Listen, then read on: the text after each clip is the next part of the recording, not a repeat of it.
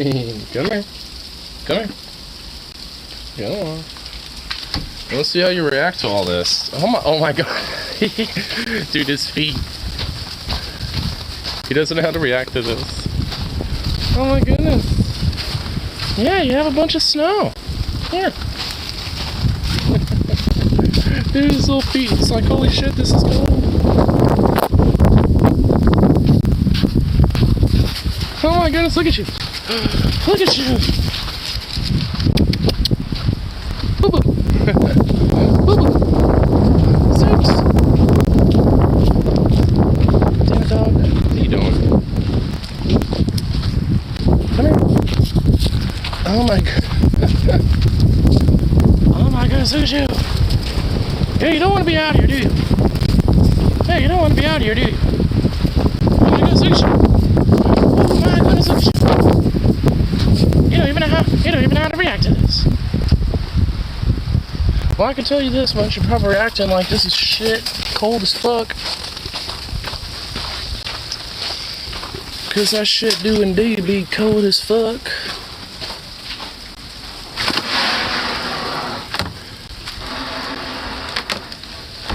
Oh my god. Good lord. Hi, Bobby. Well, he ran right back in here. He's like, get me out of here. Get me the fuck back in here. That was cold as shit. What the hell was that? Wow. Look at you, you goof. You psycho mutt. Oh my god, what a mutt. You little butt. Was that a howl, like, yawn thing in protest? Or just like, how dare you, human? Is my Bluetooth in here? Oh, fuck, my Bluetooth is not in here. I have to go grab that from my room. Damn, dog. Someone getting very vocal about being out there.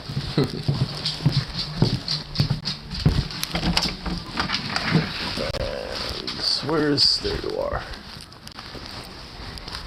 Nice phones, Bluetooth. Latos Dominos.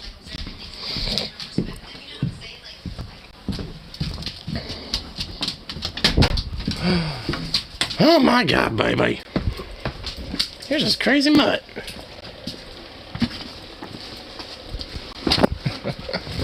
Oh, he's just a sweet baby. Come here. Come here. Up here. That's not being up here. That's the opposite. That's being right over there. Look at you. Look at you, little freak. Yeah, look at you. Little freak. Oh my goodness. I don't know how that is, dude.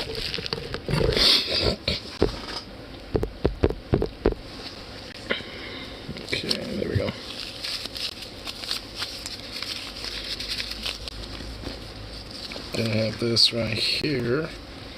I hope so. Help. And this guy right. And this in pocket. There we go. Yeah, we also want this charge too. So it's important. Boom. And there's bad boy on.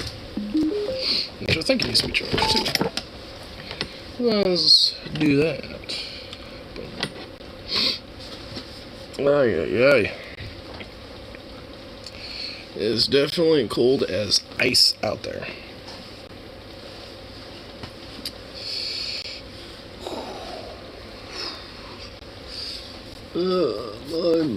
My. Oh my. Oh, what the fuck is going on here? What is this? What the fuck? Alright, I guess I just got some crazy shit going on there. That's always awesome. Might as well get it all together and then have it flicked back at the very least. I guess it kind of adds like a weird little fade to it, whatever. Not that's gonna matter. Hat's going back on. Oh yeah, fucking yeah. Ay, Dios mío. You as cold as ice. Baby, gotta freeze my bus right now. Okay. Man, I can still hear some of that fucking crazy ass wind. Jesus. It's fucking madness, I say. Fucking madness. I'm pretty sure, like, Helheim from Norse mythology basically kind of, like, trade places, and now I'm just kind of a part of that realm. You know, like, ruling, you know, like, the underworld is essentially, like, being, you know, we're in the underworld now. Used to be in Oregon, but, you know, Oregon left and traded places with Helheim, so now Helheim's here. So now we're just kind of stuck in Hell World. Awesome. Good shit.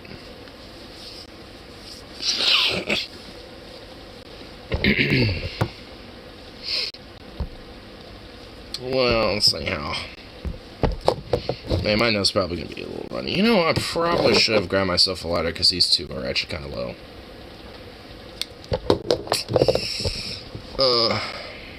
I don't want that.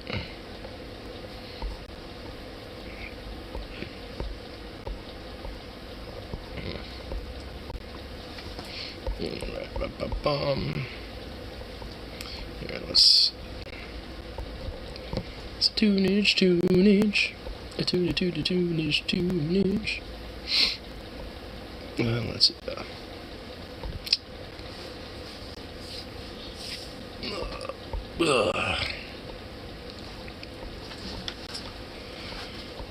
Oh my goodness. Man, it's like I feel awake, but also kind of feel like a sense of winter's, like, chill fog, if that makes sense. Like, it's so cold and that your brain just kind of is more one-track minded, more so than just, like, kind of doing whatever. And I feel like that's kind of where my head is at right about now. Though, to be fair, I haven't smoked weed in quite some time.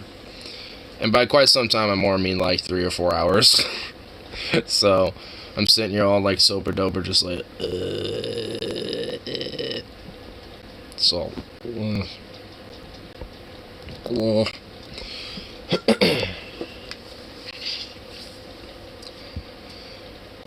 fucking Dios mío.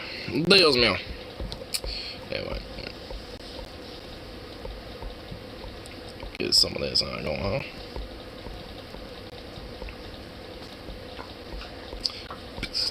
I'm pretty sure it's gonna be kind of loud. Yeah, I figured. I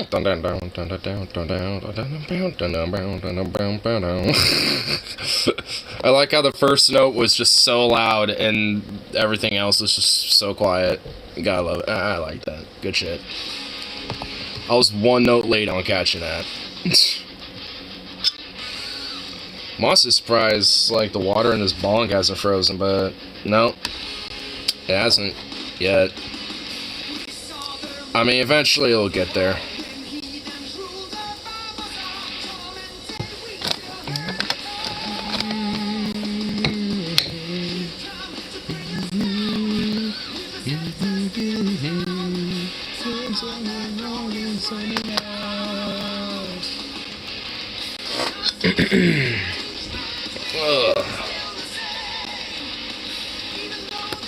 Let's get a bowl loaded and a drink potentially, because that sounds like a good plan.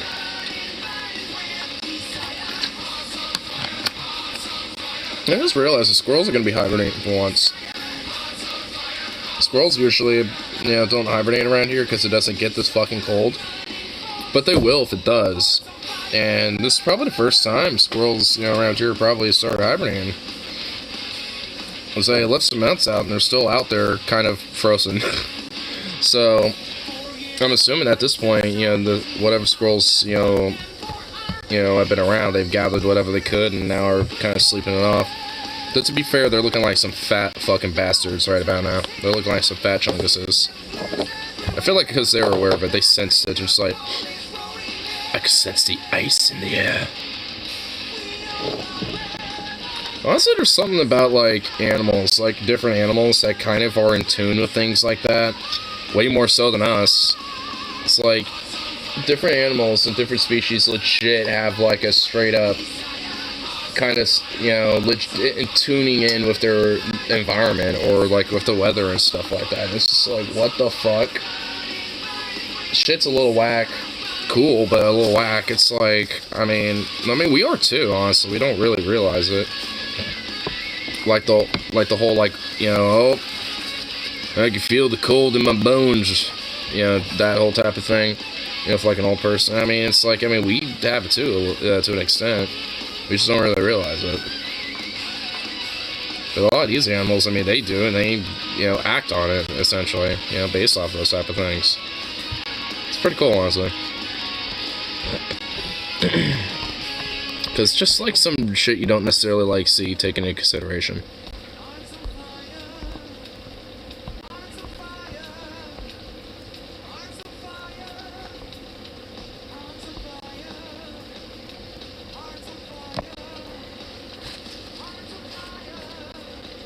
Alright, get some balls loaded.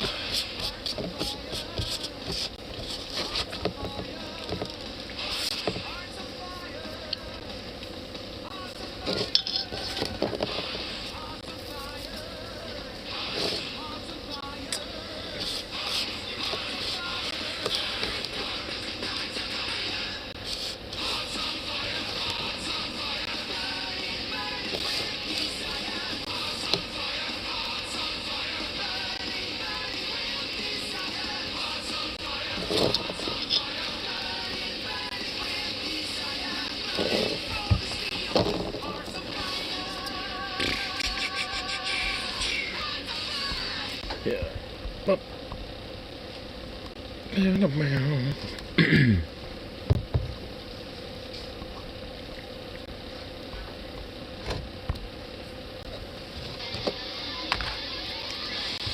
Yes, what's on the tube?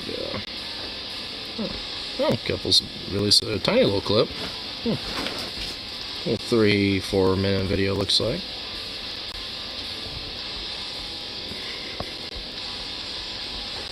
But the storm warning for the Northwest Oregon, it's like, hey, that winter storm warning, you're a little late. It's like right now. Why do I have a notification from like an hour ago when it's been going on for like at least 6 hours now? Like like this is straight up like frozen cold to the touch. In fact, let me just see what the temperature is out there. What's the temperature outside there now? Oh my god, it's 19 degrees. Man, dude, I'm feeling bad for the homeless population that's having to suffer right now in Portland. Honestly, I guarantee you there's probably going to be some fucking deaths. Frankly, there probably already has maybe been one or two that we aren't aware of yet. Yay. Gotta love it.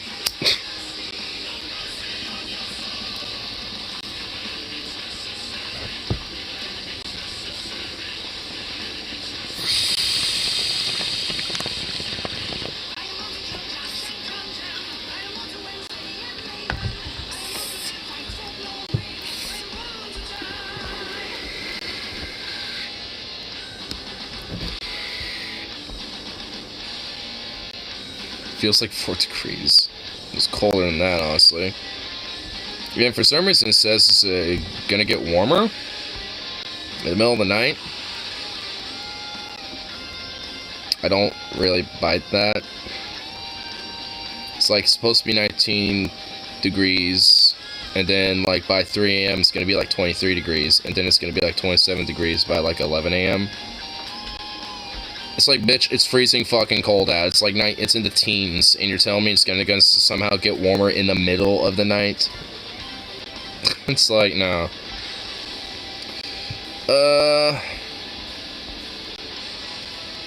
What about the next couple days? I know it's supposed to actually do legit get warm. It's still in the freezing by tomorrow. Yeah, so how's it gonna be? I guess it is a little warmer. It's in the high 33, 34, then low is like 32, 33, I guess. So it's lingering around there. But then it goes into the 40s and low to mid 50s about after that. Dude, what a fucking weird ass like weather pattern we got going on right now. It's gonna be freezing cold, where it's gonna be in the teens, and it's gonna like bump up to like the high 40s, like low 50s. Like, like what? That's just so drastic, and it's just so extreme of change. It's within a course of like a 3-day period. It's like, good lord, man. Oh, great. Heater's on. Awesome. Good shit. Record times where we're gonna be hearing that. Oh, little throw off. Why are you ridiculous little baby?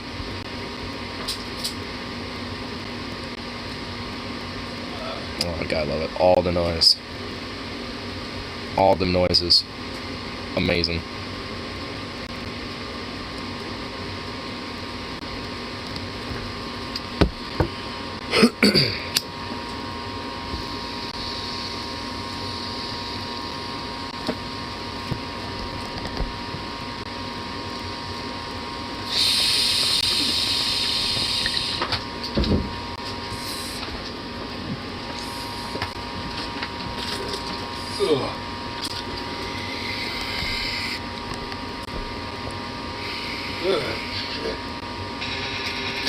There it is.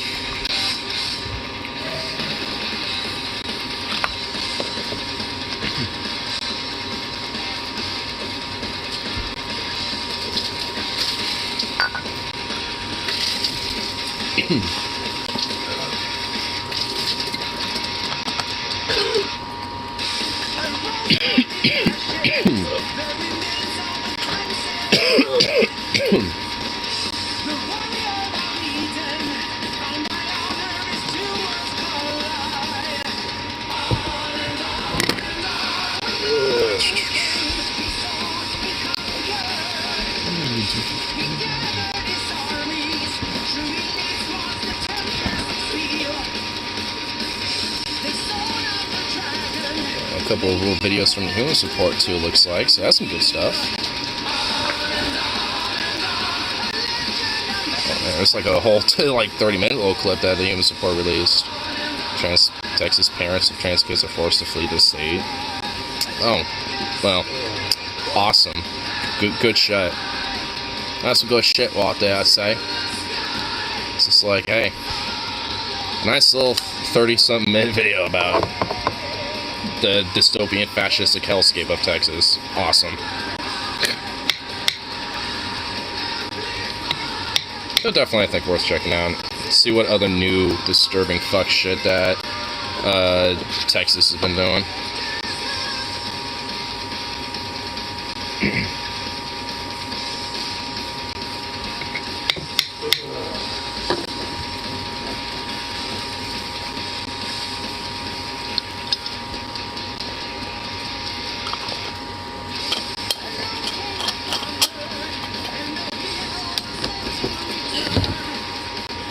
Small weed ground up.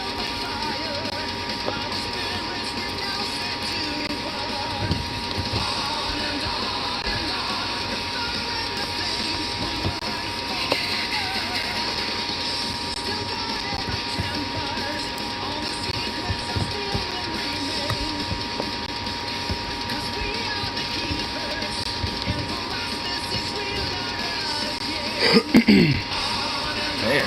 Ugh. See if I can get my back popped out. Ugh. This cold is making me feel all so bitter and stiff. Ugh. Oh, hold up. At least, you know, in here, it's at least, like, warmer. It's at least, like, a good 30 plus something degrees warmer in here in comparison to outside. Well, maybe not 30 degrees. It's at least like, I mean, if it was at least like 19 degrees outside right now, then it's probably at least like 38, 39, 40 about in here.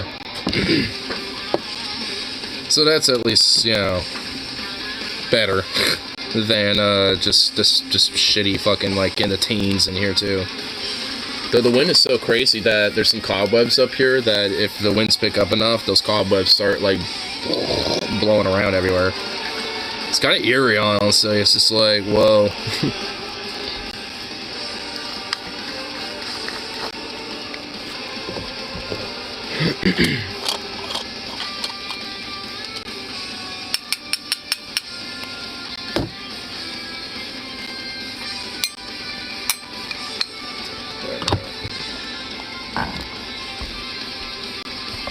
I kind of like it when things are a little eerie, honestly. With that little, like, sense of, like, eerie, you know, cold winter's night type of shit. Honestly, that's, like, kind of, like, you know, I honestly don't mind this type of weather myself, personally. It's just about, like, staying layered and staying warm. Which, I'm at least fine now. But, oh my god. Like, being out there, you definitely want to, like, layer up. It ain't for the faint of heart. But at least for me, I definitely, I grew up with it, no thanks. I mean, yeah, I mean, we don't get it often, that's why I don't really mind it. If I had to deal with it, like, 3 months of the year, constantly, that I'll start getting tired of it a little bit. But if it's, like, you know, just every now and then, you know, not even necessarily every year, I mean, it's okay. Like, I wouldn't want to be in Alaska, you know? Like, I wouldn't want to, like, live there during the winter. I'd like to live there during the summer, because I imagine it's, you know, really nice up there during the summer. But, like, fucking, you know, winter, I mean, I wouldn't mind, like, visiting necessarily, but, yeah, actually, like, being there, I don't know about that. Summertime. Just not anything else. I just heard that song. Fuck you.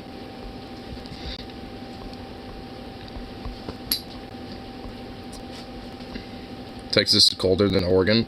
Yeah, Alabama was literally in, like, the single digits. Like, they fucking, like, from at least yesterday they were. I mean, I think at this point, you know, that it's not much different. Actually, I really haven't heard from Venom that much today. I'm assuming his power went out or something, which I hope not. That would kind of suck if that would have happened.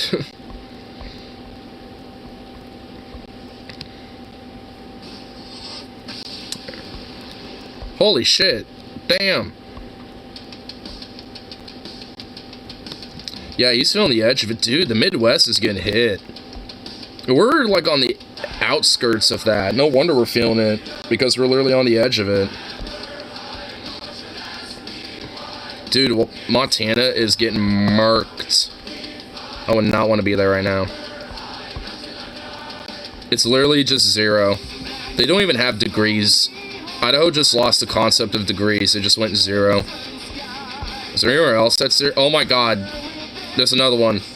There's 2 zeros. Is there another 0? Nah, those are only zeros. What state's this? Nebraska? Texas, Oklahoma, Nebraska, I think? Kansas? Which one's that? Which state's that? There's 2 states that decided to go AWOL and be like, we refuse the concept of digits.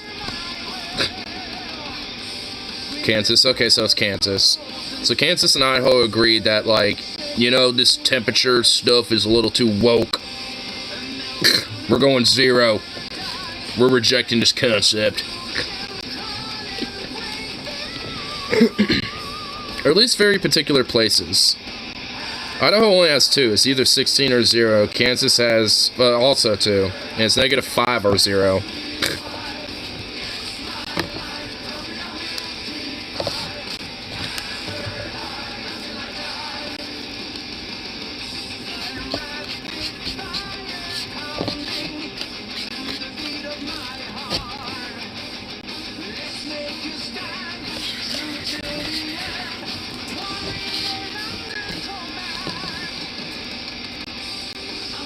Across the Alaskan border in Canada and Dawson City, it's been hovering around -50. Jesus.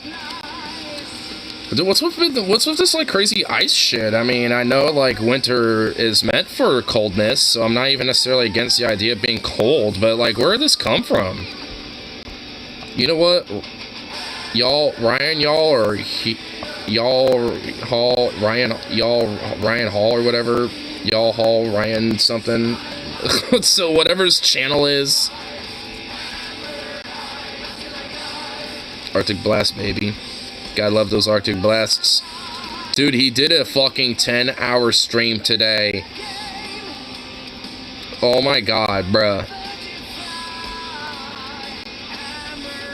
Bruh, dude, he went all out. Dude, there's like a 10-hour and 20-minute stream that he did. Holy shit. So that's some dedication right there. It's a jet stream. It's pulling down all the Canadian air. Fucking Canadians. This is them trying to weaken America so they can evade. They're trying to invade America by, you know, geo-weather engineering, you know, our weather, so it can become Canadian weather, so they can just fucking take us over. Trying to undermine the American spirit, those fucking Canadians. Those damn bastards. Those eyesoles. Fuck Canucks. How dare they? We need to do a preemptive strike now, damn it, before they do. I know their plans.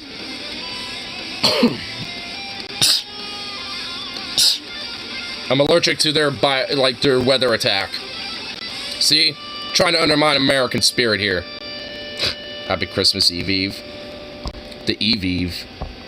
Oh my god, you're right. Ugh. And it's absurd out there right now.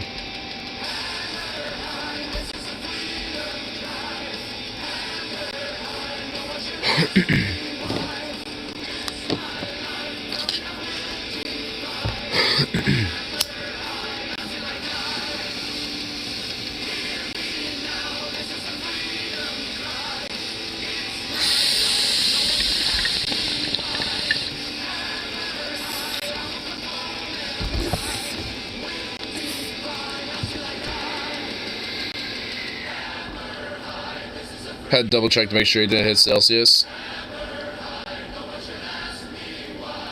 The high for my, well, like right now, for us, or at least for me specifically, concurrently, it is 19.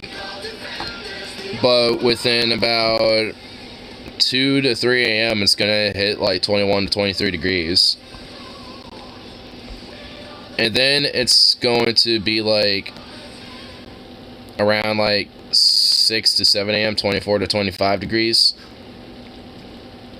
So, you know, like, figure that one out. It's like somehow it gets warmer overnight. Because that makes sense. The high for my... Oh my god. And now I'm repainting things. No. No.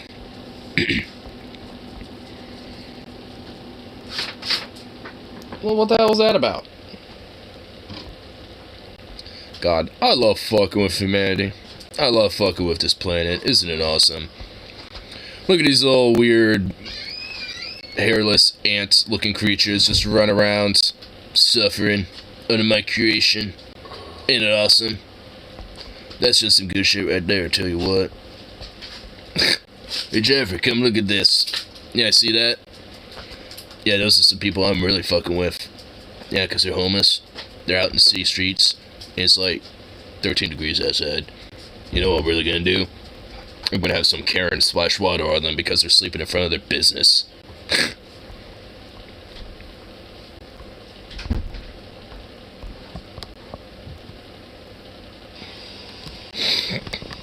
This isn't a good thing, was it? Ohio dad booked 6 flights just to join his flight attendant daughter during the Christmas shifts.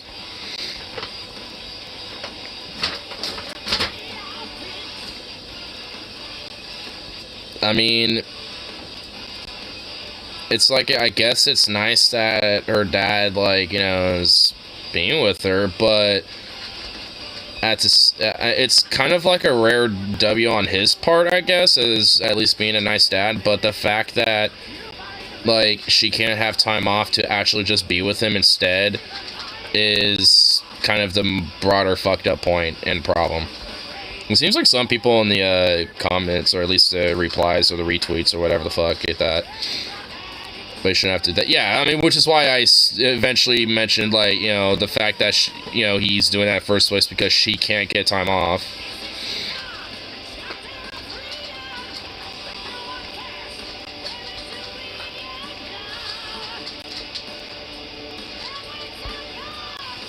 Yeah, there's like, I mean, some people that are kind of calling out, but everyone's like, oh, what a great dad. This isn't heartwarming, this is depressing. The lengths you gotta go to spend some time with family under capitalism is wild. No shit. I mean, for real.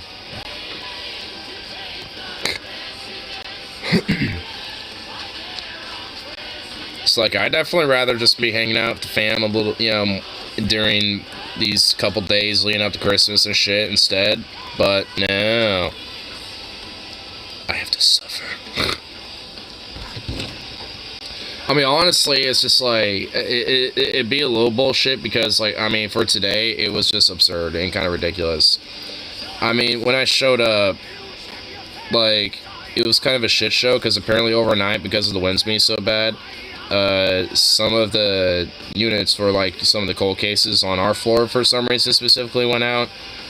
And no one knew about that till 4 a.m., so they had all the stuff in the our cold case pulled. And by the time I got there, like an hour or two prior to that, they were able to fix it. And like half of the people there at our department and everything were, you know, putting everything back. And of course, store directors, you know, like being like, hey, what's the gameplay for Closer for Night? And I was saying, hey, I'm about to, you know, talk to my other Closer about that and figure things out. And of course she's like, well, we need some precise and this and that. And I'm just like, oh my fucking god, you gotta be kidding me. And I'm sitting here just like, do you not kind of see the literal like hellscape tornado chaos that is here right now at our department? It's like, huh? It's like you're like I don't think, you know, trying to get pre-sliced out is not exactly, you know, a major priority. But our excuse to us is apparently we have a walkthrough tomorrow, which gonna put a pin with that one for a sec. So of course she's like, well, since there's a downtime period right now, and I just kind of sit there and eternally go like, oh yeah, downtime, yeah, sure. It's like, yeah, you mean the respite before the next wave shows up in 2 minutes? We're just like 4 or 5 fucking people in a line. So it's, yeah, but yeah, downtime, sure. She's like, oh yeah, I mean, these things get done. It's like, I mean, I guess they did, but as a result, you get out late. And it's like, I mean, if they want us to get out earlier because of the whole winter hour thing that they're, you know, wanting us to do, it's like, they're gonna have to prioritize some shit. I think a part of it is because apparently she's just letting us have whatever hours we want at this point, I guess, in the sense of like, hey, yeah, if you want to show up early or stay a little later to deal shit, do it, I don't give a fuck. Like, she has that principle right now, so I think that's kind of why. Because she's like, oh, well, you know, once you get things closed up, you know, before you pull everything, you can do that, you know, at that time. I know that would probably be something she would say. I'm just like, fuck me, dude. No police in corporate. There just never is. Can I fucking help you, sir?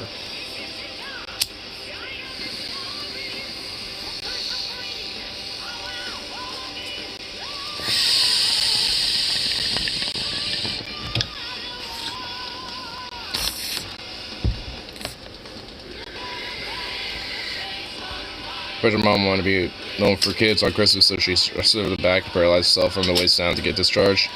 Then shows her in a wheelchair with her kids. What a nice, loving story. I know, right? By the way, you don't have to do that to get discharged medically.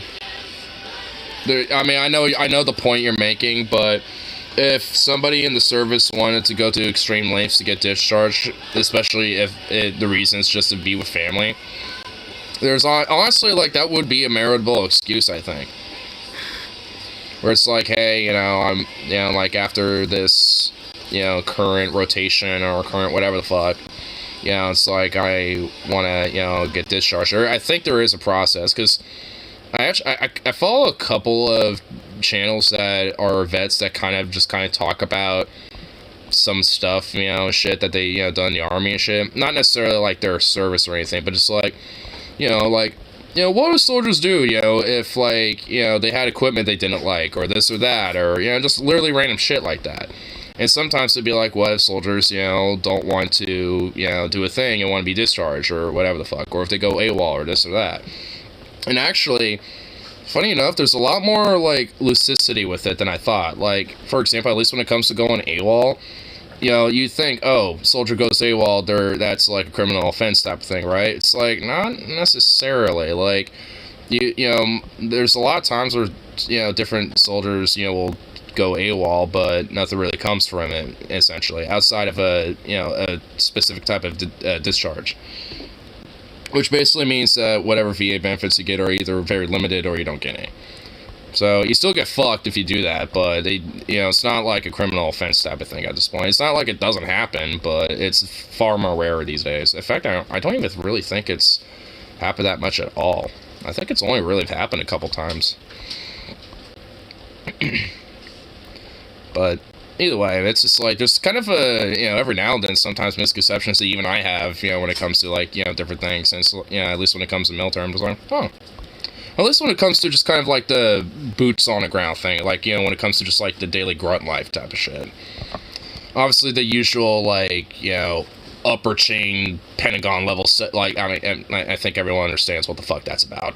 But, everything at least on the lower end of, like, the logistics of, like, what an average person being in that type of service, would be going through, all in all, there's definitely been some misconceptions that I've had, like, oh, okay. Wait, what's this? A Kyle video? I haven't watched Secular Talk in a fat minute, to be honest. If you've already seen it, I have some commentary. I have not seen this. Well, obviously, just because I just said I haven't seen Kyle in a fat minute, to be honest. It's been like a month or so, honestly, since I've watched any Kyle. Wait, where's this camera? Does this camera break or something? He's not there. Oh, it's Jim Baker. Oh, I love it. Televangelist says God told him climate change. Oh my god. Oh, dude. You know what? Hold on. I need to go to. Hold on. Before we get totally into this, I'm gonna pull a Warren. I think I'm gonna grab a beer. Just slowly, like, grandma shuffles away in the kitchen, just like clunk around for like a single beer, and then just like kind of like slowly, awkwardly opens it up and just like weirdly, robotically trying to look human drinking it. And it's like, oh my god. It's like a weirdly wholesome meme to me, but it kind of shows her fakeness too in a lot of ways. No can't fit, I guess not. A special bottle of gin in a glass case that says break in case of Jim Baker. Oh, dude, you goddamn know I would have that if I had, like, an alcohol, like, cabinet. There would be a specific spot in the cabinet just for that. What is your deal? You know what? I know why. Because I have in here the meats. You smell the meats. Oh, yep. He smells the meats. That's why he keeps pawing at that damn bag. Oh my god, oh my fucking Christ alive, would you back off? Here, have the only slice of pastrami that's in there. Here, there you go. Enjoy that one treat you get, you little bastard. Oh my god. Little psycho. Unhinged little freak. You'll get more later. That's it. You'll get them when I allow you to. You can't just, like, sit here and, like, circle around like a shark, you little freak. I got the Christmas tree air and it smells alright. I got marijuana air and it smells amazing. And I also got hiccups popping up out of nowhere, and that is not amazing. And they just went away. Well, that I hate that. Before we even get too far into this, like, I hate the fact that too far into this, we haven't even started. But before we get to this, like, I mean, I hate the fact that, like, sometimes you'll get hiccups, and I hate them when they either just start and then they're just like, and then they just stop. Like, you get like 2 or 3, like, and then they're gone, or if they just never stop and they're just like, they go on for like an hour. I mean, I hate it when it's one or the other, because it's like, because the first, because if it's like the first one where it's like 1 or 2 or 3 times or at the most or whatever, it's just like, it kind of makes you feel like, ugh, Was I trying to puke, a burp, or like it kind of feels just awkward and it feels like something else, like your body was trying to do something different, like regurgitate something or something. But then there's like the hiccups that kind of last for a minute, like a minute or two. Those ones I don't really care about because those are usually more easier to deal with, you know, because like, oh, well, got hiccups going, and then usually have your placebo effect to get rid of them, like holding your breath or drinking something while holding your breath or whatever the fuck, you know, people's little tricks are. For me, it's usually holding my breath or, you know, drinking something while holding the breath. And then exhaling once I, you know, drink my drink. Usually those things help. Unless I have the hiccups that literally go on for like an hour or more, then nothing helps. I just have to like hope they just stop, and then eventually I'll realize, oh, I'm not hiccuping anymore. You're not getting a treat right now. Oh my god, you piglet. Yeah. I'm not bending yet. Sit. Hang out there. I'll give you one later. Oh my god, you're fucking like, you're snooping. Like his head is like right here. Like he's like, well, yeah, that, see, he's right there. God, you bastard.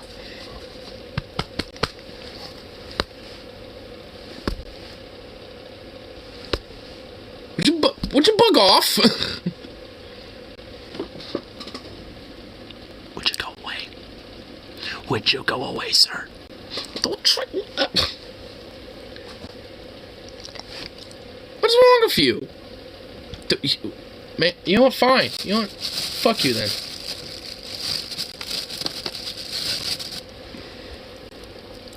Sit. Sit. You're not even sitting. You're just standing on the chair.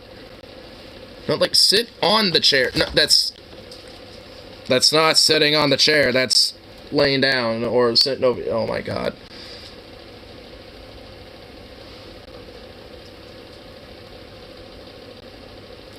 Are we serious?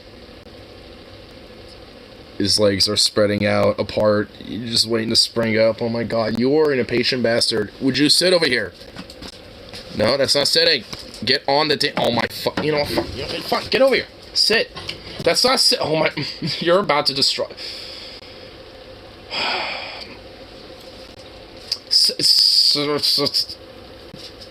Oh my god, you impatient bastard. Paw. Alright, fine. There you go. I swear to God, if he starts annoying me further about this issue, I'm not going to be very pleased. Anyway, let's just get into this fucking thing. Saying goofy televangelist things. So this is Jim Baker, by the way. Sounds right. A convicted con man, who now is back doing the same old cons that he used to do. So this is in Crooks and Liars. Jim Baker. God told me and trash talks. God talks to me and trash talks climate change activists. Well, this seems. You know what? I just realized that little joke about like, hey, you want to see how I really like to fuck with, that little joke I was making earlier. Oh my god, dude. I mean, it's like the exact same thing about like what Jim Baker's kind of saying. Basically, it's like, oh yeah, I talk of God, and basically God's like, instead of me saying, hey Jeffrey, it's just a place slap Jim Baker's like, hey Jim Baker, see some homeless people freezing to death on the street. I'm gonna have some care, and it's like, gonna splash water on them because they're right in front of the business. It's like, it's almost like the same shit, basically, but instead of a homeless person, it's a climate activist instead. Like, oh my god. I can't even make a joke about this fucking prick, man. What the hell? Listen to what he says. This global warming business is... This global warming business... is he drunk? I just cracked one open, like... And I mean, bruh. Well, what? This seems factual. Let's listen to what he says. This global warming business? This global warming business? Like, wait, what? What did you say? The global warming? The global warning business? Sounds like he's having a stroke while being drunk as shit, like an alcoholic, like drunk stroke.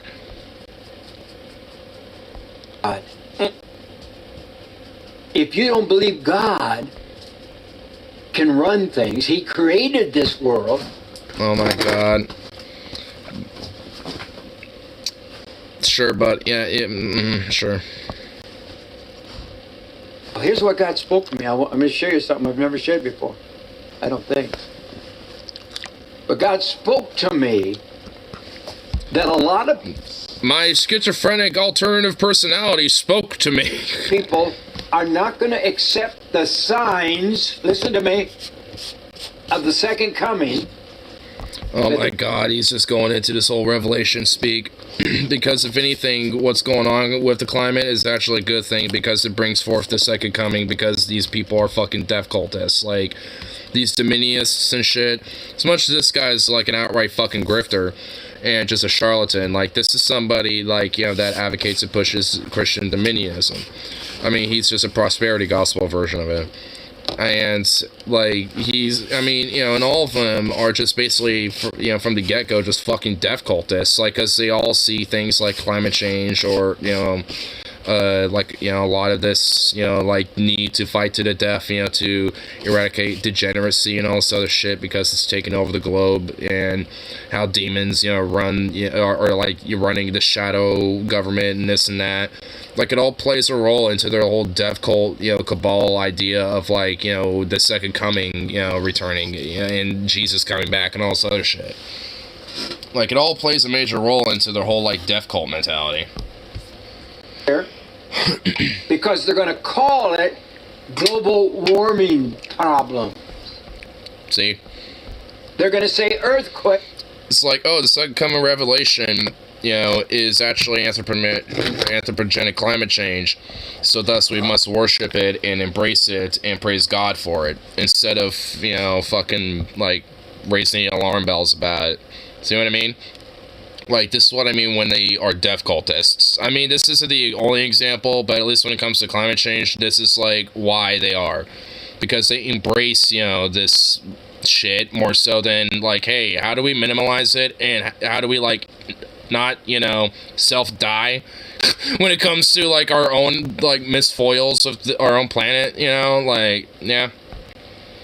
Global war. Left's been the only people trying to do something about it. Yeah, and it's unfortunate that globally there isn't, like, a strong, you know, organized, you know, like, organization or group, you know, that can actually, like, help, you know, get a lot of these other, you know, different lefties, you know, into this type of shit, or to push for these things, because it's very regional. Like, I mean, unfortunately, it's like, as much as they are pretty much the only ones doing things about it, there's no real structure for them to have a real meaningful voice. Which is why they tend to do more extreme things, like, you know, throwing paint all over different buildings, or, you know, putting soup on paintings and shit. Well, I guess in legit, you know, I disagree with some targets that they use when it comes to making a statement. It's just like, I mean, I get why they're doing it, and I understand it. I might disagree that they go after, like, you know, a fucking Picasso painting, you know, throwing some soup on it, even though it didn't get damaged. I mean, all this other shit, like, I mean, it's like, I don't care, you know? It's like that. It's not really that big of a deal. It's just like, I mean, go after something that's more meaningful, especially for the statement at hand. Like, I get the idea of, like, what matters more, art or our planet. And it's like, well, why not both? Obviously, the planet should matter more than art, because without the planet, you can't have art, you know what I mean? Like, if you don't have a planet to survive on, you can't have a place to express art, you know? So it's like, obviously, one should definitely be, in a way, prioritized to the other, but that doesn't mean I mean, whether you knew that it was protected glass or not, you know, try to defoil and deface a painting. It's, like, not the right mark. When they went after that plastic, weird, wax statue of King Philip, or whatever his tard name is now, like, I mean, and put a fucking weird pie over it and deface that, like, I love that. Like, if you're gonna deface art, deface that art, you know? God has given that thousands of years ago. It was in His Word. These are the signs. Wow. Okay. Honestly, he kind of sounds a little unironically, you know, schizo. It's like, these are words and the signs. Hey, shit. He also sounds like he might legit be kind of an alcoholic. One that hides it well. But frankly, dude, he was kind of slurring some of his words. Like, methinks that this guy was drunk a little bit. He drank a little bit of the, you know, the holy wine, you know what I mean? Yeah, he partook a little too much before the show. Also, let's say there's a God and he's like, it's not global warming, it's just a sign the world will end. That's not a good thing either, Jim. Yeah, because if anything, why would we worship a God like that that's basically saying, hey, the world's gonna end, but I'm not really gonna do anything about it? Even if it ain't, you know, anthropogenic climate change and it's something we can't control, or it's out of, or at least, you know, in our current capacity out of our control, it's like, then that's the wind, by the way. And the icy rain hell dystopian, like, Helheim fucking, like, hell's realm of bleak cold ice dystopian sadness. But either way, like, I mean what, you know, it's like, what makes that God like something worth, you know, worshipping? If it's just like, oh, it's not this, but it is this, but I'm not gonna do anything about it because, you know, you have to praise me more, you know, or something. Or you get to go to heaven, or you get to go to the real good place, you know, if you just worship me enough and bow down to me. It's just like, why would I worship you? It's like, because I don't know for an absolute fact I'm gonna go to that place. You haven't shown me that, let alone yourself, God, you know? So it's just like, why would I trust that gamble? Because I'm a gambler, man. I like to gamble every now and then. You know, I like to play some bets and, you know, do some calls and know when to fold them, you know, and all that shit. And it's one of those cases where I know where to fucking fold it, you know, because, like, I ain't gonna fucking put my chips on that, you know, fucking deck. Fucking nuts. If the cards present to me like that, nah, tossing that shit. Wait for the next round. Give me a set of cards that actually work. I think nobody will be able to predict it. So what if I was going to end the world in those days, but since they were predicted, he had to keep moving the schedule. Oh, wait. No, it's ironic. Okay, so there's been a lot of people who predicted when the world will end, right? But I think I'd be able to predict. Well, that would actually be kind of funny, but considering that people make predictions on when the world's gonna end, like on on very specific dates, right? Like, couldn't he just like randomize it in any other time of the year, or even the week or month? It's like, oh, like the Mayans said it was gonna be like, you know, 2012 when the world's gonna end, like what, like December something or whatever the fuck. It's like, oh, well, instead of, you know, December 2012, it's actually going to be July 2012. Starting this bitch early. Mayans were wrong. They were late. You know, or something like that, right? You know, so it's just like, I mean, they could have, you know, it's like, if so, it's like, he could have been like, well, they predicted on this date. I'll make sure the humans are wrong and just do it here. Make it a little month or two early. Damn it, Joe Schmo guessed the date. I guess I'll move it another century. Another person guessed it. Fuck. Well, also, if God knew you before you were even conceived of in the womb, wouldn't he know every single person that would attempt to make a prediction on when the world would end, and thus know when, like, every human would make said prediction? You know, and what it would be, and thus know exactly which dates would be predicted? So, considering that probably means that literally every date is filled up until, like, a few thousand years in the future. So, you know what? If that's the case, people keep predicting the end of the world. I believe the end of the world would end whenever. I believe the end of the world would end at any time after 1,000 years of this exact date. Any year, any day, any month, you know, outside of the 1,000-year mark from this exact date could potentially be the end of the world. Boom, I just predicted every date 1,000 years, you know, in the future from that moving forward. Take that, God, bitch.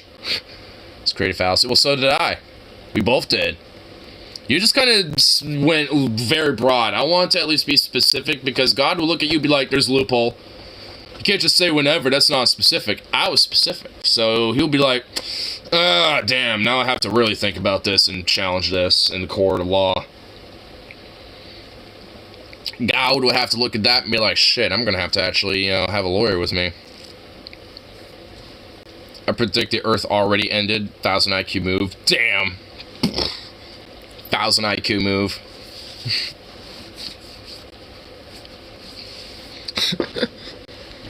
You know what? Touche. You even checkmated me on that one. Damn. Didn't see that one. Well, you know what? It has, technically. With the great extinction events, if you consider those, like, the world ending.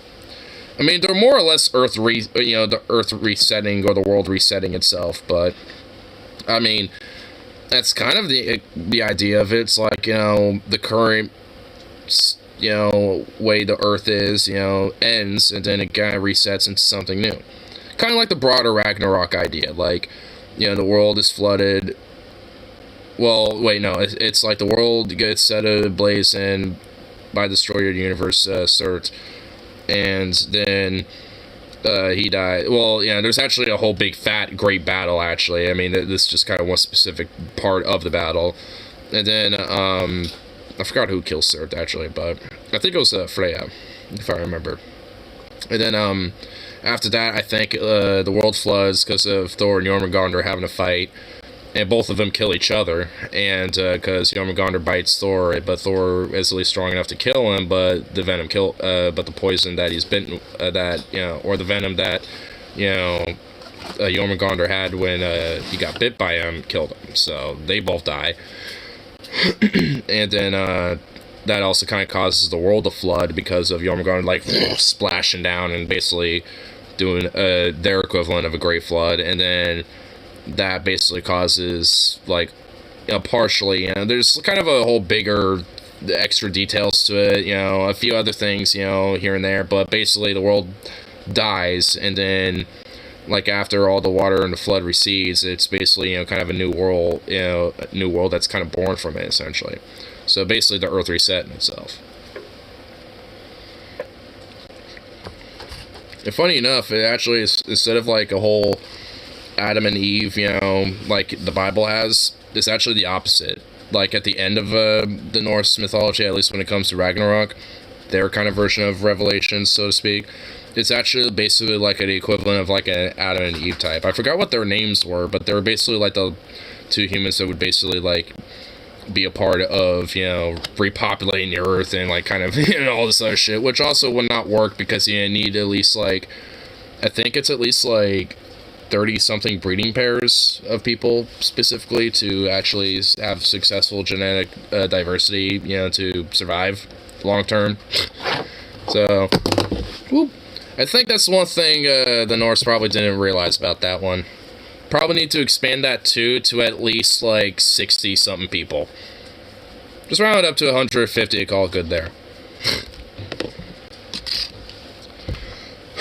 Or 200.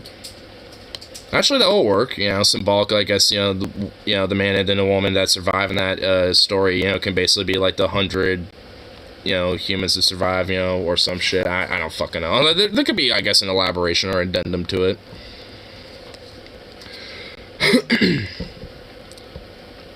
To have start over Mars, people keep predicting all damn times. What if it turns out Martians are Buddhists? What, fucking how? Oh, dude, that would be whack. If, like, there are Martians that are, like, got, like, underground fucking facilities and have been living there this entire time, and they're, like, staunch, like, cosmic Buddhists. It's like Buddhism, but it's, like, a evolved, like, higher form, or, that would basically mean that, like, Buddhists here would be right. It's like, god damn it, y'all got, like, a upgrade, going on up there on Mars. That's what they're all trying to do. It's like they're all trying to, reach the higher state where they go to fucking goddamn Mars and shit, dude. You even... They wear monk robes. Honestly, depending on how the monk robes look like, they could be fucking dope. I'll admit, if they just... I mean, if they're just like those all orange ones, which I get, that's kind of their... At least when it comes to this traditional, monk robe that they wear, but it's just like... It's just one color. You gotta add, like, a little extra color to that. A little extra, like, little pop, a little something. Like, a little extra design with it, I'd think. See, like a robe, like a monk robe that has, like, some cool-ass designs and, like, some extra colors going on and stuff. I love those robes. Those robes look fucking cool. But just, like, in one single, just all one color robe, and it's just, like... and that's it, you know, just like one thing. It's like, I mean, it's nice, but, you know, like, robes are cool, but it's like, I mean, you gotta have, like, a little extra pizzazz with it. You gotta pop a little. You gotta flex if you're going with a robe. Then, see, like, this is pretty dope. But, oh, yeah, you know, it does kind of have a very subtle pop. It's got, like, some, stripe patterns on this robe. See, if it had, like, a little extra pop going on with this one, I think it'd be pretty dope. I mean, it does. It's actually very subtle. What are you... Would you stop it? Man. Holy shit. Bro, God's got this handled and stuff, so, like, don't even worry about it. People are gonna look at signs of the end times and say that's climate change. So when, like, there's a drought or a famine or wars over water or increased hurricanes and stronger storms and bigger temperature swings, obviously that's a sign that Jesus is coming back in the rapture. That's not signs of a changing climate. Yeah. That's just mean Jesus coming back. Jesus just likes to really make an entrance, you know what I mean? You know how you all, like, everyone usually has, like, that one friend, when they show up, they're just like, bonk, hey, what's up, everybody? You know, just that guy that, you know, maybe not like that, but is always making a scene when they show up. Like, Jesus is that guy. Like, he's the bro that comes in and is always making some form of a fucking scene when they show up. And, you know, and that's just what's going on, you know? It's like, people think it's for climate change. Nah, it's just God fucking with us, and also Jesus just making an entrance, because, you know, he just be like that. This is how he flexes. Even respond to a guy like this. I don't know what to say. This global warming business? This global warming business. It's like, honestly, hey, Kyle, you don't really respond to it. You just mock it. And when you notice the subtle things when it comes to, like, their death cult worship, like embracing climate change because that's like a coming of revelations and Jesus coming back and stuff like that, call it out for what it is, you know, and also just mock the shit out of it because that's all it's deserved of. It's basically just those two things, and that's it. It'll come back to just like my dad, who went to get cigarettes from the gas station. Maybe it's been 20 years, but it'll happen. For real, dude. You know, it's like, my dad went to go get milk and bread. He'll come back for sure with that milk and bread, too. Trash talks, people who believe in climate change. I love this idea that, like, since this is God's creation, everything is perfect. So, like, what? If somebody stepped up on their table in the middle of this... Well, Rip City just gave me something to read later. Recording. Sweet. And took a massive shit. Right on the table. It sounded like Ben Shapiro for a sec. Would he be like, oh, I have a very easy way of sounding like Ben Shapiro. It's not really that hard to challenge the channel Ben Shapiro. Hypothetically, anyone can telepathically get channeled in by the Ben Shapiro. What are you doing here, you woke liberal scum? Yeah, this is how I view you all in my private life. About to attack my location, need reinforcements. I mean, what do you mean? Like, unfortunately, we can't reinforce you. I mean, that you know, alarm needs to be like somewhere like where it might help. Unfortunately, but like, I mean, I'm curious about details about it though. And God's done is perfect, and He has no mistakes whatsoever. Why is there a New Testament? And why is there a lot of contradictions in the book anyway, even in the same like Old and New Testament? You know. Like, there's different books within those, you know, two testaments that, you know, always tend to contradict each other in different ways. Reheating these damn bastards. I had two in here. Where did the other one go? Where did the other one go? Oh, that's right. I stuffed in here. Oh, there's two in here. I have to... Shaking all these bastards up.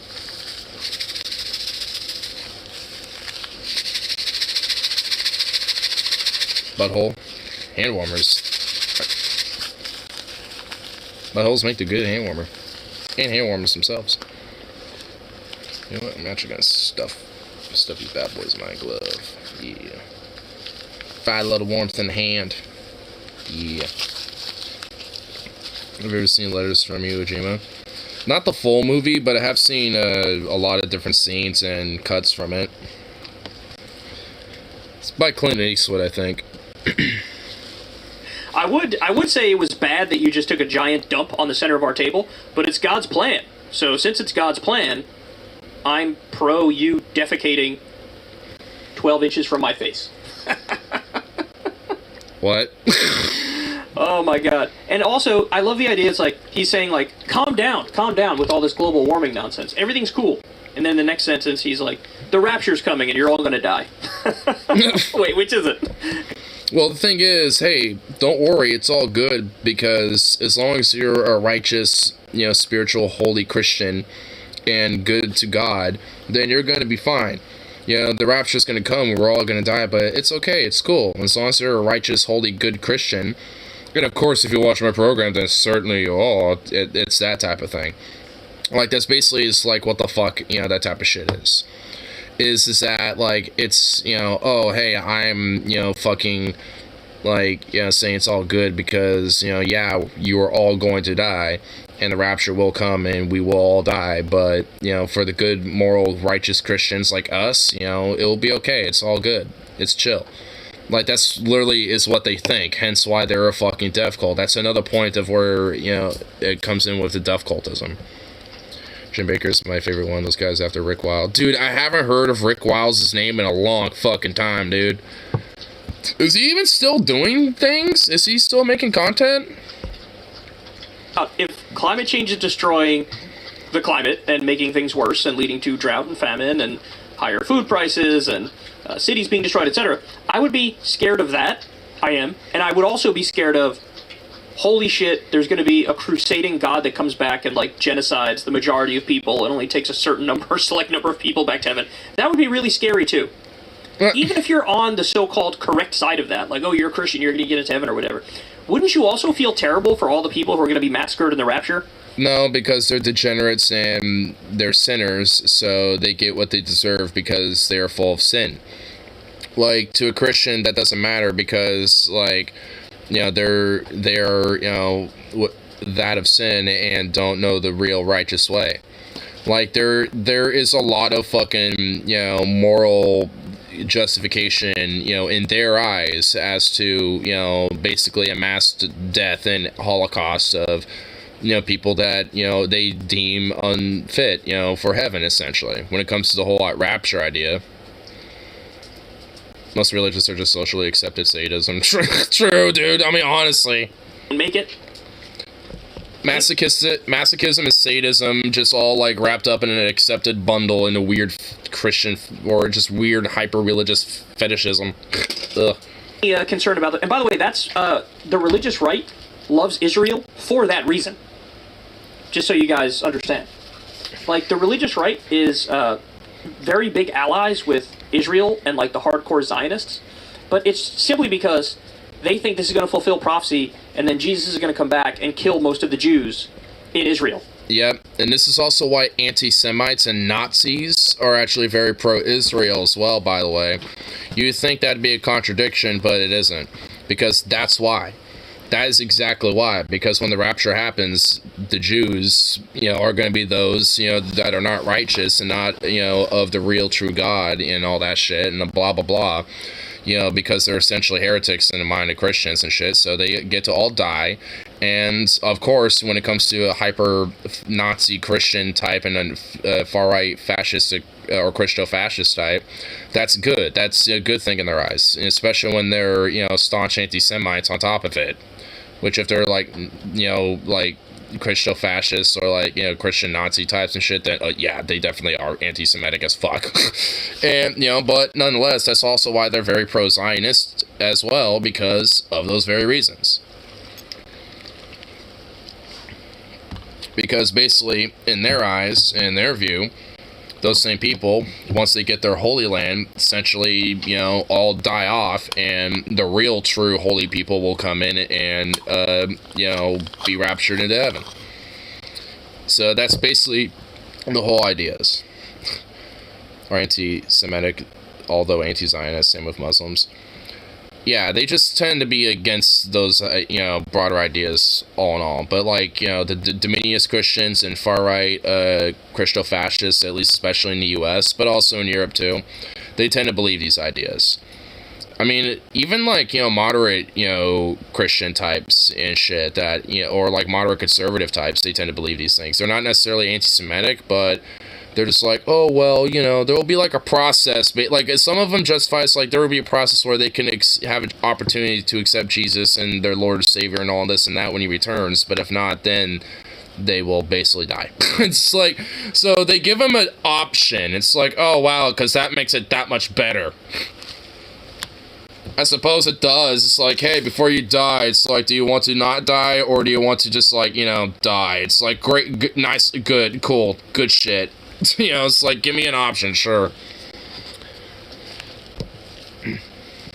Aligned with them, so you can eventually see them massacred again, and only a small number can be converted and then, like, go to heaven. What a fucking perverted, creepy-ass worldview. And look, there's nothing... He's working backwards from his conclusion. Nothing will change his mind that climate change is, like, fine or not happening or whatever. Global warming business is anti-God. If you don't believe God... It's anti-God to point out facts about the trend in the weather, which equals climate. It's anti... I mean, I know... I guess Kyle's doing his own little breakdown of this nonsense, but... I mean, of course.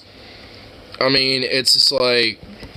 anything that has any actual legit merit in science, and when it comes to actual science and shit, like, that fundamentally contradicts the whole idea of really just kind of religion broadly, but at least especially with this, in context, Christians and Christianity, at least especially Dominion Christianity.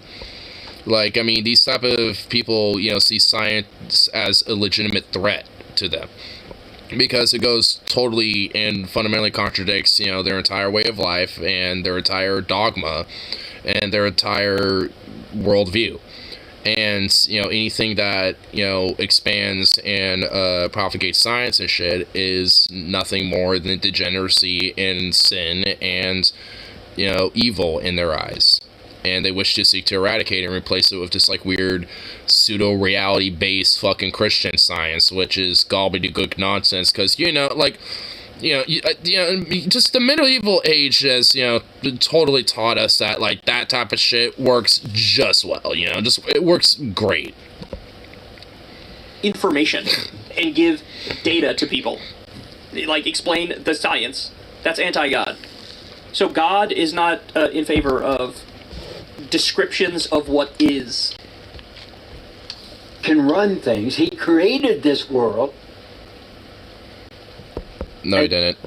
A lot of people... Not even gonna explain that. I mean, the Earth, like, okay, fuck it. Like, the Earth was literally, like,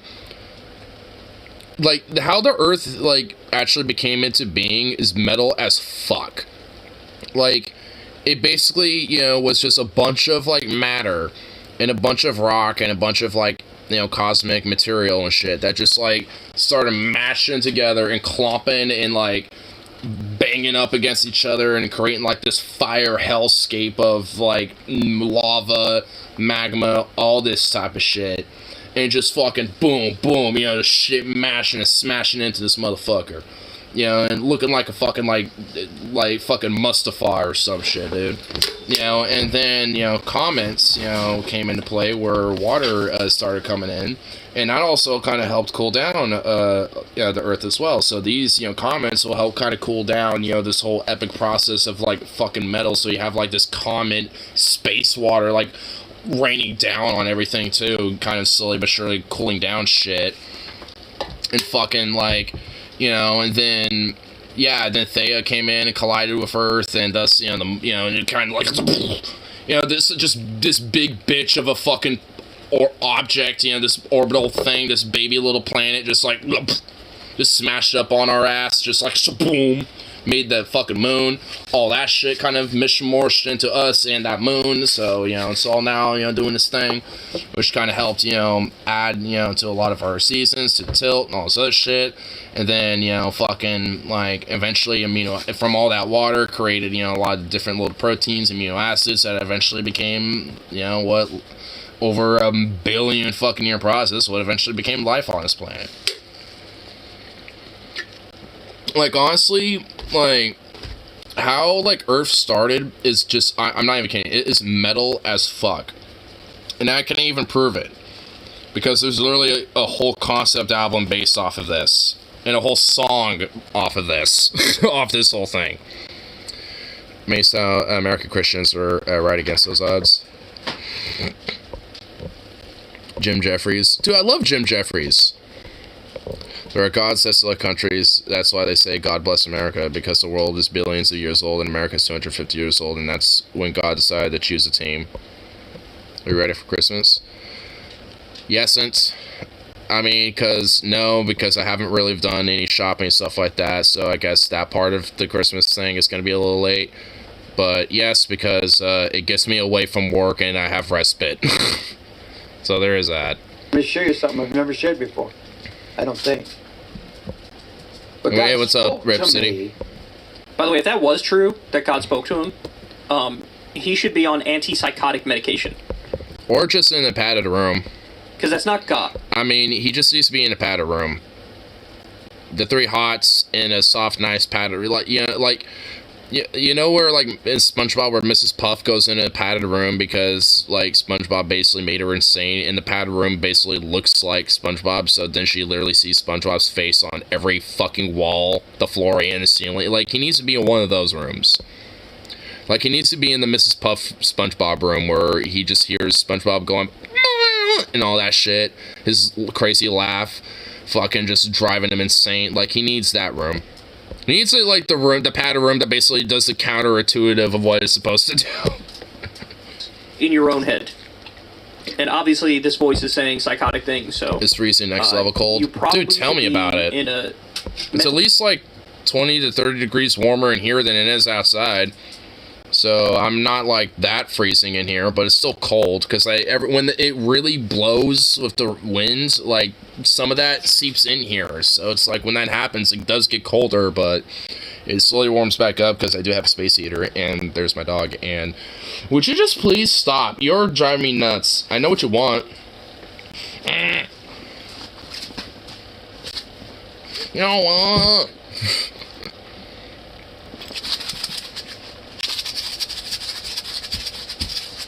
Gonna shake my little hand maracas.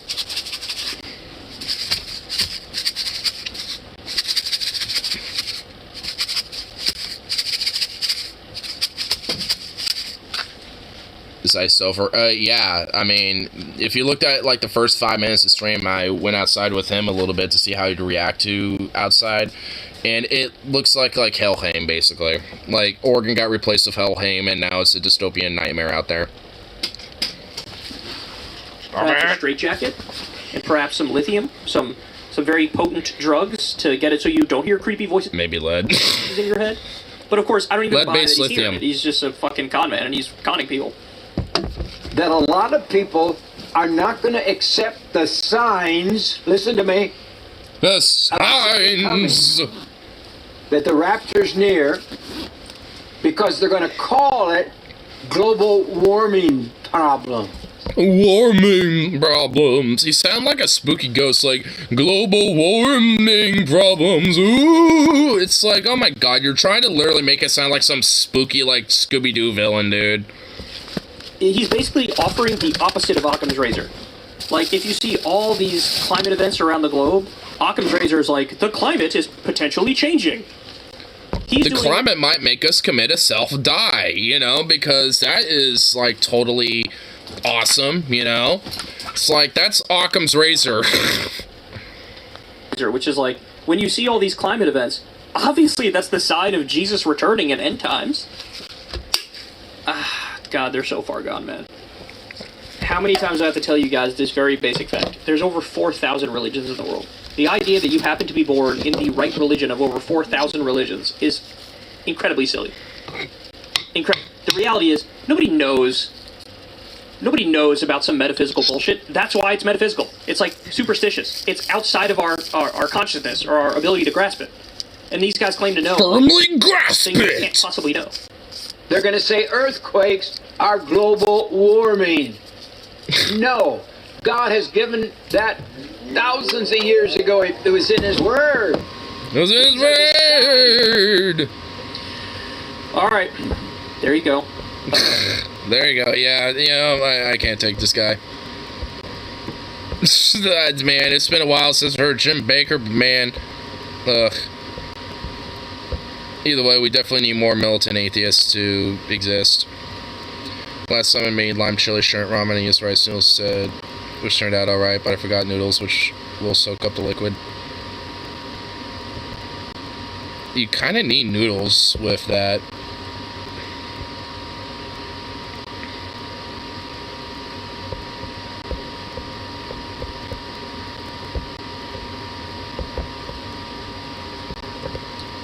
I mean, the taste is on point. Well, that's at least good.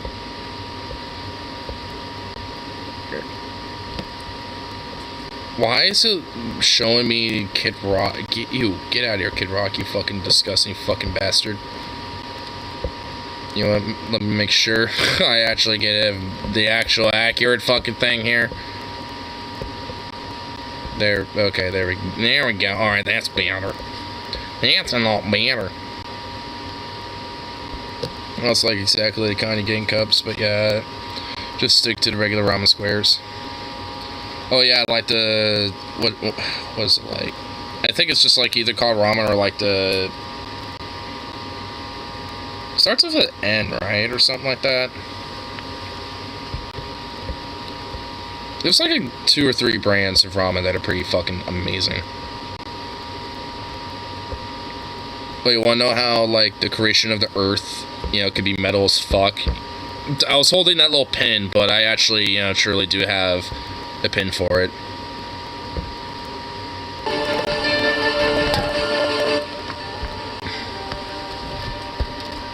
Actually, there was a music video that guy goes into help complement it. Boom!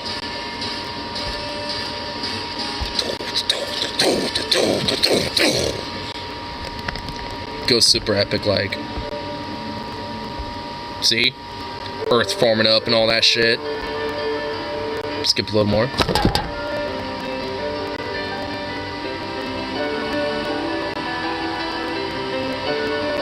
Actually, let this part play for a second. Hold on, let me skip a little more. Right here. Yeah, right here.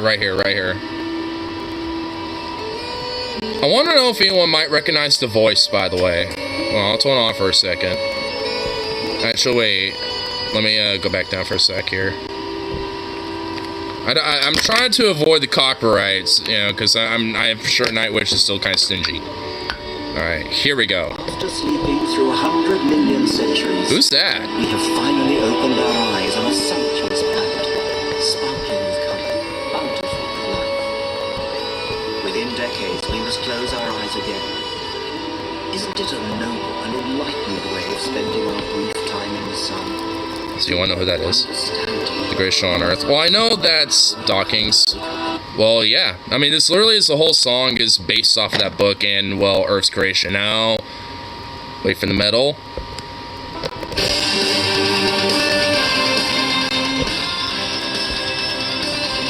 It's a 5-part chapter song. So the first part is, I think, called, it says in the very beginning, I think, 4.6, which I think is because that's how long the Earth has existed.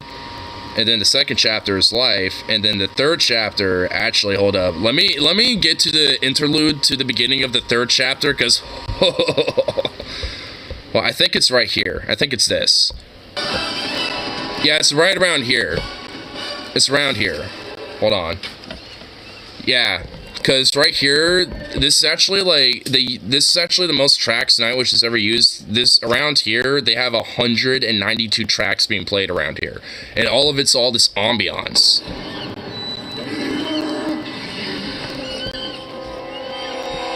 And obviously the orchestra too.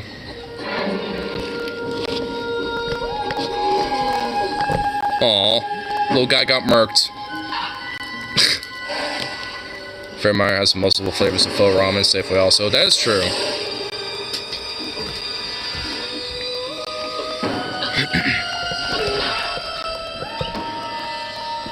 Starts building up to a really good beat.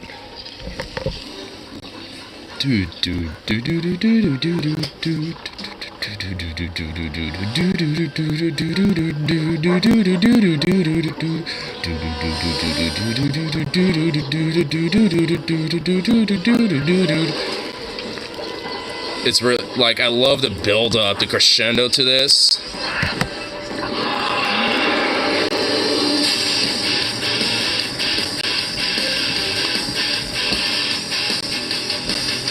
I mean, you can get with the chapter. This is like our time. This chapter is meant to kind of talk about our existence at this point. It's a fucking, I mean, it's really epic too. It's really high beat because of how much we, and honestly, a lot of different little licks and the rhythms they use, are, tangential to a lot of our own progression. Like, and also the more faster pace, with it. In the lyrics too. Doesn't want your understanding. They can travelers out from Africa. And those to the world. Get the tragedy to the emergency. Something destructive, weaponry. Second generation. Second down. To the strand of the hunted.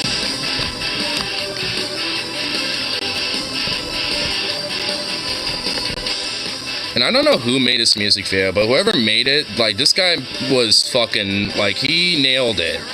Like, he nailed all the imagery and the fucking, like, videos for this. This feels so much down the earth.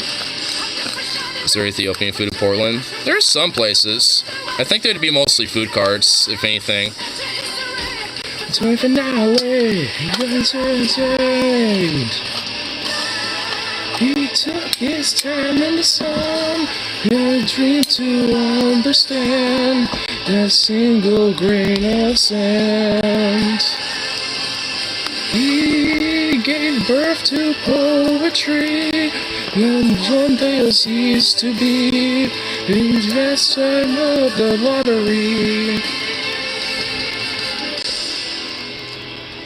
I actually don't really want to keep playing it too much. And honestly, like, the last little bit of the song does kind of get, me in the feels. I'm not even gonna lie, I won't play this entire song, because after this, like, after about, 14 minutes into the song, it really starts hitting me in the feels.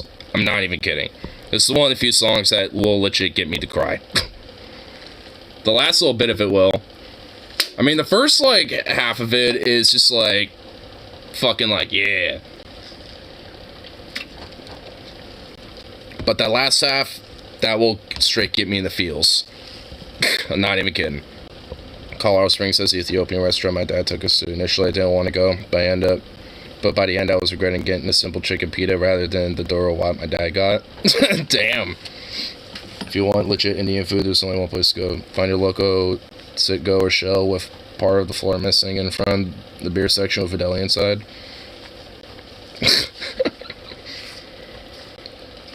I mean, for me, it would probably be a food cart, because that's probably literally ran by an Indian family that, had a little extra income and decided to start a little business because, one of them was really good at cooking. Like, not even kidding, that's usually how a lot of food carts go. Because, I mean, it's definitely expensive to run, but, I mean, if you get a pretty decent start going to it, you can make a decent amount of money doing it. Curry stew that's served with dark black spongy bread, almost like a crepe. Oh, I know that spongy bread you're talking about, and oh, dude, that spongy bread is so good.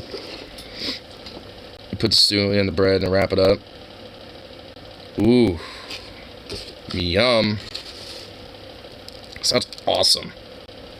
Because the sponginess of the bread will soak up this, the curryish stew awesomeness, and just absorb all that epicness of flavor and just feast upon the bread.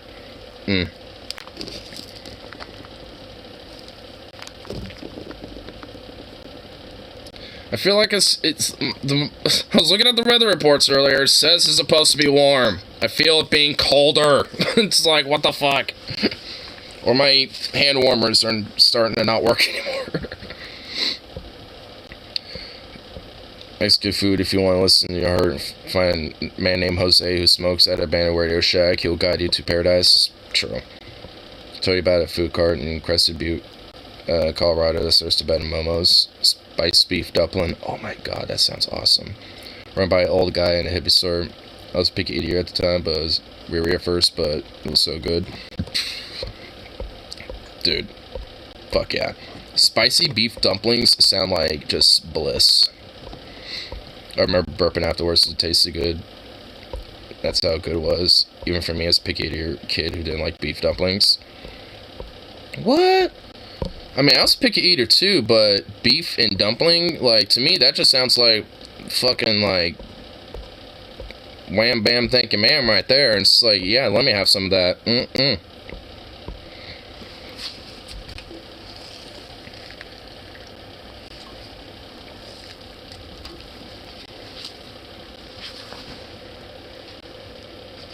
It's finally stopped annoying me. I need to, like, make a suit of these hand warmers and just wrap them around me.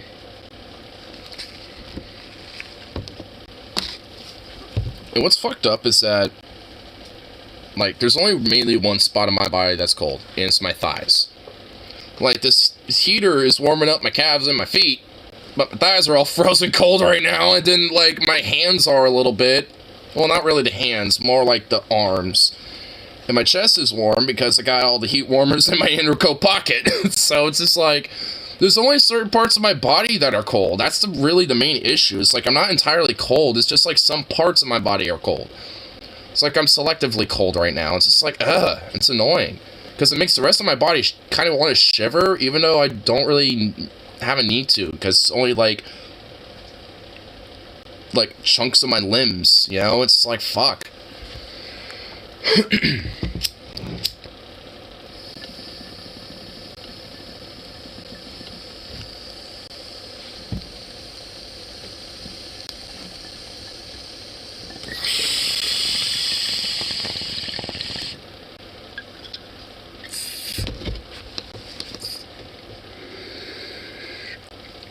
have an Arabic DX0 gaming chair and AK-47 just in case robbers try to attack you. There you go. The car roof. Got reinforcement right there. I mean, if I was not in a PNW, I mean, I would be able to offer my, myself as a reinforcement, but I'm literally, like, way too far away. Like, it would take multiple days for me to get there unless I got there by plane. I remember I could never eat Indian food every time my parents went to India until one day I tried tikka masala. That's not really Indian, it's actually British, but still. Yeah, because the British like to pretty much, like, absorb things that they have colonized, and are just like, this is ours now. We made something that's, from your stuff. It's called tikka masala. It's what we have now, I'll tell you what. Been into weird foreign flavorful food ever since. Well, is it really weird then? I'd say that at that point it's just like blissful, awesome, exotic goodness of just epic deliciousness, like, I mean, sure, it might look weird, but, because I will admit, there's been a lot of dishes I've tried that end up being fire as fuck that look a little weird, but it's like, you know what, that's just part of this broader fucking flavor and spice right there. It's just that presentation as an unusual in America. Yeah. I mean, but kind of, even then a little bit. I mean, because, like, a lot of, mainly at least in cities, like, there tends to be more diversity in food.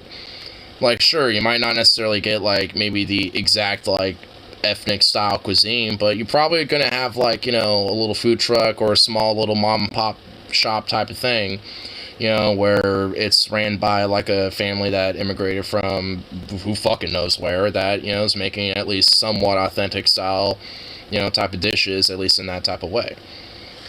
You know, so whichever it is, like whether they're like, you know, an Indian family, Mexican family, or like an Iraqi family, or wherever, you know, like I said, wherever, you know, whoever. But that's why, honestly, I love like food trucks and shit, because it kind of like makes that a lot more portable, you know, and that's why I think, you know, like at least in part why I love Portland a lot, because a lot of these, you know, food trucks, you know, like you could find like a, you know, like a little block, you know, like that's, you know, set up as like a food cart area, and you can pretty much have like up to 10 plus different style of ethnic cuisine, you know, like at your disposal, just depending on what you want. Like if you're feeling like you want some Iraqi food, you got a little bit of that. If you want a little Hispanic, you got some of that. If you want some Thai, if you want a little Korean, if you want some like, you know, fucking like whatever, it's like the world's your oyster basically, you know. If you want like some El Salvadorian, there's probably that too.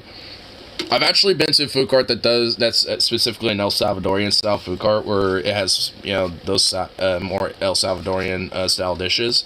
Holy shit, dude. Dude, that's like a sub-genre of like Latin American food right there. That's just like, oh god damn, that's good. You know, there's some good shit in there. I think they're called like pupusas, I think. They're like these little like bread patties that have like stuff in it. It's like these little stuffed patties, like these little stuffed like little bread patties almost, or like potato patties. I think they're like these like little stuffed potato patties, I think, if I remember correctly. It's either like bread or potato. I'm pretty sure it's potato if I remember correctly now. But you can have them like stuffed with whatever really you want. Like there could be like beans, cheese, you know, some meat, you know, really whatever you want in there. And I had some with some beef and bean pupusas, and holy shit, those are so good. Like have 3 or 4 of those, dude, you'll be filled up for like a good hour or two. Well, not an hour or two, like for a good, you know, half the day, honestly. Like, at least when I got them, they're about yay big, so that's why I say at least like 3 or 4 of them, but, oh, dude, they're so filling and they're so delicious. Talk about burritos. Pupusas. At least that's what I think they're called. It's like this El Salvadorian, like, potato patty that can be stuffed with different things. And, I mean, we're just kind of talking about food at this point, overall. And I like how you're basically like Venom, because at least in the morning, when I do my morning streams, or at least, well, I guess afternoon, technically, he usually will go away and then be like, I came back from a fat shit, what'd I miss? It's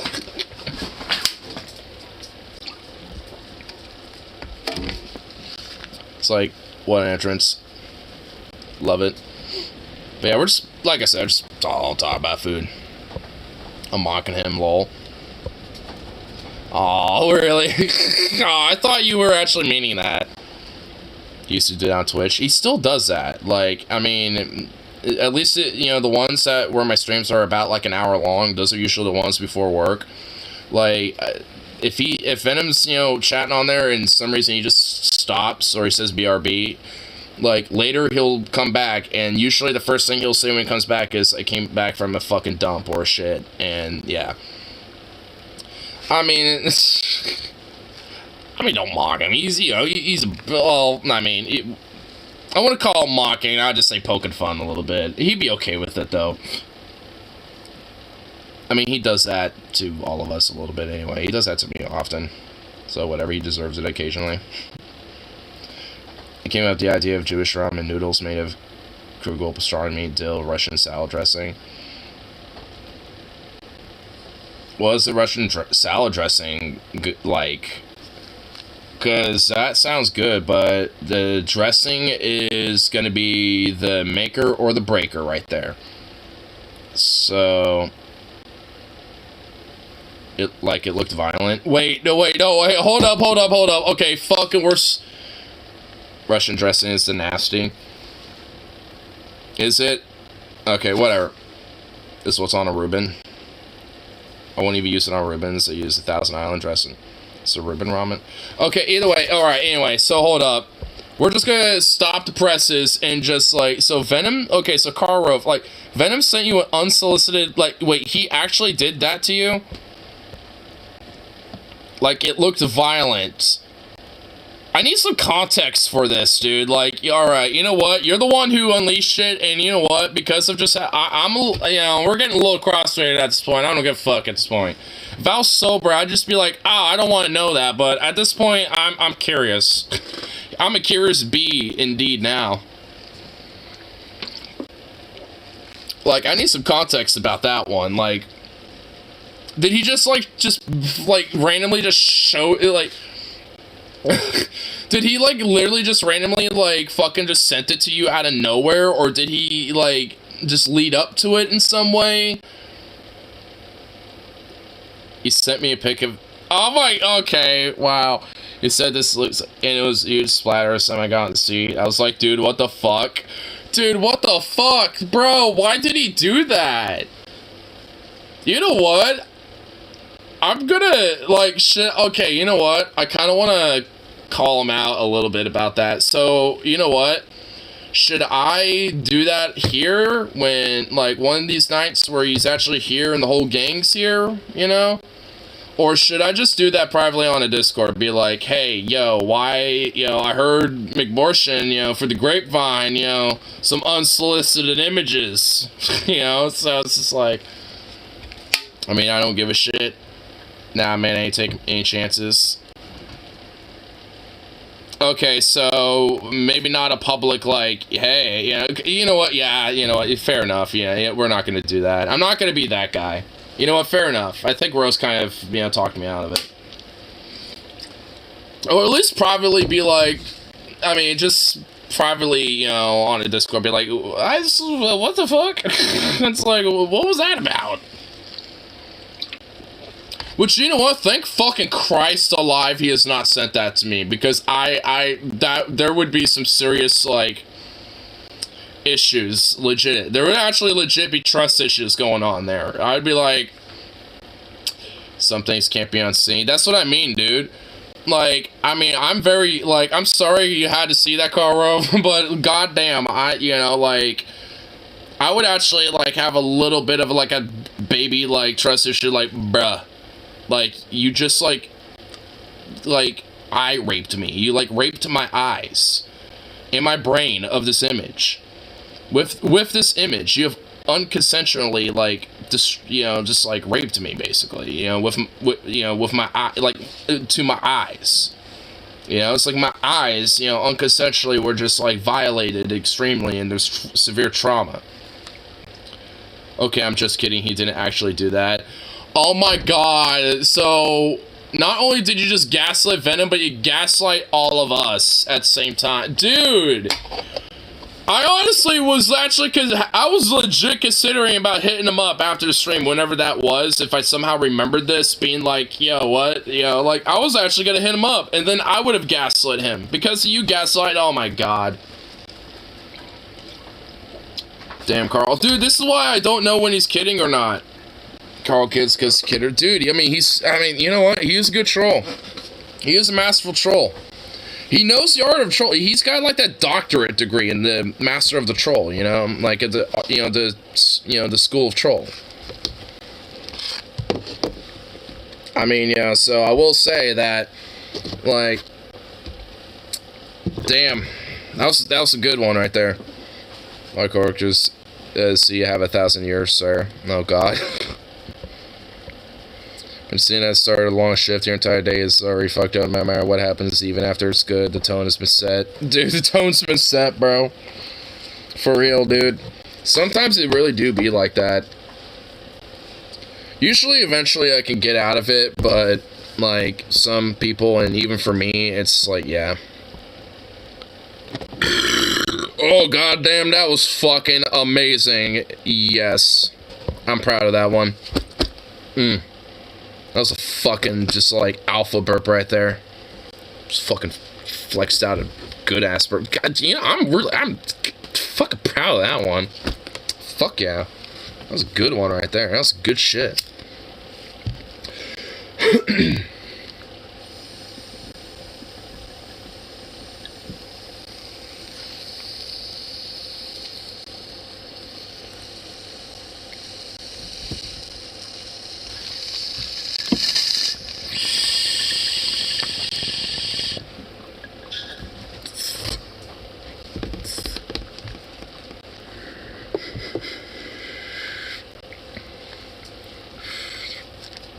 It's like the Chappelle joke about a homeless dude busting it on a guy's head. That's a wrap on the rest of the day. For real.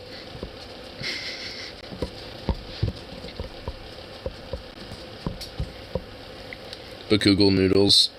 Am I even saying that right? Kugel? Kugel? Kugel? Kurga noodles? For some reason, that sounds Norwegian or something. Or like Finnish. Kurga noodles. Your broth is made from whatever the fuck you want. And then you use some pastrami, some good Thousand Island dressing sauce, and some dill. Need some water? Here, I'll make sure that's heated up for you too. Because it's cold as ice out here, bro. Here, look at you. I'm gonna bonk your head every time I see you now. That's what you deserve. You deserve a little bonking on the damn head.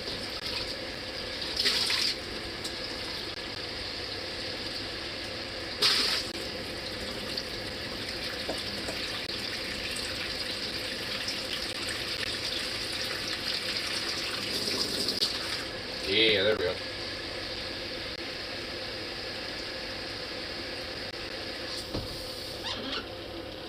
There you go.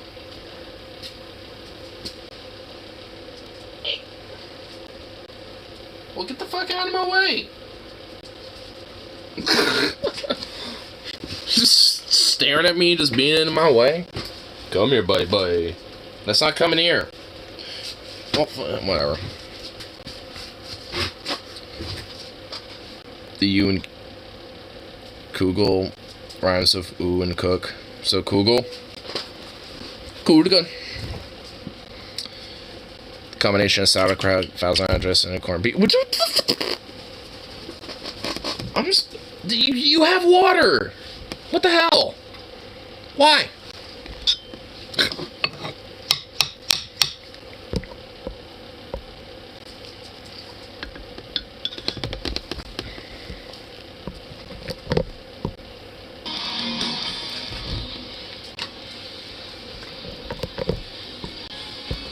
Maybe break the cheese apart a bit and mix it, and I'll stand it.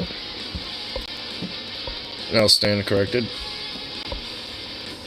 This actually looks pretty good. I'm assuming this is the cheese. Yeah, I'd say that probably needs to be more melted in with everything. But dude, this looks fucking fire.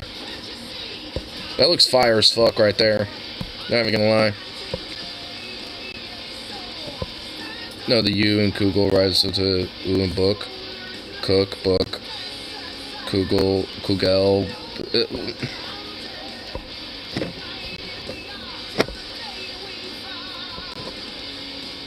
They use powder cheese. Yeah, that'll work.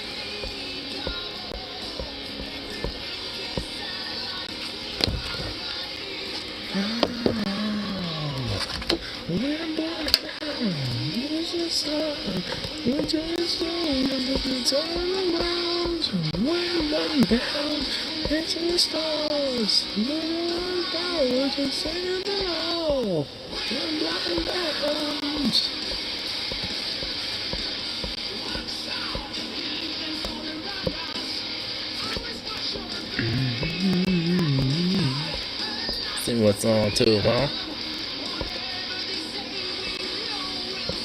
Even if I get seen the witch, I'm still eating ramen like the cheap kind. Oh shit, there's a Channel 5 News upload from today. Q family. And there's a, oh no, dude, the thumbnail's already making me a little, like, weird. You got a kid with a fucking, like, megaphone. And then, like, some weirdos in the back. Oh boy. I think I know what we're getting into here in a second. In fact, we'll just have we'll have this kid just stare at us with his megaphone. Just imagine him, you know, just like, you know, singing or something, I don't know.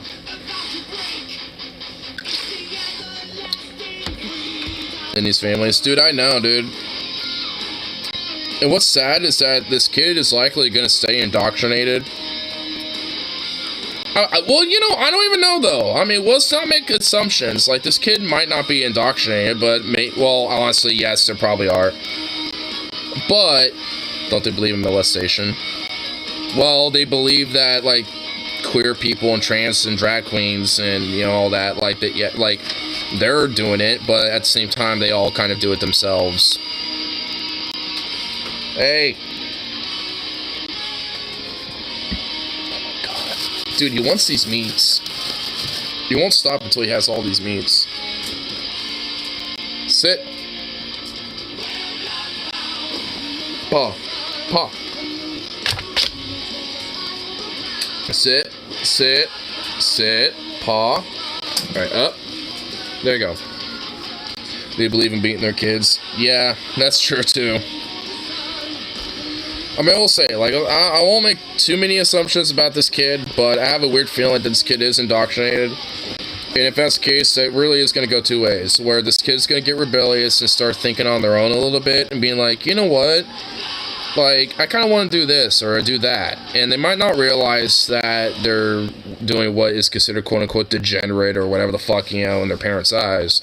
You know, but he's going to get into that type of shit if his parents are not, you know, aware enough and closet him. Or at least closet him further, you know? Like, and shelter him away further. So it's just like, depending on this, you know, kid's upbringing, they might either start having a rebellious phase in their teen years and start having some of these things challenged in their head. Because honestly, I remember where I was kind of like this a little bit before we get, you know, here. I want to at least click it real quick. Oh wow, it literally starts with the thumbnail basically with this kid. Okay. But like, you know, before we get into it though, like, I actually have a little weird story where I'm actually, you know, had some tangential, you know, from, you know, in my own experience like this. Because I remember, I think it was like, I don't remember if it was like 2008 or 2009 or if it was like 2012 or 2013. I forget. I think it was actually like 2008 to 2009, somewhere around that time. But I remember we were in Lincoln City at the time during the summer, and I think it was just after Obama was inaugurated, so I think 2009. And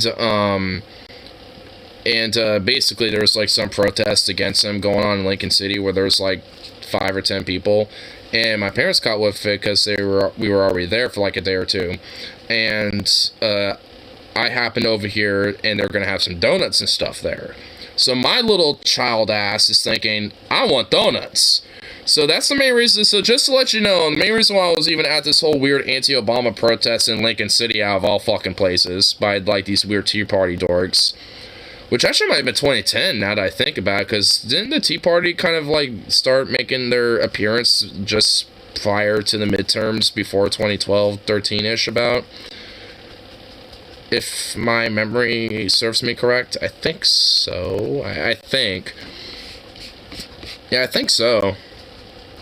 Because it got pretty big in the second term of it. But yeah, I think so. Yeah, so I think my memory serves me right. So it's about like, I think, you know, just before mid. So around more like 2010, 2011-ish maybe actually. So somewhere more in between, you know, his terms. Either way. So, like, there's, like, this little protest of some, you know, people who are, like, funny enough, like, some of them are, I remember some of them being Republicans, you know, definitely for sure, like, Tea Party weirdos. And there was also, like, you know, some more, like, weird hippie types that I remember being there, too. Like, I remember this, like, weird stoner-looking, you know, like, Harry Potter glasses wearing, like, you know, curly-haired dude that literally looked like if you put him in 1960s, like, Woodstock or something, he would just basically not look any different from anyone else. Like, one of those dudes. And there's, like, a few other people there. And I think I was, like, between, like, me, I think there's, like, 2 other kids there, too. Which they were also there for the donuts. Like, it was, like, I grabbed, like, 3 of them. And the other kids grabbed, like, 2 or 3. So we were all just, you know, so the kids there, you know, we're all about like my age, I remember, or maybe a little younger too. And I remember also there being a baby. And pretty much like all of us were there for the donuts and didn't really give a fuck. But because I was there for donuts and now I had a sugar rush going on, I was having fun with one of the signs, just dancing around on the side of the street, you know, hoping that people will start honking. You know, and that kind of got, you know, a little more activity from some people driving by and shit. and I'm just so I kind of got in the moment, not just kind of being like a useful little pawn for their little protests, I guess, but that's because I had a sugar rush because of donuts. So honestly, like, in a way, there is a chance that maybe this kid probably does not give a fuck, but probably thinks it's fun because he gets a reward out of it. Like, oh, we'll go to your favorite little, like, pizza place or whatever the fuck. Like, like, if anything, it's kind of like, when you train dogs sometimes, when they want treats, right, Zukov, you little fucking dork? Like, every now and then, it's like, it's like that sometimes. It's like, hey, I know I get a reward out of doing this thing, so fuck it, I'm just gonna do this, and hey, at the end of it, I'll get a reward. I'm not trying to actually equate this kid or any kids, to dogs. It's just that Zukov is annoying the shit out of me. And his face is, like, right here, like, just right above you guys, and it's just like, dude. I mean, he's a little sweet boy, but goddamn. Groomer people are ready to use guns, be prepared. I already am. I mean, oh fuck. Oh, fucking hell, this is heavy. I got this. This is heavy for a reason, by the way. Fucking hell, that is way heavier than I thought, Jesus Christ. I have not lifted that in a minute. Now, what's your deal?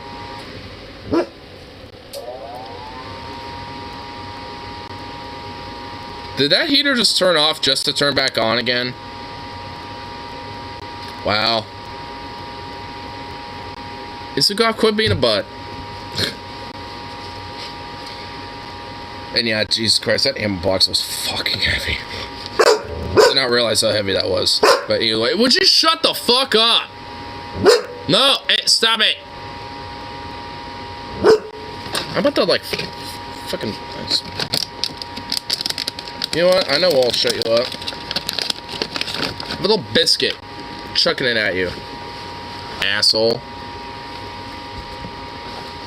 Anyway, here, let's see this little video. Wait, what? Biden's a child molester. Biden's a child molester. I mean, kid. I mean, broken clock white thrice a day, but I don't think your parents' idea of that is exactly the same as what the reality is.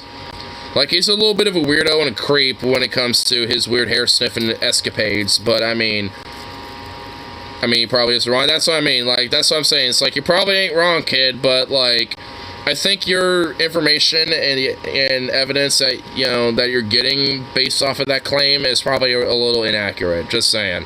You know what I mean? And he kidnaps children. He kidnaps children? Oh my god, bro. Just like Hillary Clinton and Obama, who made the virus. Who made the virus? Is he referring to COVID? Virus is man-made. It doesn't exist. Kids need to be put back in school. The people who are pulling the strings is the Italian Vatican. They actually are... The Italian Vatican? Yo, dude, this is new.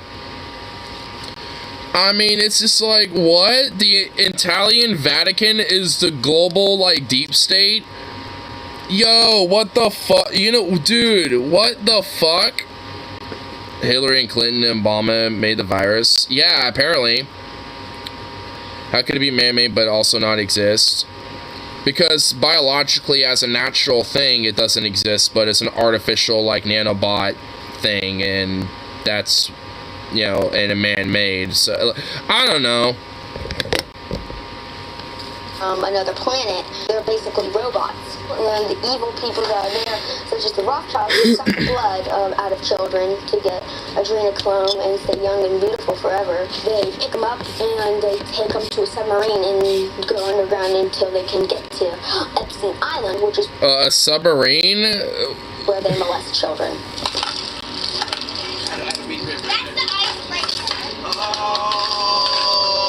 There's 3 kids. Uh-oh, he's got the fist. Headshot.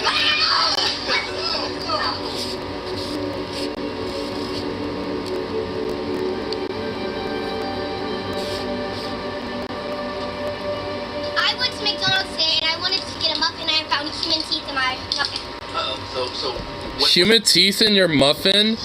Dude, that is just some weird bullshit. I don't even believe... Dude, that kid is just literally just making up a story. Like, that kid's just being creative. No way. I think it's like ground up children. People do... Ground up children? Shit, that's it. And these people have plenty of opportunity. They got more money than God. I think the military is going to arrest the whole damn government. Oh my god, there was just a lot to process there. So...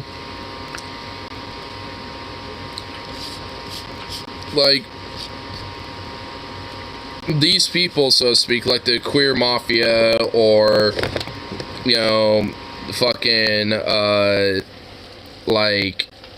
the government and all this shit, they have more money than God, implying that God has like a bank account and a savings account and all this other shit, and partakes in like the stock market and whatever the fuck. Like, wait, does God partake in economics? Does he have like, does he use American dollars? And also the military, for sure shit, is not going to be like arresting people in the government anytime soon. They collude with it. Like, what do you talk, like, bruh, what? There's going to be a blackout. It's just sad even for a child to be... yeah, dude, it's just like... I mean, it's just like an example of, like, the actual abuse and trauma and just depravity and fucking barbarism, you know, that is just, like, you know, given to kids and just, like, forced onto people and shit. And it's just, like, what they want. Look, it's like, look at this proud, nice, you know, Aryan baby right here. Look at this Aryan child. He's, you know, Aryan, you know, proud, you know, Republican Christian whites right here. I tell you what, brother, this is what we want in society. This is what America needs to be. Donald J. Trump screening on live news, and what he's going to do is he's going to lock up all the other pedophiles and reptilian bloodlines and put them in jail. Reptilian bloodline. Oh, okay. Oh God. So I feel like this is like something, you know, that is basically going to, basically, yeah, like, I feel like this kid is basically just like ingrained into it. Like, the seed has been planted. Like, the only way that this kid would get out of it is basically if Child Protective Services, you know, gave him to parents in a family that actually gave a fuck, you know, about raising kids. The dark stream media, like I said, what you have to do is you have to search on the normal media for someone who knows how to get into the dark stream. This kid gets head start with meth. Well, it's the brain of meth, because this is like, you know, like, this is like things that his parents are saying. Like, what he's saying is basically just what his parents believe. He's still like a little sponge, like, when it comes to his brain. So that's what I mean. Like, the only way to really stop it is basically get him out of the fucking environment. Good place to check is the Trump media, which is actually telling all the truth. At this point, which he doesn't have access to besides what his parents say. Actually, like, he knows a fucking thing. Gone on a Q board. So for the first time, I had Jaden's dad, Brandon, take me headfirst into QAnon.pub, which is the main Q board. Let me see here. Now, you have to understand that he speaks in cryptic code. There's actually a Q clock that you have to decipher all this stuff from. So this is an actual Q drop. Yep. Anderson Cooper, and you can see all the satanic artwork in the background. This weird-ass, like, Photoshop bullshit, like, this random, like, schizophrenic Photoshop. Dude, this takes me back to, like, 2009 on YouTube, when you would, like, stumble down a rabbit hole of weird-ass conspiracy videos, like, everyone in media and every celebrity is secretly trans and shit, like the trans conspiracy thing, or the fucking, like, you know, like, all the, dude, like, I mean, dude, there's all sorts of weird, like, back in the day, man, dude, like, the videos and communities and sub-communities of conspiracy theorists and all shit was big. There was all sorts of shit, bro. Like, I remember, you know, seeing it, thinking this is all ridiculous, but I loved it because I was entertained by it. Like, I remember, like, YouTube videos basically being, like, some weird dude being like, okay, guys, so, like, you know, this Anderson Cooper, like, yeah, he might be, like, you know, one of these, you know, like, homosexuals, but he's not really homosexual because he's actually a woman. This is a secret trans person because look at that jawline. This jawline would not be of a man if it was so thin and like it would just, it'd be like some shit like that, and just like it's some weird nerdy ass like dork in a basement voice or something. Like, it would just be some shit like that, and it was like some just peak. It was just some peak content back in the day, dude. Like 2008 through 2010 YouTube era, you know, when these videos were huge. Oh my god, they were fucking great. Have a man here getting burned alive while there's some sort of satanic ritual going around in the background. I see that sacrifices. I don't see any human, like, being burnt alive there, buddy. So, okay, sure. Cool thing. Cool story, bro. Yeah, absolutely. These guys are smart. Anything that's misspelled, anything that looks out of the ordinary. I think you're just that much of a schizophrenic there, buddy, and you should not have children, and you should probably actually stay away from your own children for their own sanity's sake. The purpose of the movement is to question. And he's wearing a shirt that he's wearing the where we go one, we go all. He's wearing one of those stupid shirts too. A QAnon shirt. Upside down kind of triangle, if you will. This is the sign. This is a chipotle jalapeno. That is a chipotle pepper. My guy, that's literally a chipotle pepper. Here.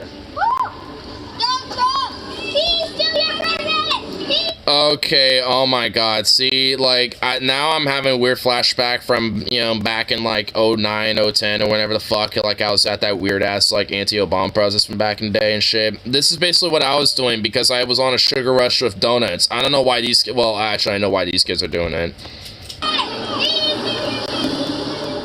They are very, very good kids. We're very blessed, and that's why I'm comfortable with making the decision. They're very good, obedient little pawns that are able to, you know, push our dogma, and while we groom and indoctrinate them into fucking moral depravity, Christo-fascist, false reality bullshit, and schizophrenic ideas and thinking. Because we are just that much of great parents, and we're just that blessed by the name of God. And if you don't believe in that, we will literally, like, you know... I need a harmonica so I could just, like, use that instead, because I really can't say the rest of that, even though it'd be satire. I believe in that means they don't have all the friends to be around, and, you know. Yeah, probably because you sheltered them because of your psychopath. Oh my god. And mask. Did you guys miss going to Why is she wearing that too? Why in the fuck is she wearing this? Don't have all the friends to be around, and, you know. I mean, look at this. Like, what? Like... why does she not look like a... Like, why does she look reptilian? Is she a reptilian? Did the meth hit her that hard? Miss going to school? Very much. It's, Oh, wait, hold up. These kids are homeschooled? Kids wearing masks. Did you guys miss going to school? Very much. It's not, the virus is man-made, like my dad said, so it's worthless not going to school. Wait, so even though their parents forced them out of school, these kids, even though their reasoning is backwards as fuck because it's their parents' logic, they want to be in school. They actually want to be there. This is why homeschooling should not be a thing. Unless it's like, something that's, given based off of a license, type of thing. Like, hey, you can prove that you're able to at least, be, some form of an educator, and, you'll have, like a counselor or, somebody who's a part of the education system that will help coach along with you as, like, extra assistants, like a teacher assistant, like, TA, basically, that will help you, during the homeschooling hours and shit while you, homeschool the kid. Like, I want it to be, very standardized, if that's going to be the case, and that means psycho fucking people like this, will not be homeschooling their kids. That's, so if anything, it would actually prohibit these fucking people from trying to homeschool their homeschool their kids. The kids start homeschooling the parent. You know what, honestly, I bet, like high schoolers could probably, homeschool these fucking parents and shit, and it would do a better job at, like, fucking teaching and shit, things to their fucking kids and the parents, more so than these parents, teaching their kids. Like, for fuck's sake. Teach you to pass the test. Yeah, like, I mean, that's just another problem with the American education system. I mean, like, there's many. This is one of them, but there's many of them. Homeschool the parents them out. Boomer re-education on a budget. I mean, fuck it, dude. I mean, hell, it's better than sending them to re-education camps, because then they're all just gonna freak out and cry. This is the FEMA camps we were talking about. Like, I mean, so, you know, honestly, in a way, it at least kind of, you know, neuters that bullshit. So, I mean, there's at least that. I mean, so, I don't know. I mean, it's something. It's not limited to America's worse than other countries. I mean, that is true. I mean, some countries barely have, like, a fucking education system, sadly. And some of it is really just, you know, pro-state, like, hey, you know, fucking just, like, worship leader, and there you go, you know? So it's like some places are... Well, America does the same shit, but at least it has, like, a weird-ass, like, veneer of trying not to seem like that, depending on where you live. If you live in the South, they don't give a fuck. They're just gonna be like, worship America, worship whoever's the dear leader, as long as they're not a Democrat, and you're good. That's basically what they fucking think. And then it's flowers and prospers from there. Max like 424/7 if we have to go back. Cause I'm like, imagine. Did she just say 420? Virus is man-made, like my dad said, so it's worthless not going to school. Well, we're gonna have to wear the mask like 424/7. Dude, she did. 424, like 420 24/7. That's what she said. Yo. What? How's she know? What? I think she flubbed it up. But, yo, alright, you know what? I have hope for this kid. Like, imagine if coronavirus never... I mean, I honestly still have hope for these kids anyway.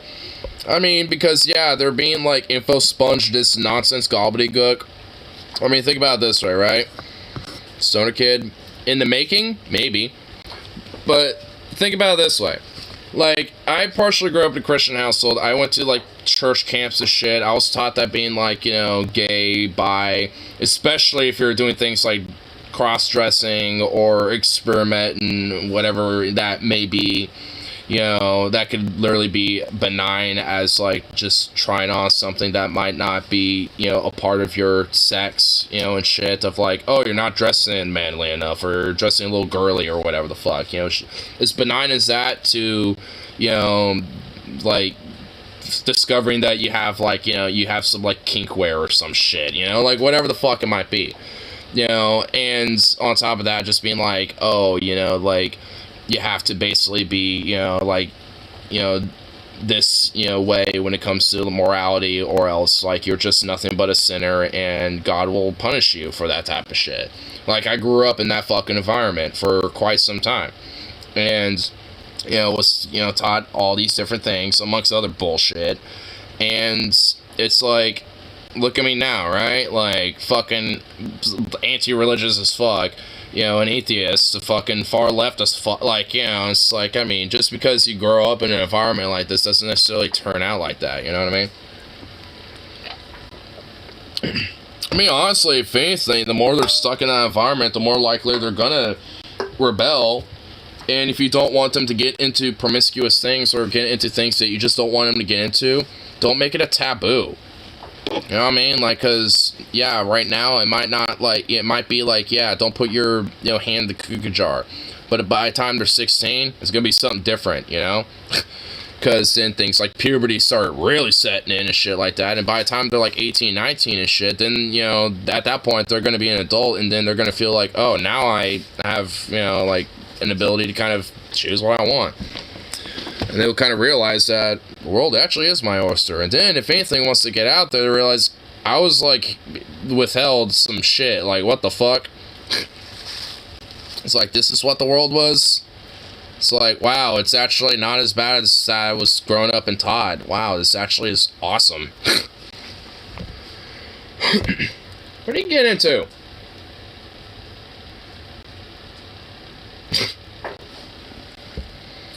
Things to pervert and sinful bite slip. So you're saying it will make me naughty to do these things? Yeah, he can fucking punish. It's for real though.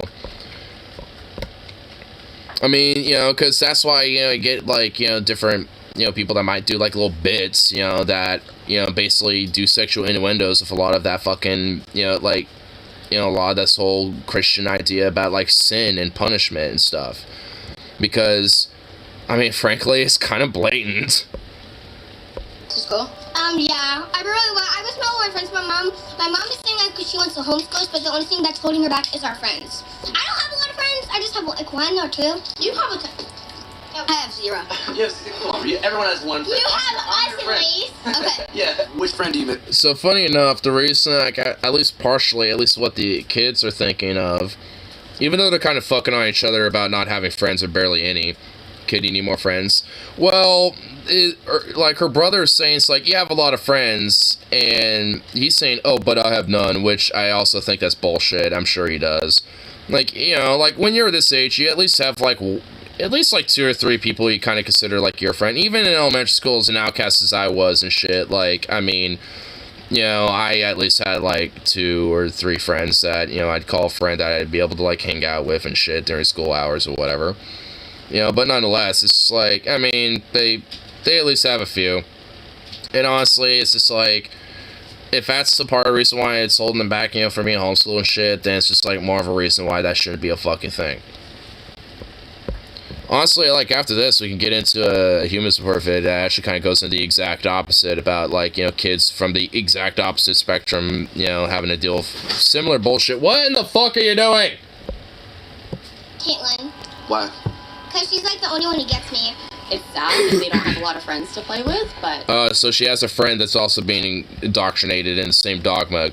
She's the only friend that gets me. It's like, uh-oh. I think in the long run they'll be better adults. That's not necessarily a good sign. A better education than being popular. That's... I think you have a misinterpretive idea about what being popular in school is about. Zukov, what are you doing? Hey!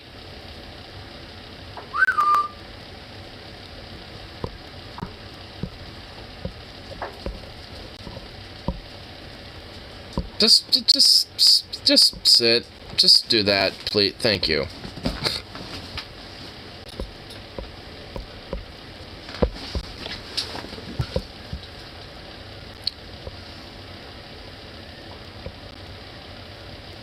This, I guess, is something down low about normal for me. You just think of it as having a good time, because it is.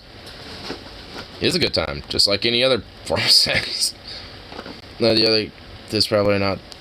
I mean, hopefully they're doing that with their own peers, by the way, just saying. Anyway, the other kids are probably not 10-foot pole seeing the crazy politics. The vast majority of children are going to approach someone screaming about politics. Yeah. Well, the thing is, so there's a lot of different youth in this country and that are, I mean, they shouldn't have to, but are kind of like tangentially being involved in politics now a little bit. And the thing is, it's like they don't totally understand this stuff when you meet with their own peers. Like, what you're saying, you know, normal for many teenage boys, I mean, like, you know, with other teenage boys, not adults. Because then there would be the, you know, like, issue of minors and not minors getting together. You know, that's what I mean.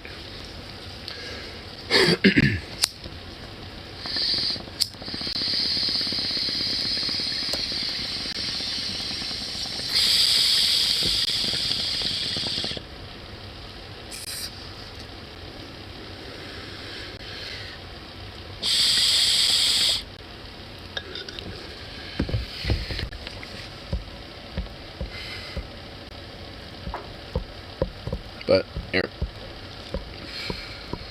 Oh God, Mike, you're about to be loud. So this is a documentary. Oh wow, you're not that loud. News, and it essentially follows families with trans children who are forced to flee, in particular the state of Texas, because of parents, you know, like the ones we saw earlier. Laws. So let's go ahead and. Is Figueredo gay? Yeah, he's married and has a husband. Yeah. Comment. Come on, Igna.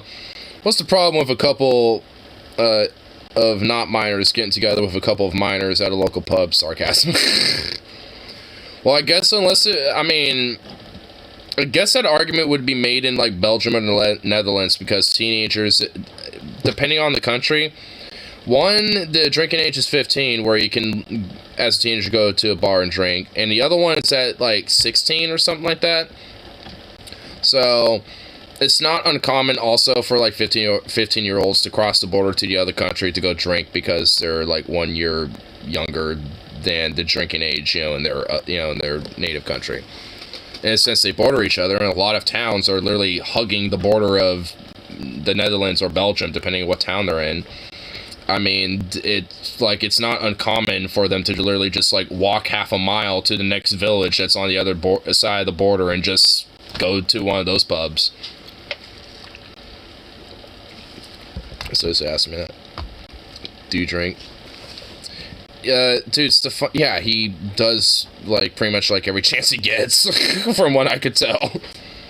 Not as, like, an alcoholic way, but just as in, like, having a couple burrs. Very rarely he'll have, like, a binge moment. And, yeah, he does smoke weed now. He'll do that every now and then.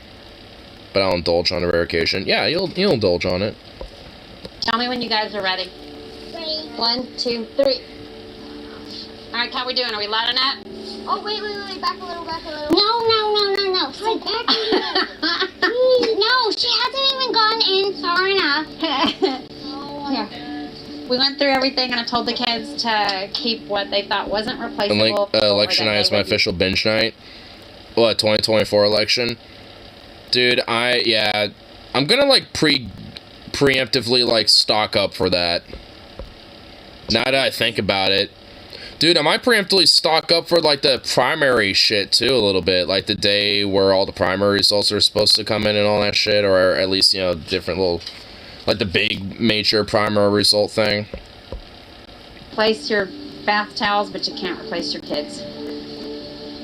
We are gonna go right past Dollywood. Wish we had time to go. How's the adult's voice even more whiny than a kid's voice?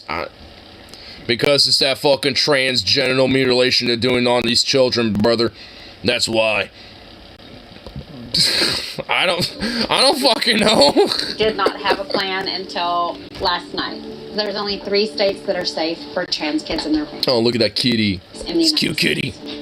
3. I know people think that there are more because there's liberal states, but we need one of the states that actually has policies, laws in place saying that they won't extradite parents of trans kids. By the way, there's, like she said, there's only 3 states that have laws like that and legitimate protections. Because, essentially, like, there's only, there's 3 states that, like, there's a lot of states that are offering protections or offering, like, subsidies, for people to help, like, flee and shit, or, in a lot of ways. But there's only 3 states that actually have, like, extradition, protections, and say, like, when a mandatory reporter or, like, a citizen snitching or ratting you out. I would have bet 4. No, it's only 3. And guess what? Oregon isn't one of them. And just saying, because Washington, Oregon, California, New York. Nope, it's, California is one of them. I don't think, Washington and Oregon are not one of them. California is. I don't know if New York is or not. I don't remember. I kind of remember hearing about, this, like, about this a little bit. Not this, like, video, but I remember, hearing a little bit about it, and vaguely remember, the states. And I know specifically California is one of them. I think Massachusetts is the other one. I just keep forgetting what the other one is. I'm pretty sure Massachusetts is the second one, and then there's I keep forgetting the third. Really? Yeah, really. You would think there would be more. You would think Washington, Oregon would also be a part of that, and at least New York and maybe like a couple others, maybe like 1 or 2 more states, but no. It's just California, I'm pretty sure Massachusetts, and then one other state. That's it. When states like Texas. Beyond that, you literally are fucking on your own, and you just hope that fucking law enforcement doesn't collaborate, with out-of-state, law enforcement, when it comes to places like Texas and shit, and they fucking, send you back, after they fucking arrest you when they got a warrant on your ass. Even after we move. Families with transgender children are dealing with a lot. They face constant attacks by right-wing misinformation, an unending stream of violence, anti-trans bills, and even death threats. Did you get all this out here, Caleb? Thank you. And now, some are having to make a life-changing decision. Should they stay where they States are? are trying to arrest parents. well, I know of Texas, they're basically penalizing and criminalizing the idea of trans-affirming care, and that means that parents, and Texas isn't the only state, but that basically means that parents that, you know, accept and affirm their trans children could potentially be legally liable for criminal penalty because they are participating in what these states would be considered like genital mutilation of children and child abuse, and thus be criminally and legally liable of, you know, like, charges and legit fucking prison time and shit. So, yeah, honestly, especially when it comes to trans issues and shit, like, there are a lot of states, I think, like, Tennessee, fucking Florida for sure, Texas, like, these different states are outright trying to basically criminalize parents that have trans children. Family school. The site claims that, oh, that's the third state, Colorado. It's California, Colorado, and I think Massachusetts is the other one. And risk their child's health and safety? All right, come on. Or should they flee? We spent time with 3 families in Texas and Arizona, 2 states with some of the harshest anti-trans legislation, as they weigh this heartbreaking decision. I started noticing the gender dysphoria when I was really able to play with toys. It was really from the time she could talk. She was like saying things like, I'm a girl, or when I grow up, I'll be a princess and I'll have long hair like Rapunzel. We used to say, like, you're a boy, but you can like girl things. Oh, DC. Okay. She was just always telling us who she was. So it wasn't Massachusetts, so it's DC. So I first learned when I was 6, and I went to day camp, and my counselor taught me. How'd you choose these colors? It's just the trans colors, so I was like, okay, let's do that. How am I doing here? This is Doing really good, actually. What's, like, making you happy these days? I don't know. I have a few friends, and they're nice, and I don't know, I like swim. It kind of helps me. When I'm sad, I just go to swim, and I feel better. Coming to understand that our child was transgender was not something that happened overnight. This was years of therapy, and it was a very long process. She was like a very anxious, depressed, weepy child. She would lick her lips till they were raw. She used to bite her nails till they bled. And then once she was able to transition, it was like the light switch got turned on inside of her. Instantaneously. It was like the first time we saw real joy in our child. I wonder why.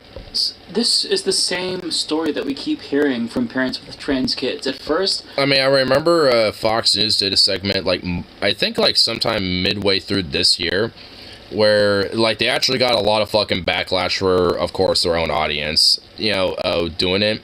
But they basically showed a, family similar to this, where it's like, yeah, they're basically your typical standard, American, traditional suburban family, blah, blah, blah. And yeah, they're all like, basically like your typical WASP style, like, archetype. But the difference was that just one of their kids was a trans boy, basically.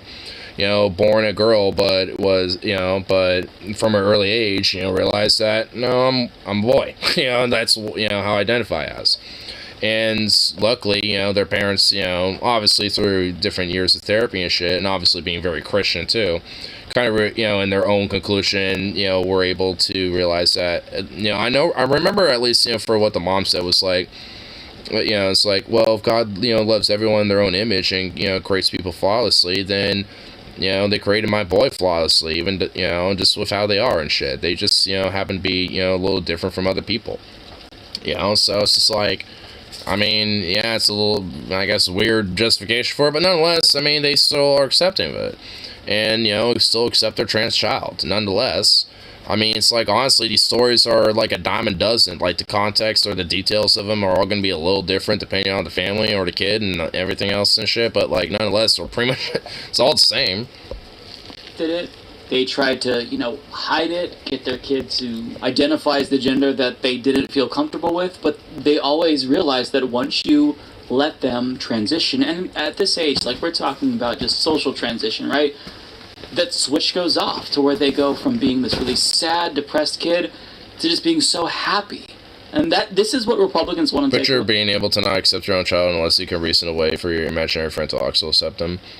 Well, I mean, it's not just like God of, like, you know, is why they, you know, accepted their kid. It's also because, well, it's their own child too. Like, there was other reasoning for it. This was just kind of one example to it, which especially, you know, to a lot of the far right, you know, or at least, you know, to a conservative audience, the whole like God thumping shit is kind of important to them. So in a way, you know, at least when it comes to the framework and especially considering the platform it was on, I mean, I can give a pass to it. I mean, it's still it's still kind of condescending a little bit, like, and a little like lame still, because like, wait, you basically, because gourd is the only reason why you're kind of accepting your kid, at least like one of the main reasons, it's like basically saying that the only reason why you're not like some sort of like bloodthirsty serial killer is because God. Like, because if you know, in your eyes, it's like, if I didn't believe in God, I'd basically just like be a bloodthirsty maniac. It's like it's like, what?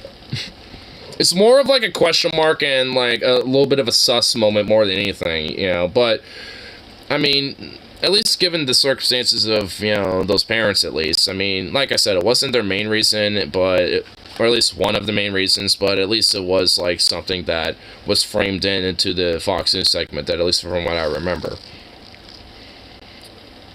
That's the justification the far-right bumblefucks try to use. Yeah. Which, again, I think for the Fox News segment is the reason why they put that there.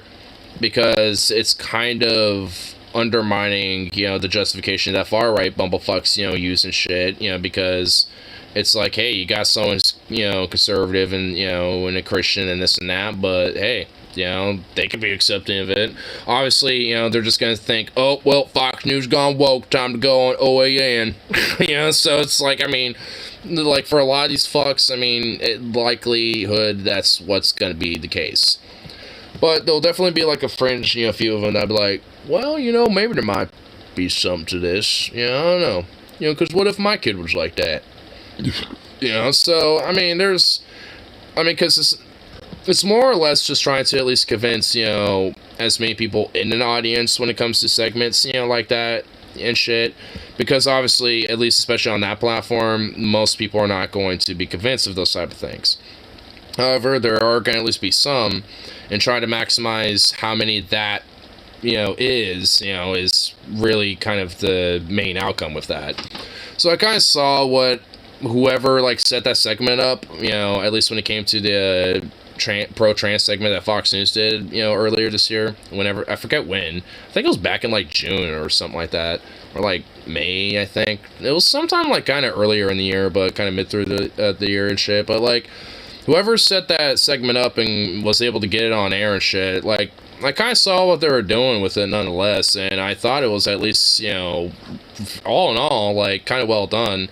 I mean, overall, I still kind of went like, you know, because it was all kind of like, it had a lot of Christian, you know, conservative type of stuff woven in there, because they are kind of a conservative family, but just happened to also be pro-trans too, which is why they did the segment. You know, because, like, hey, conservatives can be this, too. You know, if anything, it was more of, like, look, libs, we could be pro-trans, too. I mean, if anything, it was kind of more of a flex like that, but nonetheless, I'm okay with it, because if it convinces at least some people in their fuck audience of that, then that's better than nobody in their audience being convinced of it, because they never aired it, you know? So, it's better than nothing. This kid right here to be miserable. I mean, honestly, I just wish they'd do that a little more.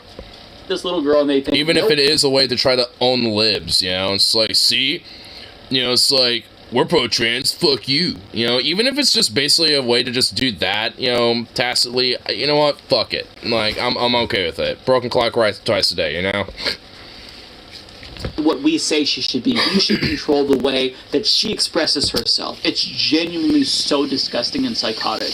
When Daniel was really small, he would say that he wanted to be Astro Boy or Aladdin. Like, the characters, he would deepen his voice. The characters he identified with were all male. When he went to kindergarten, that was really difficult because school became very gendered for him. He would come home and cry and say he was afraid to die. And we were like, why would that happen?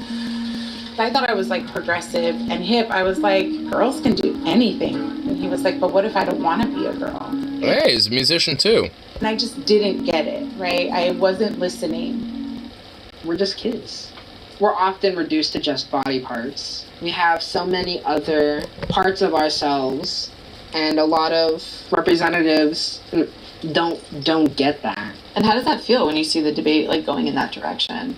I mean, I just naturally get grossed out. Yeah, totally. Because I feel like we're just all human beings, and these are other human beings debating on whether or not mine in existence should be normalized or cared for. Daniel's home. I mean, it's honestly a very well-spoken kid right there. I mean, you know, obviously older, you know, in comparison to the younger kids, you know, from earlier, but I mean, it's like, that kid's honestly, all in all, I think definitely going to, you know, grow up to be having a bright future, honestly. You know, that kid's going to grow up to definitely do something a little big. I don't think he knows it, but, I mean, I kind of feel that in him. There's a little spark in there that's ready to pop, you know? It just needs to match, you know, to get it lit.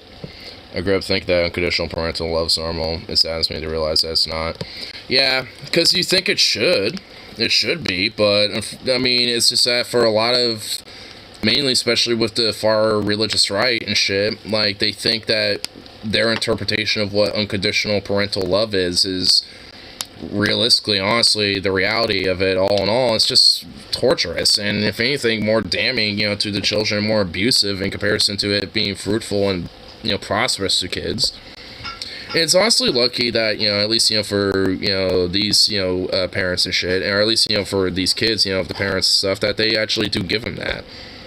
Even if it does take them a little bit of time, you know, to try to understand it and, you know, kind of figure it out. But that's the thing. I mean, that's okay. Like, if, you know, something that is confusing and it's not something you're aware of or understand, I mean, especially if it's your own kid, I mean, it's alright, you know, to have, you know, like, to learn and, you know, to have a little counseling to figure out and understand and, you know, learn more about the nuances and understand those type of things. So at that point, you're educating yourself. You're at least taking better steps than what a lot of other people probably would, you know? So it's just like, I mean, if anything, I mean, it's just like, I definitely at least respect the parents for at least, you know, going through the, you know, struggle of just like, hey, what is this? You know, let me figure out what this type of shit is, because obviously it does have an impact on my own child, and, you know, when this has something meaningful, you know, when it comes to my own kids. So it's like, I want to know what that is so I can make sure that my kid's happy, because I care for my kid. I mean, and that says something, you know, and shit, because, you know, like, this is probably an off chance that, you know, some of these parents probably are, you know, kind of conservative as fuck. Like, you know, like that Fox News segment thing I was talking about. Like, chances are they're probably, like, you know, anti-trans, you know, conservative, jingle bumblefuck types and shit, but then when they realized their own kid was and went through that process and kind of the growing pains of learning about that type of shit, so to speak, and, you know, they kind of came out the other end from that and have accepted a kid because essentially, you know, their love for their own kid, you know, mattered more than whatever fucking political conviction they had. And honestly, those are the parents that I can at least see and be like, you know, despite whatever the fuck you might believe, I can, you know, at least respect that you care more about your kid than that shit. I mean, which at least shows at least, you know, a sense of responsible parenting that can happen, you know, for some parents and shit, despite some of their views. It's like, because there definitely can be some pretty decent parents that can be conservative or whatever the fuck and shit, but it's just that because, you know, they actually care about their kid, not because, you know, they want to induce some dogma cultural shit on their kid and shit. Which, at least, you know, despite, you know, some of the conservative upbringing that my mom did and stuff, she at least, you know, at a certain point kind of realized that, like, yeah, I mean, I love my kid more, and she loved me more than, you know, some of the other bullshit, and at the end of the day, she's like, I just want what's best for you, and at the end of the day, if you think it's, you know, this thing or that thing, or whatever the fuck, I'm gonna support you, and I love you either way, you know, so, she even understands it, despite her views and stuff, so it's just like, you know, and at least with that, I can understand that while maybe they might not quite be the best, at parenting, or maybe they're not necessarily, like, the best when it comes to maybe, like, advice or this and that, or whatever the fuck, they might have, obviously they're gonna have flaws and shit, everyone does, but at least with that, at least comes with an understanding that, like, whatever it is that their kid wants and what their kid wants to do, like, they're gonna at least, support them because they love them, which obviously needs to be more of a thing. And obviously, and just, it is truly it. And I mean, it saddens me, that there are a lot of parents that will misinterpret that shit to just force a dogma on their kid because that's what they think love is in their mind. Where it's like, I mean, because I forgot the name of the channel. It's like Azariel, I think. He does like these little VR, like, little interviews that are pretty much like kind of like counseling sessions almost, where he will have like some people talk about like some legit, some seriously deep stuff, and one of them was about like a trans kid that went through a gay conversion camp and shit, and and the only, close support that she had was her mom, and even then, she was still, like, not supportive, necessarily, of her being trans, and, and all that other shit. Like, it's like, I hope that you're not, stay safe, you're not, just doing this and that, whatever, was, like, one of the last things, she said to her, and it's just like, and, one of the last things is like, oh, and I love you deeply, and this and that, it's like, if you think that, like, oh, that she is he, and you're just, like, think that whatever she really is just falling into some degeneracy and shit, then it's like, then you don't truly love your kid. You're just trying to push, this false idea of what your kid, ought to be. What your child, like this whole concoction of, like, this whole perfect child in your mind. And you're just trying to basically, establish and keep and create whatever that archetype is in your head, on your kid. And basically, because that kid is the total opposite of that, I mean, it's just more or less just like a desperate attempt, in every way to try to, have that. But, in the parent's mind, that's because it's out of love, not realizing that it's out of spite and torturous, like, venomous, trauma-inducing, abuse is what it is. Under the veneer of love. And honestly, that's some of the most, like, damning type of fucking abuse that can happen. Is when the abuse is under the veneer of unconditional love. And that's not, and, it gets, to a point where it's not just saddening, but also fucking sickening. Because there are a lot of parents that put kids through fucking hell because it's out of love. And it's just fucked. Already. I mean, just like I said, before this video with, like, the Channel 5 thing of the Q family thing, it's like, I mean, example A. And there's plenty of other examples.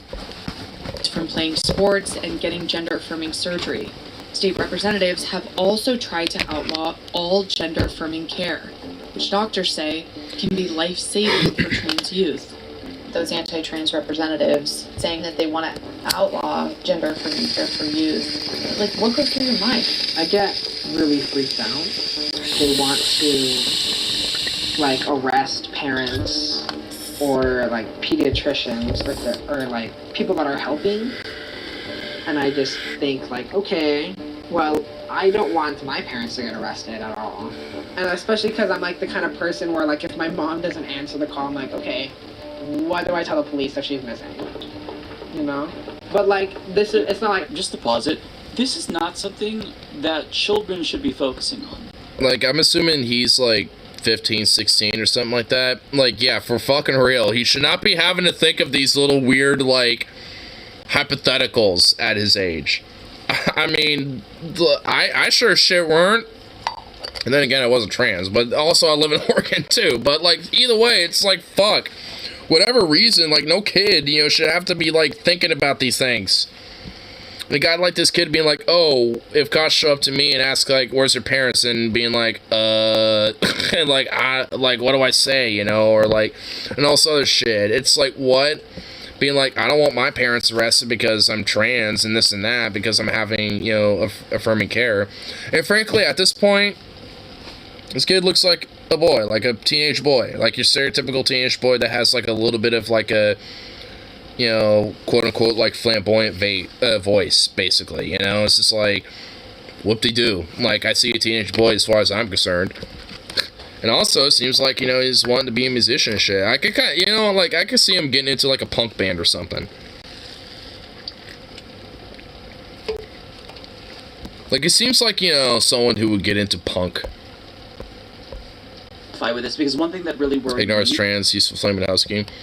I mean, I'm a gender abolitionist, and honestly, at the end of the day, the closest I guess I'd be would be non-binary, just in the sense that I don't really give a fuck with the whole, you know, with the whole gender concept either way. You know, because, you know, like, just identify how, you know, whatever you want, whatever makes you comfortable as far as I'm concerned. So, for me, it's like literally just any, all, or I guess just he, him stuff, but like, because I don't care, like, I just don't give a fuck.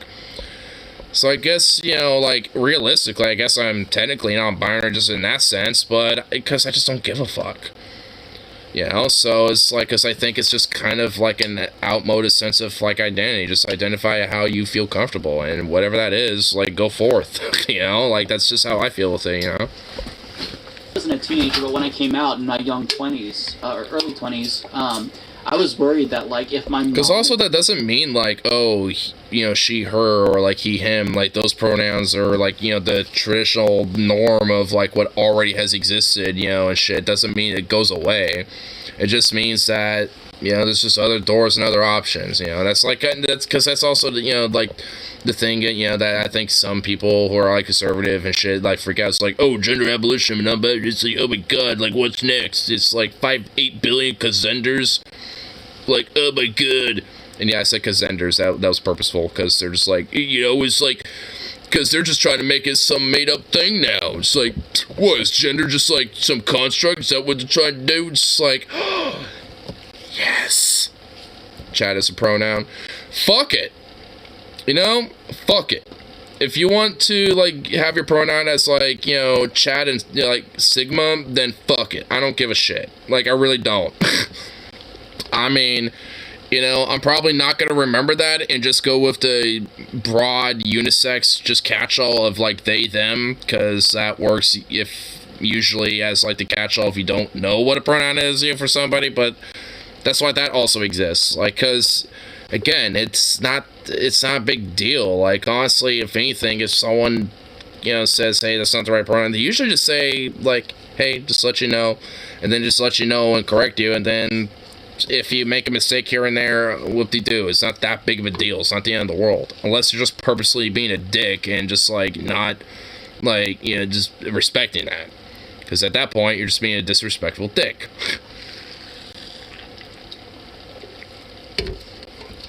And can go as far as being even a bigot. So, don't do that. But my dad rejected me that I let people go forth and just be how they are. Or something like that. Like, who cares? It ain't harming you. Be something that young people have to be concerned with. And I was a young adult at the time. I was in my early 20s. But this is a teenager who's sitting here worried, oh my god, is my mom going to go to jail? And then you think about how many kids are going to blame themselves. They, them. Sir, you're speaking to Chad. If their parents get into trouble, it's catastrophic. And Republicans, they know what they're doing. Like in the state of Arizona, with a ban on trans athletes in school sports, usually that just applies to trans girls. But NPR, I believe, did a study recently, and they found that a majority of the Republicans who sponsor these bills can't even cite a single example of a trans athlete causing problems in their school. So this... Yeah, because that doesn't happen. Like, trans people in sports, like, honestly, there's just, like, such a weird hyperbolic, like, made-up hysteria about that. Because they think, oh, you know, it's like, you know, ostensibly, you know, a lot of them and pretty much like all of them apparently perform just superior to, you know, the, you know, cis, you know, players and shit. And it's just like, I mean, one, not always, and two, like, I mean, unless there's, like, some serious, like, outright hoopla over that, which there ain't outside of the weird anti-trans chuckle fucks that already make that a hysterical fucking weird talking point anyway. Like, it's not that big of a deal. Like, no one really cares. I mean, it's just like one of those things. Like, I mean, why, why give a fuck? Like, oh, someone who used to be a man but now is a trans woman, partaking in women's sports, it's just like suddenly, like, winning everything. It's like, I mean, can you absolutely prove that? Oh, I guess you have stats. All right, and even so what? Like, who cares? And when that, it's just like, if anything, shouldn't just like most sports, or if anything, just like all sports have, just be unisex as far as, like, because as far as I'm concerned, shouldn't it just be based off of, like, how good you are and shit? Like, not based off of, like, oh, well, you're a woman, so you're in your own segregated league. Meh. It's like, shit, there are a lot of times in shit where, like, some women can outperform men, and obviously, especially considering, biological, sense of, like, men can be stronger in this and that, and bone destiny and everything else, like, where obviously, a lot of different sports with different shit, they can win way more than women, but it's just like, either way, just let it be based off of, like, how skilled and how good, fucking, player is when it comes to the sport and shit, because shit, there's like, I know there's at least like, at least in one college team, they had a woman on their team and shit, and she performed just as well as, like, the men in that sport. So it's just like, there's women who could perform just as well as dudes in these sports, and fuck it, who gives a shit? Let them perform. Let them play with, like the rest of the other players and shit, as far as I'm concerned. Because there's straight up are women out there who can compete with dudes, just as like an equal, and sometimes even as their betters. It's about, hey, they just want to attack this community because they think that there's some political advantage to be gained, and it's genuinely nauseating. In February, things changed drastically in Texas when Governor Greg Abbott directed the state's Child Protective Services Agency to investigate families who support their children's gender-affirming care for, quote, child abuse. Texas law requires every adult to report these families, from doctors to neighbors, or risk criminal penalties. Shit straight sounds so fucking Naziistic, dude. It's like, every citizen's obligation is basically to fucking report and identify anyone who happens to be gay or trans, specifically trans, and just, like, report them to the authorities. It's just like, what? You basically want them to have, like, a fucking armband with, like, the pink triangle on it, just to really, rub it in there, little fucking piece of shit. Greg Abbott. Dude, man, the fucking things I can say about Greg Abbott right about now. That fascist, fucking dog-faced pony soldier looking jack-footed motherfucker. I'm just trying to think of other stuff to say. Like, I mean, that's not exactly what I think. I mean, I got some really creative ways, creative things I can think of about that son of a bitch at this point. Same thing with Ronnie. Like that little... Man, goddamn, I really need... you know what? As soon as I get money in the bank, first thing I'm buying is a fucking harmonica. And you're just gonna find out one of these days that I have a harmonica, just because, when I get one of these modes where I'm just like, I'm just gonna just whip it out one of these days and just blast, some notes out of harmonica just out of nowhere. I'm not even gonna let you know when I get it. I'm gonna get one of these modes and just have it on standby, just blast that bitch. Ridiculous. I live in America and I'm having to make an escape. I need because I need another fucking way to just like express, the thoughts I have, that just at least, could at least be a little fun. To ask people if I can send my kid to go live with people, to put her somewhere safe until I can get there and get my life squared away, just in case I have to. Back to grindstone only break, unfortunately. Damn. Well, hopefully it's not... Hopefully the cold breeze doesn't, get too much in the building, in the workplace, so at least, stays relatively warm. What she have says a good one, I live in Rip. America and I'm having to make an escape plan. Don't ever let these Republicans tell you that they believe in freedom. because they do not believe in freedom. Well, they have a freedom to have an escape plan to get the fuck out, and that's what they got, I tell you what there, brother. I mean, though, for real, it's just like, oh, hey, yeah, land the free and shit. Oh, hey, you have to have an escape plan out of the place because, you know, your freedoms are being revoked. And, in fact, they're being criminalized on top of it, too. It's like, wow, so free. Yeah, I'm feeling the liberty just rushing through my veins as we speak. Alien, it's dystopian, it is fascistic, and dare I say even Naziistic? Well, I already did earlier, but I just to put it there again, because honestly, like, even the fucking, like, Gestapo would look at this and be like, oh, Greg Alberts, oh, yeah, please, like, the euphoria and the dopamine we're getting after this is too much. Oh, stop it. Oh, sick. Like, this is one of the lowest things that Republicans have ever done, to go after children. Like, attacking the LGBTQ plus community, collectively speaking. Even the Stasi would look at this and be like, God damn, bro, chill out. Is very evil. But they've been targeting children lately. That, like, to target the most innocent of our population, there's no coming back from that. Like, it's just pure evil.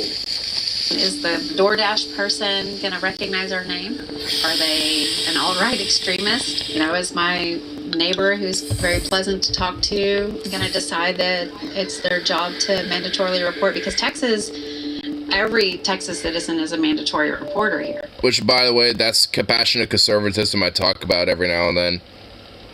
Because on the surface, I'm going to be a nice, pleasant little neighbor to talk with, and maybe even, bring you some potato salad for your barbecue, and tag along, and hang out with you for an hour or two. But behind your back, they're reporting you to the fucking feds. Or I guess in this case, it would be the fucking state. State of Texas. Like, that's compassionate conservatism in a fucking nutshell. On the surface, they'll bring you some potato salad and maybe, some fucking ambrosia salad and, some, like, extra rolls, for your little barbecue you're having at your fucking place. Be all pleasant and nice and hunky-dory. But then a day or two later, after they find out that one of your kids is trans and shit, they're gonna report you to the fucking cops and shit and make sure that you get fucking rooted out and fucking taken out in cuffs and fucking put in a jail cell. Because that's compassionate conservatism for you. On the surface, you're gonna be all compassionate and nice, and on the in behind your back, they're gonna either gossip about you at minimal, or fucking stab you in the back and make sure you go to fucking prison, at worst. Because that's what it is. What if they arrested Mom? What if they took me somewhere? What if they forced me to be somebody who I wasn't? What if these thoughts moving through my head? I was like, what if this happens? Should I do this? Should I jump out the window? And, like, Republicans want to make that... A kid should not be thinking that. Boy, they want to call her a boy's name. Force her to be who she doesn't want to be. Kids know. And because of that, she's... I mean, she's straight up having, like suicidal thoughts because of that. I mean, like, she just kind of, like, casually said that as just, like, what if? I mean, it's like, like, how old is she? Like, what, like, 10, 11 or something? At the oldest? Like, what? Like, no kid should be thinking that shit.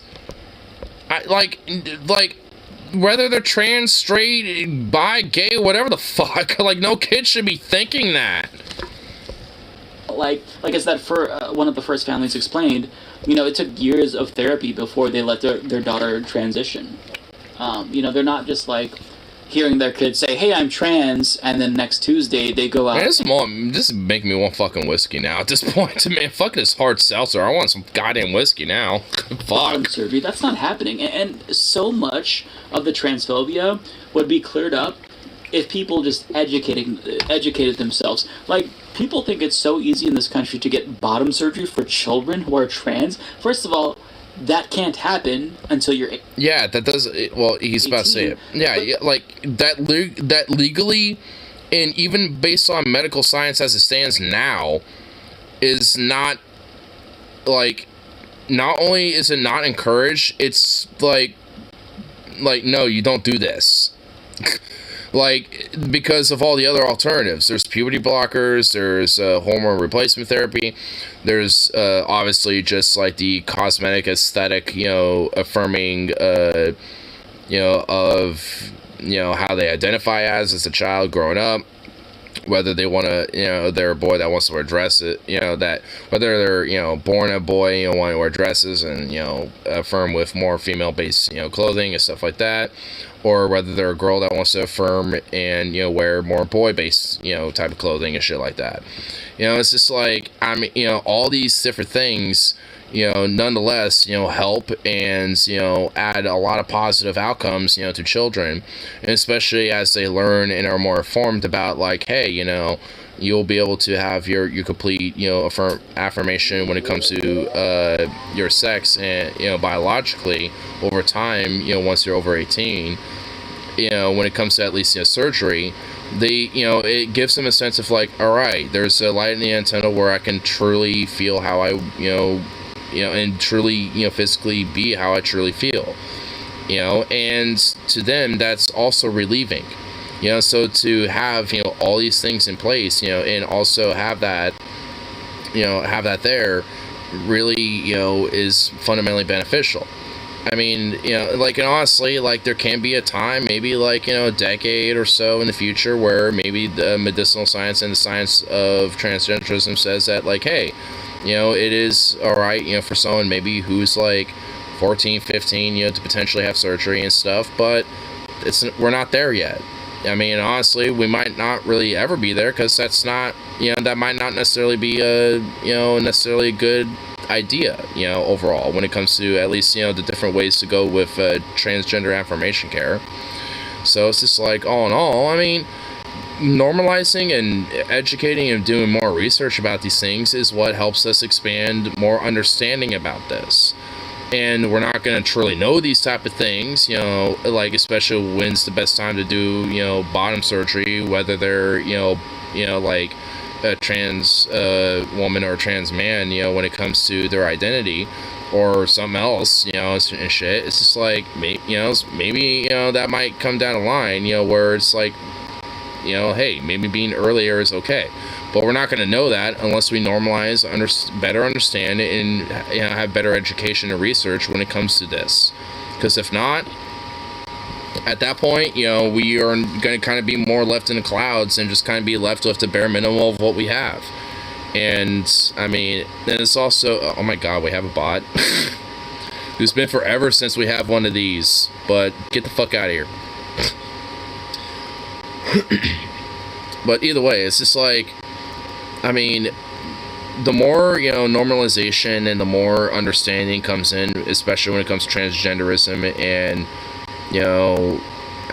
I guess for lack of better words, gender theory overall, like, the more, can be better when it comes to uplifting, children with how they identify as. Because, like, kids, whether they know it truly or not, they know how they feel. They know how they identify as, in a way. They might not have the understanding or the words or the vocabulary or the education on what that is, but, on a subconscious level, they know. I mean, that's, because like I said, that's why the whole understanding and education part of all this, is so important. Because it's also beneficial for the kids just as much as it is for the rest of society.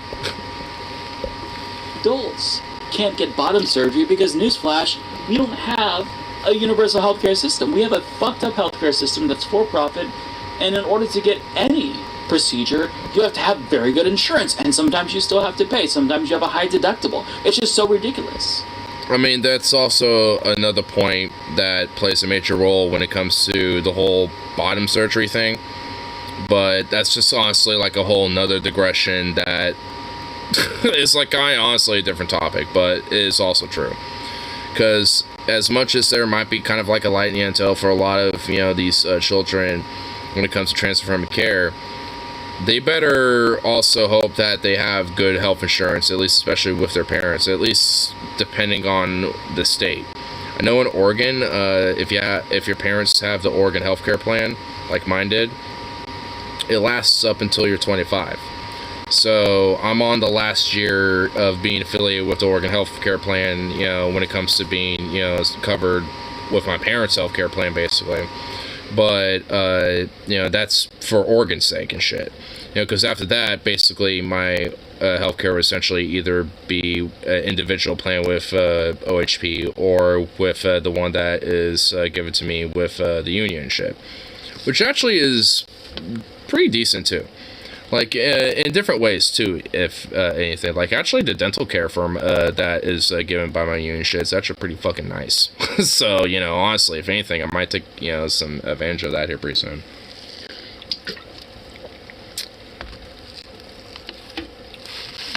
I may need to do a cleaning and actually a filling, too. I realize I got, like, a cavity way back here and shit. It doesn't hurt or anything, but I don't want that getting worse, you know what I mean? But that's just a digression, but anyway, nonetheless. Got that call from Lisa about CPS. I was in my office and I started crying. I closed the door. You know, it scared me. It's so sad. It scared me because I wasn't sure if we were going to lose Maya. I wasn't sure if something happened, you know, with us. I went straight. He's worried about losing his kid because he took his kid to the doctor, and the doctor said, this is the best thing to help your kid. And they demonstrably saw how transitioning helped their kid. And for taking the doctor's advice, he has to worry about losing his kid because Republicans thought it was a good idea to make this a wedge issue. I can't... An issue where these parents and the doctors on top of this as well, and even to an indirect degree, even fucking insurance providers, you know, criminally liable for quote-unquote child abuse. Even though the exact opposite is what would happen, where, you know, affirming these type of things actually leads to prosperity and better outcomes for the kid. And for the parents too, in a lot of ways, because they realize, like, oh shit, you know, like, and, you know, especially if they give a fuck about their child, like, you know, especially these parents do, then they'll be able to, you know, be like, hey, you know, you know, like, this is, you know, the best thing for my kid, and I'm here to support that, and there's a system in place, you know, that helps affirm, you know, like, the outcome for my child, you know, that is, you know, the best thing for them. And nonetheless, you know, it's fucked that, you know, not just, you know, the kids, but these parents also have to think, fuck, like, I mean, do I stay here and do what's, you know, not best for my kid, and if anything, harm them and abuse them because of this, or do I get the fuck out of here? And even in that sense, you know, as trauma, because these, you know, it's like these kids have their own little world and their own little lives going on, you know what I mean? Like, I mean, they have friends, they got, you know, affiliates and people they know, you know, when it comes to, like, you know, being at school, maybe going to the park and hanging out with, you know, some friends when they go to the park, you know, at it, like, you know, with their parents, and, you know, they hang out with some friends they make at the park because their parents, you know, show up at the same time or whatever the fuck, and they all, like, have a time where they all can play together and shit, like, and all this and that, like, all these different things, like, I mean, they have their own lives. I mean, like that other, with that trans boy earlier, the teenager, like, when he was saying, it's like, they have their own lives, they're their own individuals, and it's true. Like, I mean, shit, fuck, I mean, when I was, like, you know, up until I was, like, you know, 13 or some shit, I legit thought, like, fuck, like, you know, like, a lot of my world was basically just, like, you know, just like this random little thing that was just separate from the adult world. Like, I mean, there's like cartoons, shows, fucking movies, like all sorts of things based off of this. Like Codename Kid Next Door, fucking Ed and Eddie, like all sorts of shows, you know, were based off this whole premise. Where like there's a separate world where the kids, you know, are in comparison to the adults, and sometimes the adults aren't even fucking there. Like in Ed and Eddie, I think it was like, honestly, maybe like 1 or 2 times in that entire show where adults were even remotely like in the show, and if they were just like a third there because they were just like, you know, this outside figure, you know, and shit. Like they weren't like actually like a character. Like, I mean, there's a lot of shows like that because it is, you know, like its own little world. You know, and like, I mean, for the first 15 some years of a person's life, like, that is basically, like, its own life in its fucking self, if you think about it. I mean, shit, nowadays, like, you know, the years and time flies so fucking fast, I can't keep up. I mean, shit, I'm still, like, fucking realizing it's, like, you know, Christmas Eve's tomorrow. It's like, shit. It's like, slow down, you know? Like, fuck. But, like, back in the day, like, shit, it was, like, 2 days? Oh, fuck, hurry up, you know, if I was 8 or, you know, 9 or 10 or, you know, whatever the fuck. I was just like, man, that day can't come soon enough. Nowadays, it's like, slow the fuck down. Like, can time, like, take a chill pill? It's like, damn, you know? And that's its own separate, like, thing, too, you know? It's like, just, you know, but nonetheless, I mean, it just, like, shows that, like, it really is. Like, kids have their own little world going on. They have their own thoughts, their own ideas, and their own things going on. I mean, shit, I remember, like, one of my, non-biological, like, indirect step-cousins that I met in my, that I was talking with in Montana. We literally talked about, like, the multiverse theory and the universe. Like, we talked about, like, cosmic fucking theory shit. He was asking, he's like, do you believe there's a multiverse and stuff? Do you think there's multiple universes? I'm just like, and I also was taken aback by that. I was like, this is like a stoner question. Like, yo, like, what? You're like 9. What are you whoa. I was taken aback a little bit, honestly. I was like, you know, honestly, you know, there's a possibility. I mean, and I told him, you know, I mean, maybe, but, you know, it's like we don't even know that much about our own universe because of how big it is. So, you know, the idea that there might be multiple universes, you know, who knows? I mean, I just kind of told him that, basically, you know, as a rundown.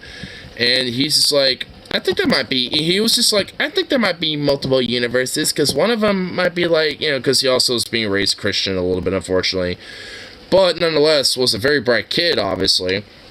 But he was like saying that he thought one of the multiverses was like heaven, basically. I'm just like, well, and I kind of told, you know, obviously, you know, just because he's a kid, I'm like, well, maybe.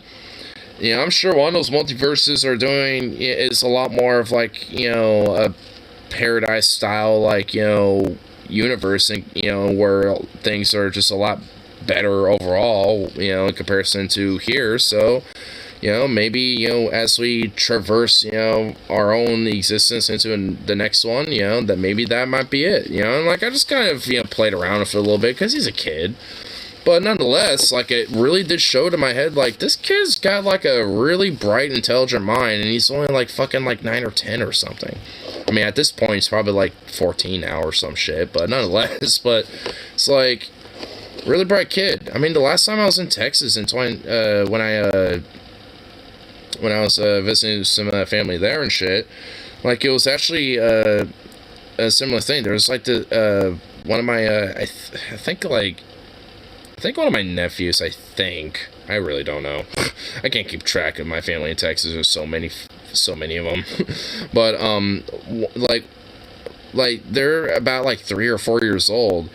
And this kid could straight up, like, speak straight up, like, sentences, like, as a 3-year-old. Walking around, solving little puzzles and all this other shit. And I'm just like, I mean, the puzzle thing is kind of, yeah, sure, one thing. But, like, he's not just solving, like, a little, like, square, you know, cube goes in square, you know, hole thing. He's solving, like, I mean, he would actually, like, you know, sit, you know, like, with my, one of my, aunts and just literally be there with a crossword puzzle, helping her out and literally solving some of them, and, like, straight up, and I'm just like, this kid's, like, 3 or 4 years old, what the fuck?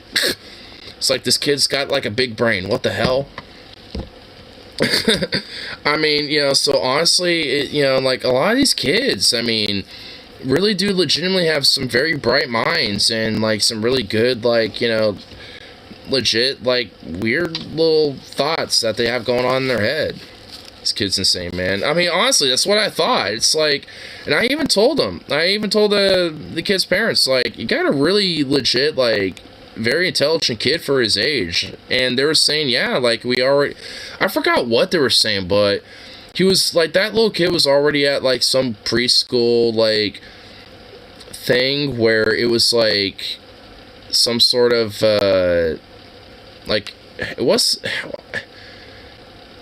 you know, like, in one of those, like, little spelling bee, like, test things. It's not like a spelling bee thing, but, you know, like, where it's also that, but, like, math, you know, like, little basic-ass math and stuff like one of those things where it's like, hey, how, like, if you have, like, a exceptionally, like, smart kid, like, you can kind of, you know, send them into, like, a little program where, you know, they might be able to kind of bump up a little bit, like, a grade or two type of thing.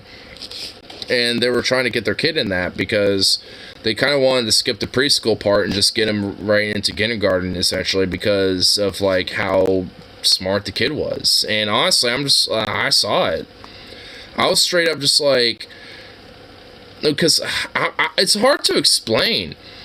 I mean, because it's just like this little kid straight up, like, you know, I mean, obviously doesn't know much, you know, it's still, it's like 3 or 4, right? But, like, nonetheless, was still knew a lot of shit for his age. And I was just like, what the fuck? It's like, shit, I didn't know, like, I wasn't that smart when I was 3, like, I was, like, a little donder-headed fucking, like, you know, still fucking, like, barely able to walk at 3, like, what the fuck? Like, I wasn't even talking until I was, like, 5, like, and this kid is, like, speaking, like, fucking, like, fluent-ass, like, little sentences and shit. The little kid, you'll bow before me one day. And then he just walks away. Dude, I swear to God, if that kid did that to me, I would just be like, alright, if this kid becomes a dictator of America, I'm just accepting it. I'll just accept it. Hey, at least I would have, like, a little bit of that bloodline being like, hey, I'm related, right? You can keep me around. Considering how smart the kid is, like, I'd feel like, you know, that kid probably will not grow up to be a weird Christian far-right thunderhead either. That kid, I mean, that kid was legit, like, too smart for their own good, like, legitimately. Definitely, you know, too smart for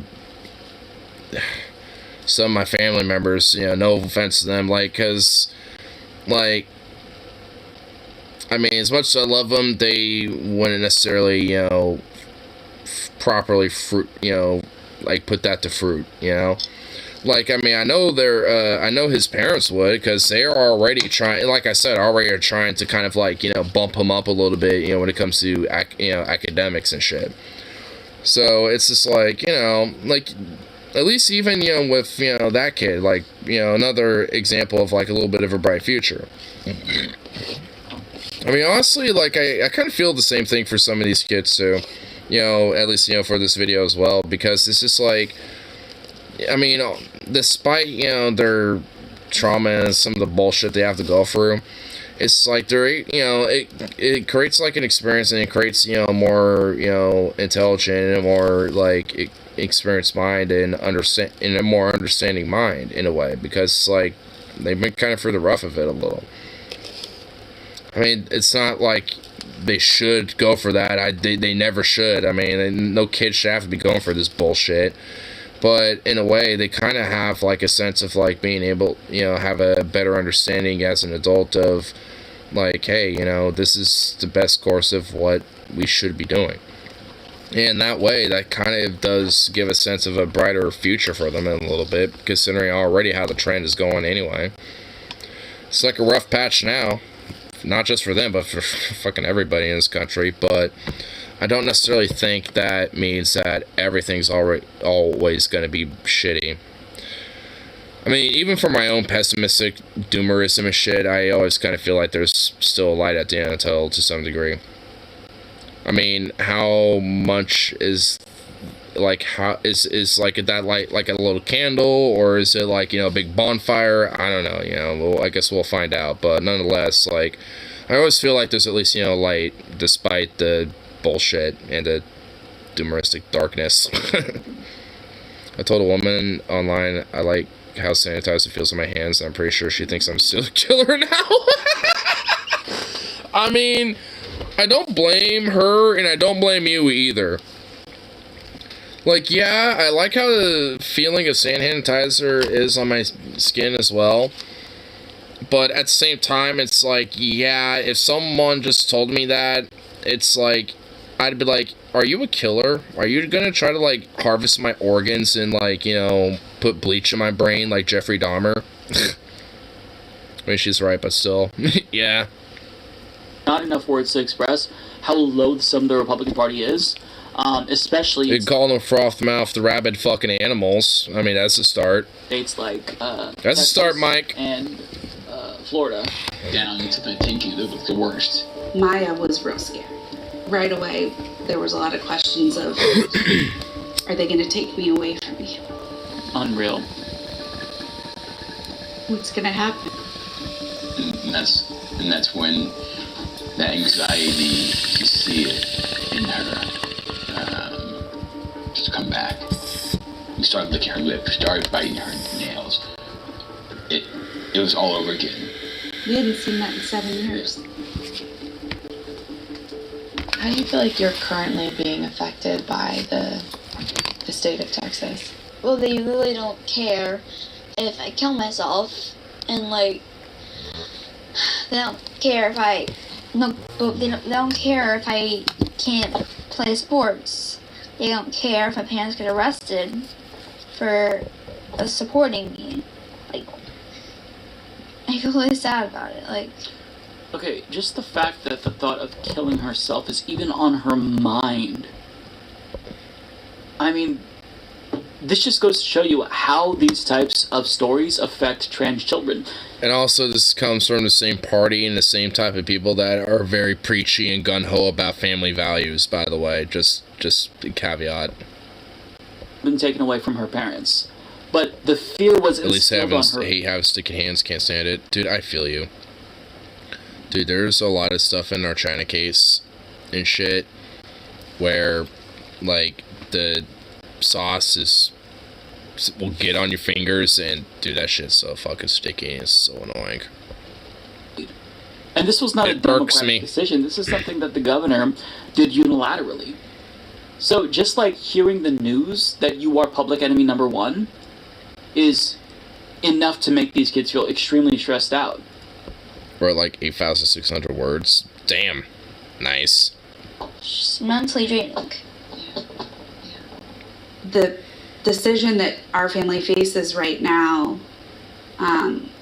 is one that no family should have to consider. We shouldn't have to feel that we're being pushed out of the state we live in. We are now at a point where if things don't change, we will probably have to leave this state. Florida, Texas, and Arizona mirror and mimic each other. So watching what was happening in Texas was terrifying. Oh my God. Oh my God. We have all of our family and friends here. We have a beautiful community that we are a part of. Daniel would lose more than he would gain if we left this state. Well, no shit. Because like I was saying earlier with my little ramble earlier and stuff with like, you know, like how kids kind of and teenagers, you know, and shit like have their own little world going on. I mean, this is kind of a part of it. Like, they would lose a lot more, you know, with their parents having to leave and shit for their own safety, too. You know, where they would lose more than they would gain because they would have to basically start from scratch again. I mean, there's always, like, you know, these stories about, like, oh, you know, my parents or, you know, for whatever reason, you know, like, have, you know, different shit go on, whether it's a divorce or this or whatever fucking reason, you know, and they have to move, you know, with either one parent or both of them, and they have to start from scratch when it comes to making friends, you know, having, like, a little community again, having, like, you know, other adults, you know, in their life, you know, outside of just their parents and shit that, you know, they can kind of look up to and shit. Like, I mean, like, all that is, like, right from the fucking beginning, and it's a lot harder to rebuild in comparison to shit that you literally grew up with. And, like, you know, we're just basically born and raised to, and, you know, with the occasional, like, you know, family friend, you know, being added to the mix, or maybe a family member you haven't seen yet added to the mix, or a friend you make at school or some shit.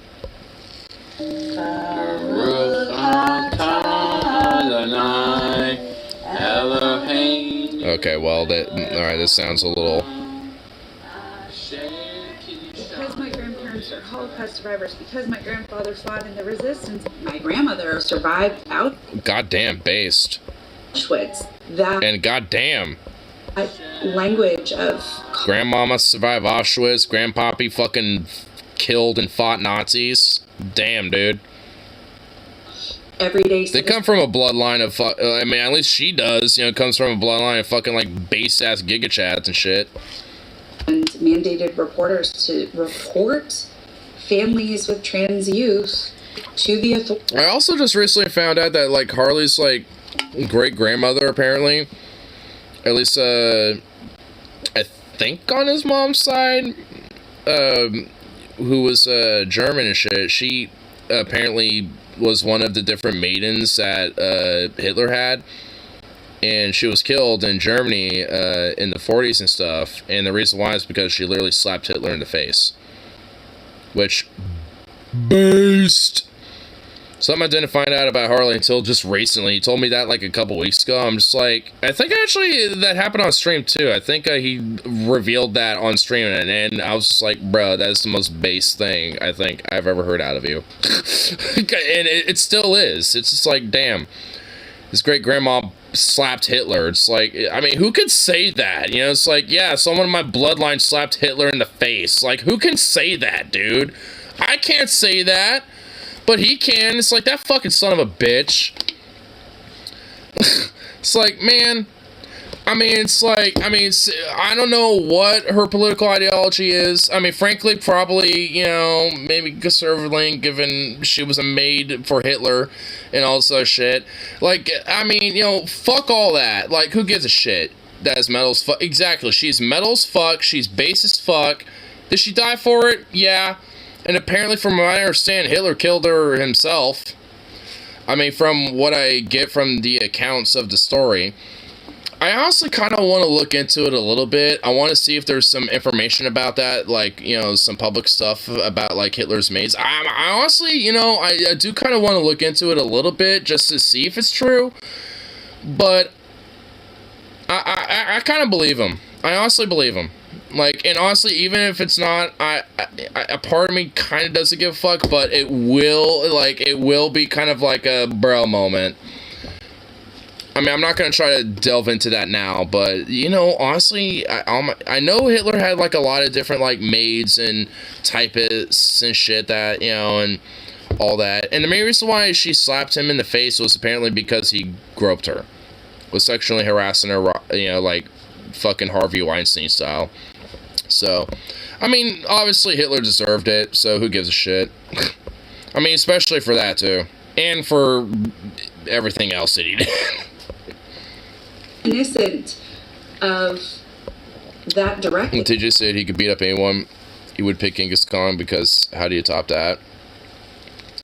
I mean, true. Because that dude literally, like, placed his seed in so many people.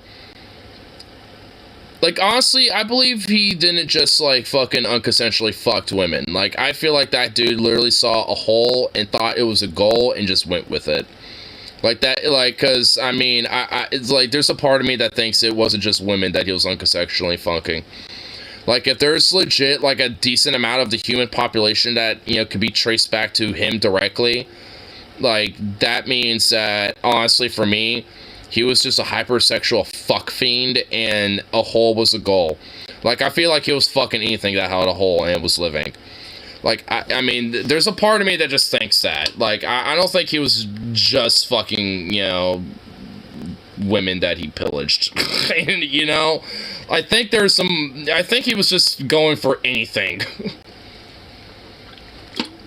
I think he was just straight up a fuck fiend. On top of being a literal warlord king.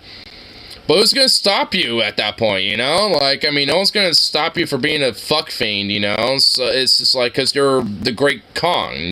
That's literally what Genghis Khan means, is Great King, Great Khan. Like, and so it's just like, who's gonna stop you, you know? It's like, nobody. Like, you're known as, like, you know, the Great Khan, like, made like the biggest empire in like the quickest amount of time that has, you know, lasted, maybe not the longest out of, you know, others, but it lasted for a pretty decent amount of time. So it's just like, I mean, he held it for a while, he died, and then it kind of collapsed, but nonetheless, I mean, I don't think there was anybody that did that. I know there's like a Mongolian like leader in when Stalin was in power during like the 30s that slapped Stalin because he was frustrated with Stalin's like stubbornness, and he just slapped him. And because of that, Stalin secretly you know, co-opted, like, you know, established this little scheme to just kill him. And when he was in Moscow, they were like, hey, you know, you're invited to like this little like dinner with other governors and this and that, and blah blah blah blah blah. And he's like, okay, I'll show up. And that's when he got arrested, tortured, and then killed. So, and also I forgot his name right off the top of my head, but he's actually kind of a Chad. The dude actually helped kind of modernize and help uplift a lot of Mongolia when he was a leader under it. It was during the 30s, if I remember, I'm pretty sure the 30s, either that or the late 20s, early 30s, somewhere around that time. They said he was, even if it was some rich guy looking down on him, he would still be like, oh yeah, well, I beat up Genghis Khan. Well, like, if that's the case, then I don't know about that. I mean, TJ now, maybe. Because Khan would be, like, you know, or Temujin was his real name. But, like, if Temujin was, like, on foot and didn't have his bow and only had, like, a sword or some shit like that, or, like, an axe or something, and TJ was there, like, I mean, that would be a lot more of a harder fight. But if, you know, Temujin, you know, or, you know, Genghis Khan, you know, had a bow and had a horse, then TJ's just dead. TJ's done. Like, if Genghis Khan had all the equipment he needed and TJ had just TJ, then TJ's just done. He's just done. Unless somehow he dodges those fucking arrows and fucking, like, can, like, get up next to, like, the horse, you know, as it's running past him, and, like, grab his leg and just, like, throw him off or something. Like, there is no way he's gonna win against Genghis.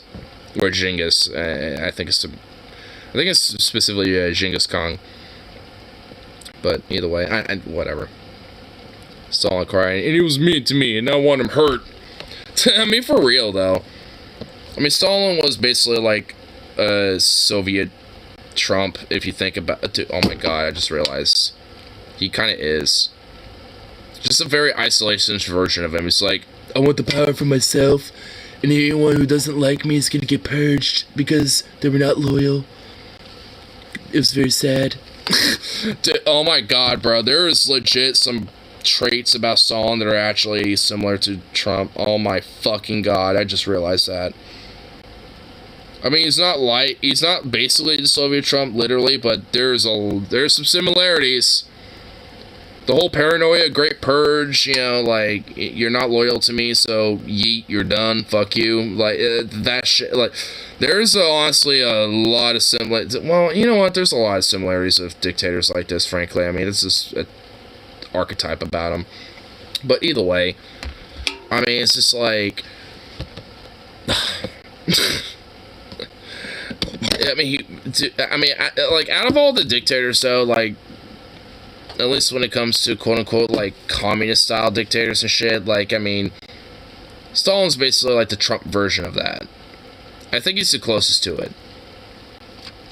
I mean, maybe Pol Pot, but that motherfucker was just insane. That guy was just literally insane. He literally thought that, like, people who wore glasses was, like, were just like Western like capitalists like enablers and had them killed and shit because of that. And also because he thought them as more smarter than he was, so he didn't like that either, so he was an insecure little bitch himself. But that was just like one of the reasons, you know, as to why like a lot of people in Cambodia just kind of like disappeared as skulls and a pile of those just around. Because, you know, that's always some good shit. I'll boot up my Pokemon Emerald save. I don't remember what I was doing. Well, you gotta love those saves. Huh, there's a save from like 5 years ago. Huh, I don't know what the fuck I was doing. Oh, I wonder what I was doing here. Weird.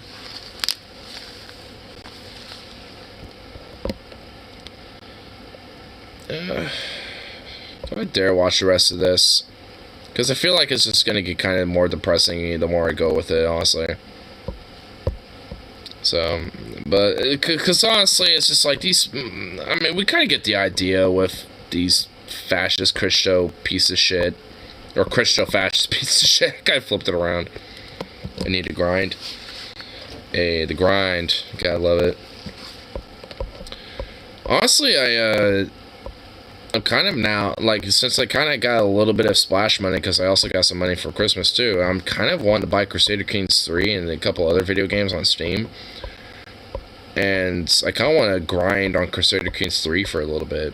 Honestly, we might, like, I mean, I might try to do a potato camera version of, like, you know, gameplay of Crusader Kings 3, because I want to try to, like, have like you know, Ignar as like, you know, some sort of like Icelandic or Norwegian like, you know, lord that eventually like establishes like some sort of like Viking empire or some shit.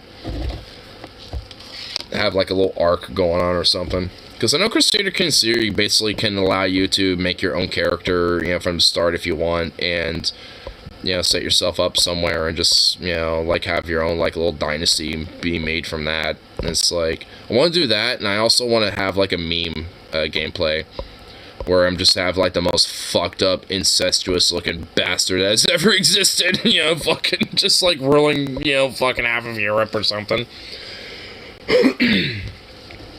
Like, I definitely will have, you know, some fun with it for sure, you know. I have like a serious gameplay and some funny meme gameplay for sure. Because, I mean, you gotta at least have, like, you know, a little memeage. Because I've seen some meme gameplay of Crusader Kings 3, and oh my god. The character creation, especially when it comes to how your character looks physically, it gets really... so bad it's good. So, Joffrey. Yeah, basically. You know what, hold on, let me just see, like, because I know Paul did some Crusader Kings 3 gameplay, but here, let me just show you, like, some Crusader Kings,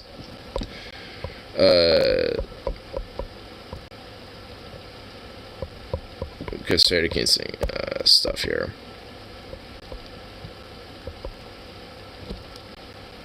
Let's see.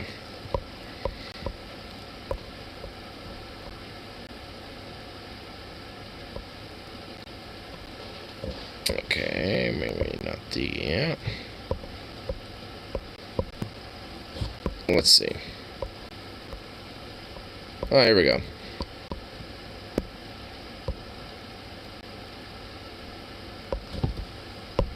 But yeah.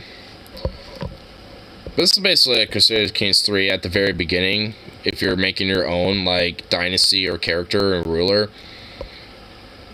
Like, this is at least kind of being more serious with it, not being memey with it. But you can also have, like, educational traits and different skills and stuff like that.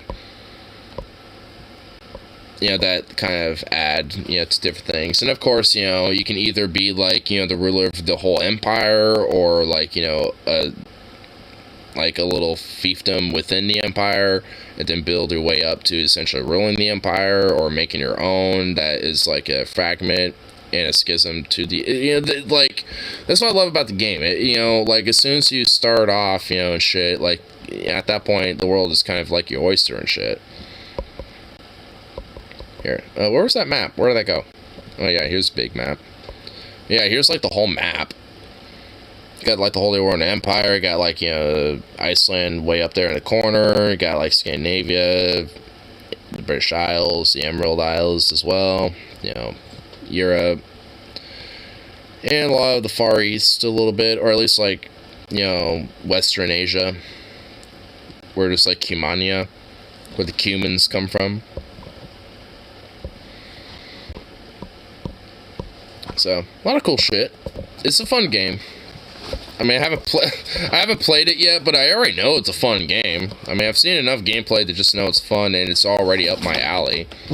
Can you be careful? Damn dog. But, yeah, but like I said, it's pretty much like a game that's already up my alley, so I already know it's fun, so I already know it's a game I'm going to like. And I've played Crusader Kings 2, and honestly, it looks like a more standardized, like, more, like, sophisticated yet simplistic version of that game that has added, like, other elements of, like, Europa Universalis 4, where you can, at least if you have the DLC, to where you can make your own, like, little empire or your own little nation with, like, the character customization elements and stuff like that. Like, it kind of added, like, a little bit of a blend, you know, of just, like, different games they already have. Like, with Hearts of Iron, Stellaris, you know, Universalis, and all this other shit. Like, they kind of basically blended it all into that, which is just awesome. I love it. I also want to get Victoria 3 eventually. Because I know that would definitely be very fun. Because Victoria 2 is pretty fun, but is extremely complicated. Like, it has a big ass learning curve to it that I'm still trying to figure out. I still don't even get, like, the technology tree and the manufacturing and other shit, and it's just like, oh my fucking god, what the fuck? This is like, Jesus Christ. It's like, can we, like, make that simple? Which I'm assuming Victoria 3 does that. Which I'm glad, because, like I said, I want to get that game. From my understanding, like, the very, like, initial release, like... Can you shut up? Anyway, from my understanding, like, the initial release of the game basically, like, had, like, because once your nation essentially kind of discovered the communist ethos as an ideology, would basically be overpowered as fuck. So essentially having like a communist utopia, you know, for a nation that you're playing in Victoria 3 could basically be like a cakewalk. And and honestly, that caused such an uproar with some of the like Paradox Interactive, like, you know, gaming community, mainly with the ones that especially love Victoria series and shit. We're just like, why is, like, capitalism, like, a hard idea and ethos, you know, to support in this game, but communism's, like, utopia cakewalk bullshit? What the fuck? And honestly, it's just because, like, the game is, like, Paradox Interactive is known for this. Like, they don't always, like, you know, release the game in full. They release it as basically what you would consider, like, you know, the beta release, you know? And then they would add DLCs, and thus, you know, and usually updates leading up to the DLCs, and that would slowly add stuff. But then they'll have DLCs where they would, with the patches that come with it, add content to it. But to really have the actual, like, content, you know, for the game and shit, you would have to actually get the DLC for it.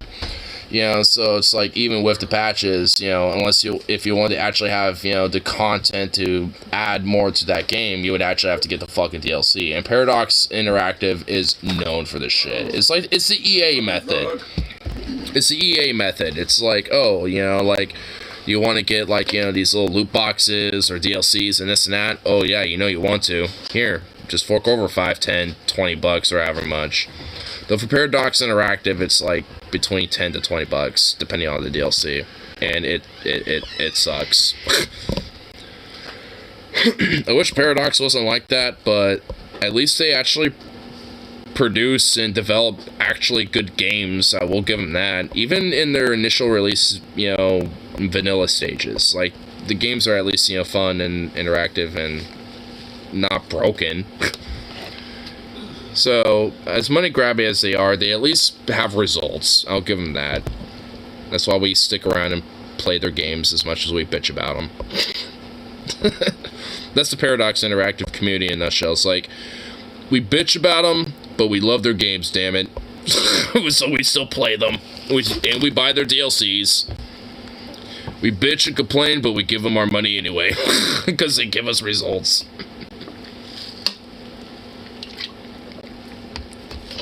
Unlike, you know, that's more of that I could say with EA or any other fucking gaming development company. I'll give them that. At least when it comes to their extortion tactics. Again, still annoying. I only take advantage of that shit when they have that on sale on Steam. That's the only time I'll usually buy their DLCs anyway.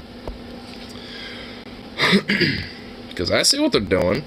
That's why I usually wait before I buy games when they're released. Because I know what these gaming developing companies do. I know what these corporations do and shit. I know what they're capable of. So I just wait for it to where it's actually the more proper, reasonable price, and just wait for it to be on sale when it's on like Labor Day or Christmas or, you know, Thanksgiving or whatever fucking random little sale they want to do. You know, it's like, you know, it's like some people just pull the trigger too hard. You know, it's like getting punched in the mouth with a face, punched in the face with a shard of glass in your mouth. It really is. I mean, because the fucked up thing is, there are some games from EA that are honestly kind of fun. Like the Battlefield series, I mean, I think, I still like that series. I mean, Battlefront, you know, like, I like that. I mean, there's some games by EA that are on, like, they produce results too, in a way. Like, their games are good. I mean, at least some of them. At least, you know, they're more bigger name franchise games and shit. Or at least the ones they bought. But, I mean, nonetheless, like, they are probably one of the most notorious about it. They literally are probably, I think, outside of Blizzard, probably the most notorious when it comes to their, like, extortionist, like, money grabby, cash grab shit when it comes to their games and not building a proper, you know, developed game. Because, I mean, and honestly, the thing about Rockstar, too, at least, you know, to add them to the mix a little, as much as they at least produce results and produce, like, fucking phenomenal games, you know, overall, like, the problem with them, at least, is actually kind of the opposite when it comes to, their issues with, like, you know, when it comes to this type of corrupt shit. Like, because for them, it's just basically, like, overworking their employees, you know, to shit. Well, EA is basically doing that and providing kind of shitty games and then slowly but surely patching those up over time. Because, you know, that and totally makes, you know, for a loyal fan base to a game. It's why basically after Battlefield 5, people got turned off, you know, to that series and shit, because before the game was even released, like, people were fucking on it because of how they released it, and for good reason, frankly, because even I thought it was ridiculous. That dog ain't laying anywhere else. But nonetheless, this is just like, I mean, while I guess, like, you know, they eventually were able to redeem themselves initially with Battlefield 5, like, even that game, it fell off. And they purposely did that, too. And that's the fuck thing. It's like, after the Pacific, you know, Theater release and then updating and patching that over time and shit, they're just like, never done. It's like, you're leaving out so much. Like, what the fuck? At the very minimal, they could have done, like, a Western European theater, because now they had, like, the American side of things, of that, you know, faction now there, and the British faction, too. I mean, shit, they could have had, like, you know, a blend of that as well, you know, as, like, you know, one team, but just, like, you know, randomized, you know, cosmetic, you know, aesthetics, depending on, you know, how the game or the matchmaking, you know, system, you know, set it up for you or whatever, where, you know, like, some squads are, you know, American squads and some squads are British squads or some shit, you know. It's like there could have been some maps like that or something. They could have had, like, a map in Normandy or fucking, like, Paris or fucking, like, the Elbe River where, you know, they had, like, you know, American forces and Germans, you know, or the Bulge even, you know, like, something, fuck, you know? They could have done, like, one more little update, even if it wasn't, like, an Eastern Front, you know, thing. They could have done, like, you know, at least a Western Front, you know, more expansive with Americans on, you know, with some maps, you know, for them, too, at the very least.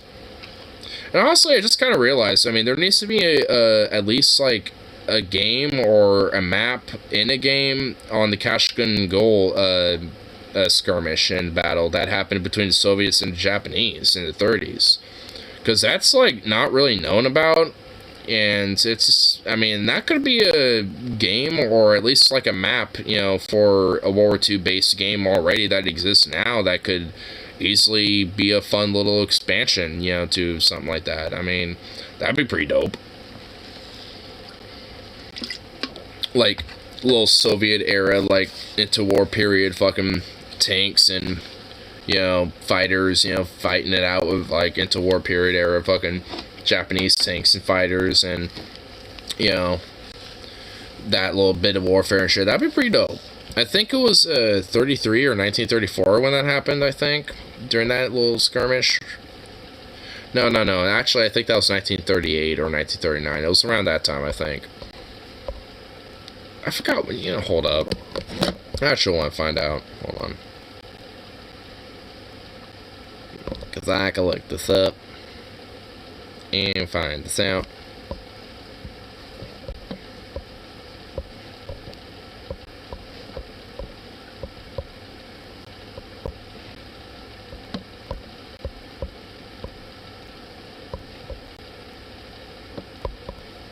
Let's see.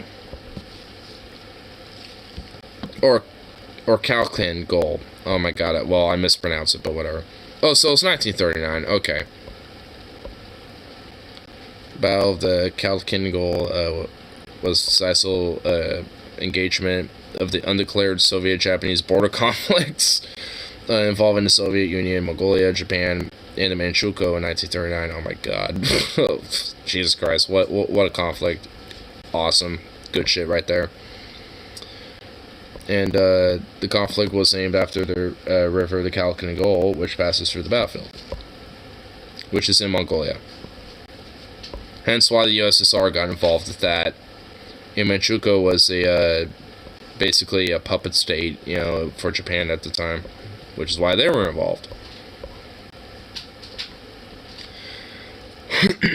So, good shit. Awesome stuff. I'm being very sarcastic, by the way. But, you know, hold on. Let me see how... Jesus Christ. There's so much shit used. What the fuck? So, on the Japanese side, it's like 20 to 30,000 troops, 73 tanks, 19 tankettes, 400 aircraft, about 200 to 300 artillery, 1,000 trucks, about 2,708 horses. And the Soviet side and the Mongolian side was about 61 to 73,000 or 74,000 about approximate troops, 400 or about like 500 to 550 tanks. Jeez, way more tanks. 485 to 450 armored cars and 900 aircraft, and about 500 to 684 artillery, so just like double the artillery. 4,000 trucks, just way more. And 1,921 horses and camels? Camels? Mongols only. Wait, so the Mongolian side, at least, you know, Mongolian divisions had camels? Awesome. Dope. That's cool. Oh my god. Casualties and losses. Oh my god. It's so long. Oh my Jesus Christ. This list is huge. Do you know the horrifying World War I game trenches?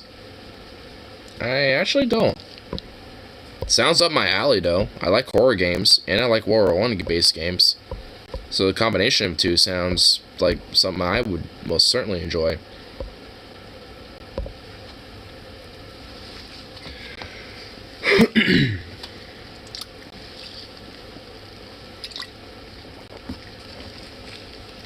Rockstar employees. We like to see our families. Don't be greedy. All you had was over 10 minutes of them last year. What, you want to spend another 10 minutes of them this year? You have to earn those with another 8 years of working for us non-stop. Because we're a Rockstar. Well, you can play it now.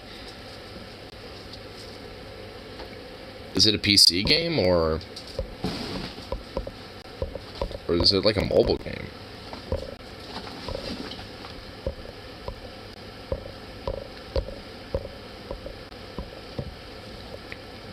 I think that came out last year.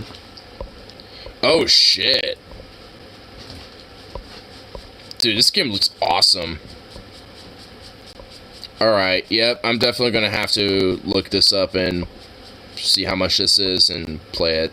Because this game, just the thumbnails from these videos that I just looked up, like, this shit, like, looks fucking epic, dude. This looks right up my fucking alley. Dude, hell yeah, dude. Yeah, that's up my alley. That is... Yep, I think I'm gonna have to check that out.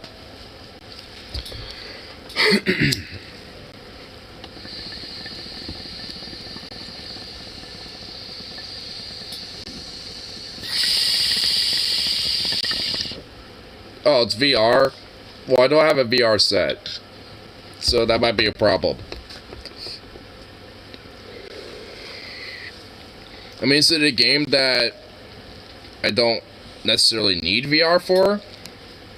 Because I know there are games that are VR compatible, but aren't necessarily VR, you know, from the base of it, because you can play it without the VR. Because if it's one of those games, and a VR game, okay, so it's VR compatible as well. Okay, so I can still play it. Okay, cool. Dude, that shit would be more insane on VR, bro. Like Alien Isolation shit, dude. Dude, I don't know if I would be able to play that on VR.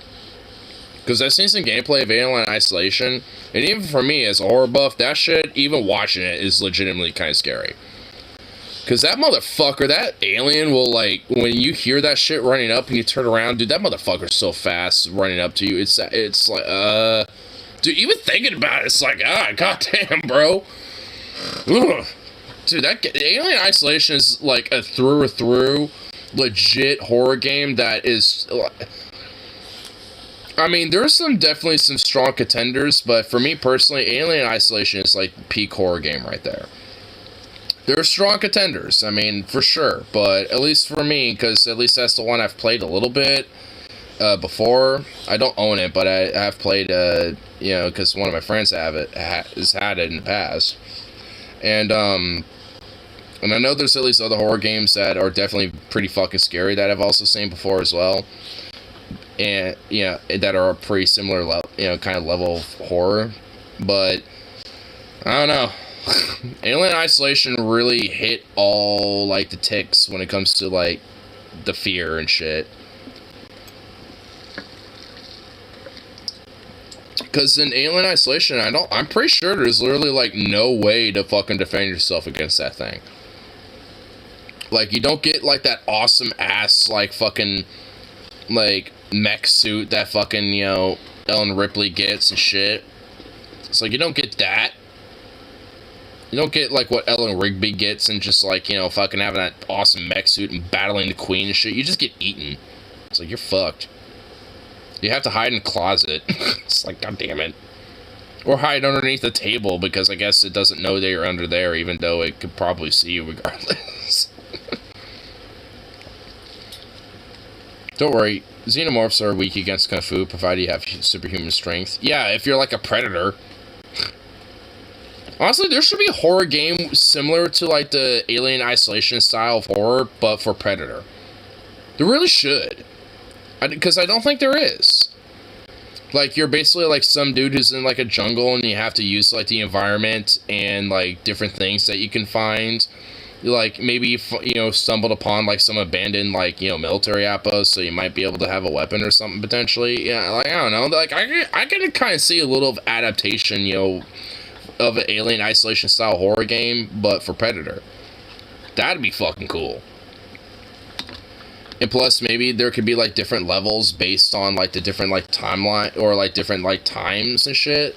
Because I know with Prey, that takes place more in like kind of colonial area with like where indigenous Americans are still very predominant within North America and shit.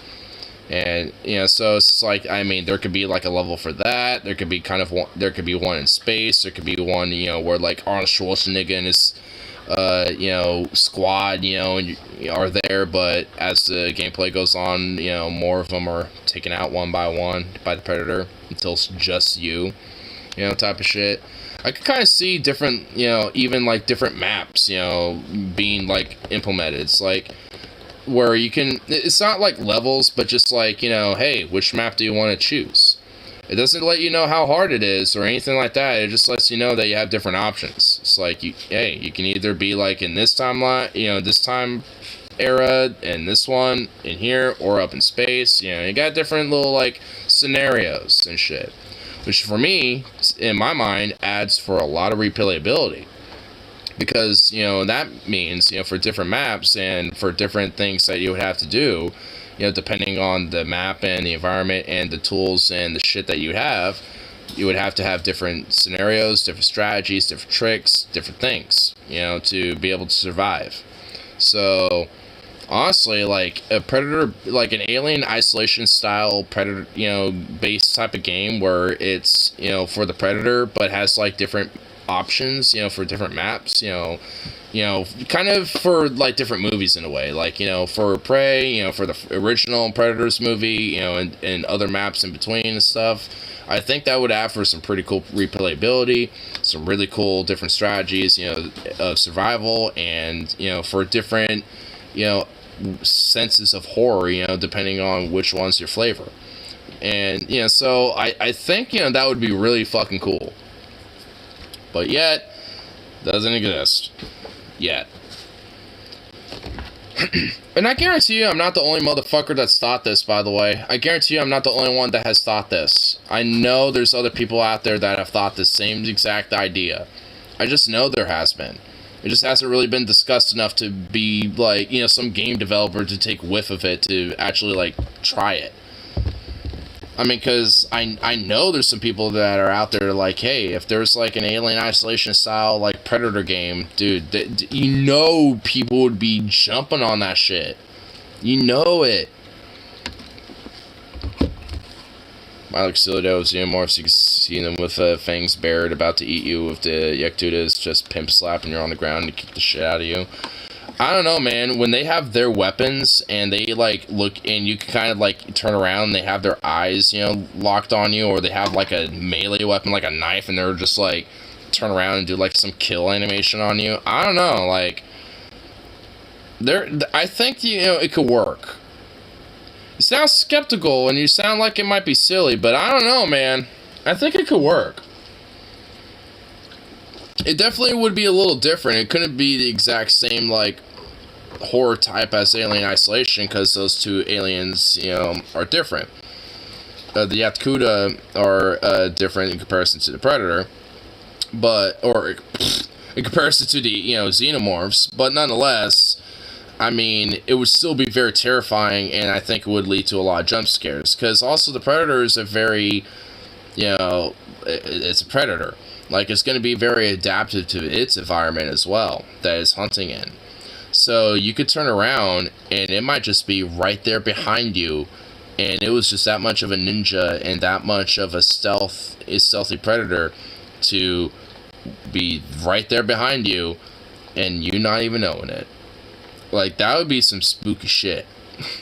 Like, that would be a jump scare in itself. I mean, I don't know. I mean, it's like... Especially if that shit was VR compatible, where you're just kind of looking around on a swivel, and then you decide to turn around, and that motherfucker's just right there. Dude, that would be... that would be scary, bro. Like, it's not that, like, dum, dum, dum, dum, dum, dum. You know, it's not like that shit where that, you know, xenomorph is running and you know it's there and you're just like, oh fuck, start running, you know. It's like, it ain't that shit. It's just like, it ain't even there. It's like, you don't even realize it's there until you turn around and it's like, oh fuck. You know what would be terrifying? You turn and it's one full armor except no pants. Now imagine that, but we've just said. Okay, well, that would jump scare me, but I think, you know, realizing what I just saw, that would, like, also make me want to laugh. But I also be like... That would give me mixed emotions. I would legitimately have mixed emotions because of that. I'm not even kidding. I would feel really mixed about that, you know, experience, honestly. You know what? Just for extra fun, you know, make the game mod compatible. So then you have fucking players that will do mods like that. Predator in every sense of the word! Oh my god! A predator in every sense of the word! I didn't even think about that! Oh my god, you're right! Oh no! Oh no! What the fuck? God damn it, son of a bitch. Fuck. Oh man, I can't laugh too hard. I actually gotta go spring a leak, and you might make me do that preemptively. Fuck. I can't laugh too hard right now, son of a bitch. Hold on, I'll be... In fucking VR, I'm noping the fuck out. Dude, I would too. God damn, I would too. I mean, I guess I am literally too as well really quick, but at least I will be right back this time. Unlike Dad, who would return with the milk, but didn't do that 20 years ago.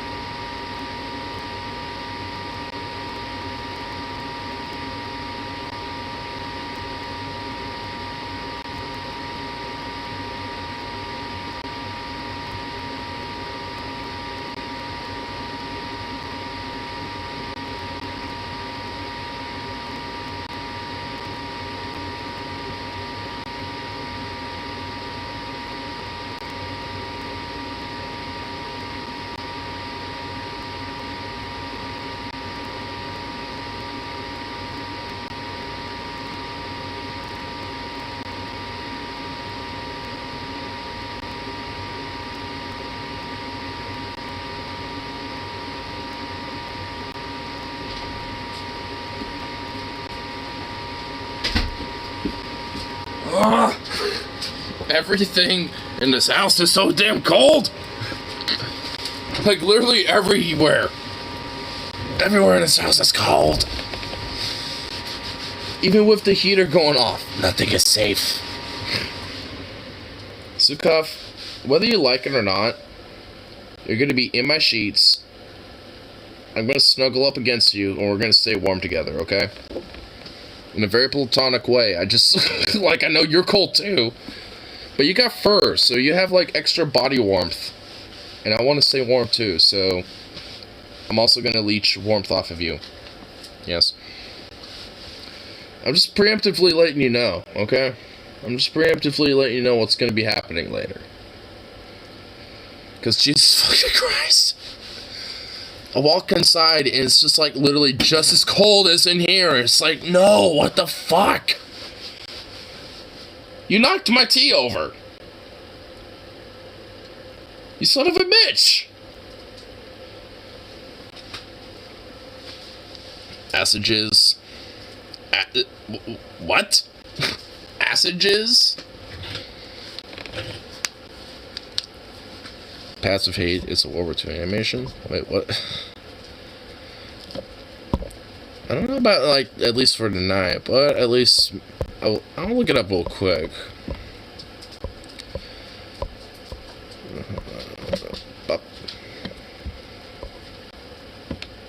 The fuck?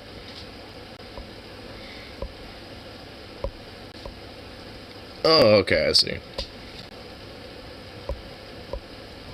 My message before I asked context. Oh. Now where were we? Oh, yes. Rape aliens. Now which of the two would be worse? Passages. Oh, okay. That does add at least some more context to it. And yes, that would probably be worse. But let's see what this is. The thumbnail kind of made me like, what the fuck? But here, I'll just make sure it's on my little watch history and then put it on my watch later. Because I don't know if I'll be able to be comfortable enough to check it. Because I'm like, ugh. It's not even because I'm in here either. It's just literally the entire house is just cold as shit. And I walked through all of it, and now my body's all like, you walked through cold, and that pierced you, and now you're cold now. And it's like, I was stationary, so my body warmth, like, irradiated, and it had, like, a little bubble. But now I'm just like, I've disrupted that bubble, and now I no longer have that bubble of warmth. Boob, can I help you? You do not want to go outside, and you do not want to be, like, dealing with any of my bullshit. Do you want the rest of these meats? Is that what's going on here? Why don't cartoon animals wear pants? I don't know. I mean, you can't say that it's... I mean, you can't say that it's because they have tails, because, well, hey, us furries have made a logic, you know, that works for that. Like, you know how there's, like, a button for the front of your pants? Well, there's, like, a little button that loops on the top of the tail. So, if you wear pants, you know, you could wear those and then have that around your tail. Or, you just lift it up and then it just, like, nestles, like, right between the tail and the booty. You know what I mean? So, it's just like... I mean, there's a logic to where pants can work on a cartoon animal or anthropomorphic being. There's at least two different options.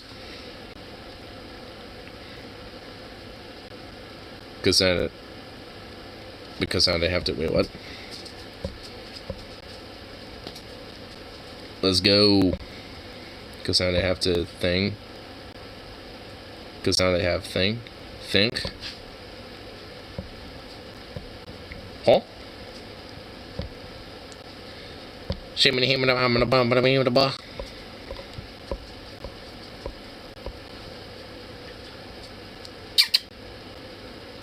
Jesus, you flipped your head so quick. What, you think you're gonna get another one? Another little hunk of meat?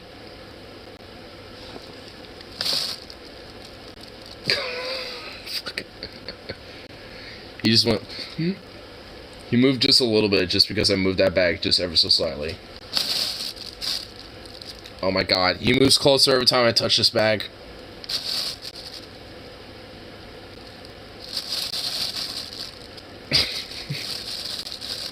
This little freak. Oh my god! I look away for 1 second and he's over here. Like a shark. What the hell?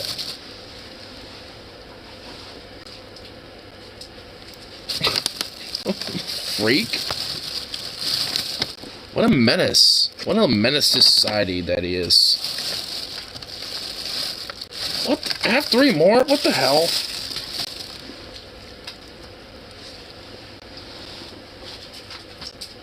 You were supposed to catch that, you Fruit Loop. That was well within, like, grabbing with your jaw business there, sir.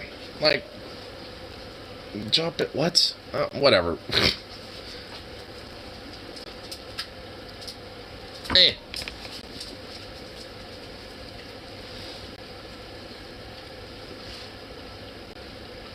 Fucking savage. What a psychopath.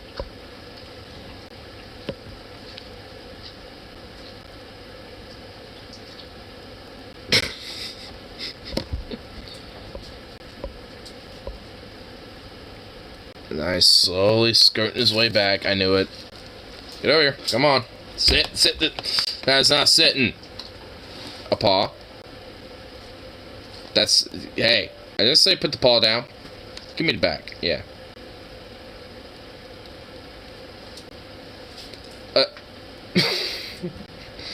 Keep it there. Keep the paw there. I didn't say let it go. Now, up. Alright, good boy. Send Discord thing. What, you can send it over here? Wait, was it? Accurate. Growing up with siblings. I'm sorry. You're fine, you're fine. Please don't tell Mom. Wait, what the fuck?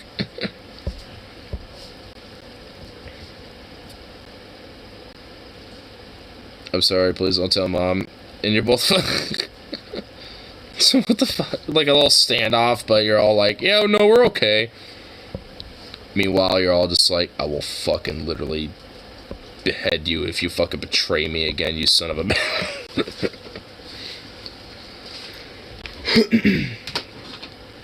Honestly, that really do kind of how it be like sometimes.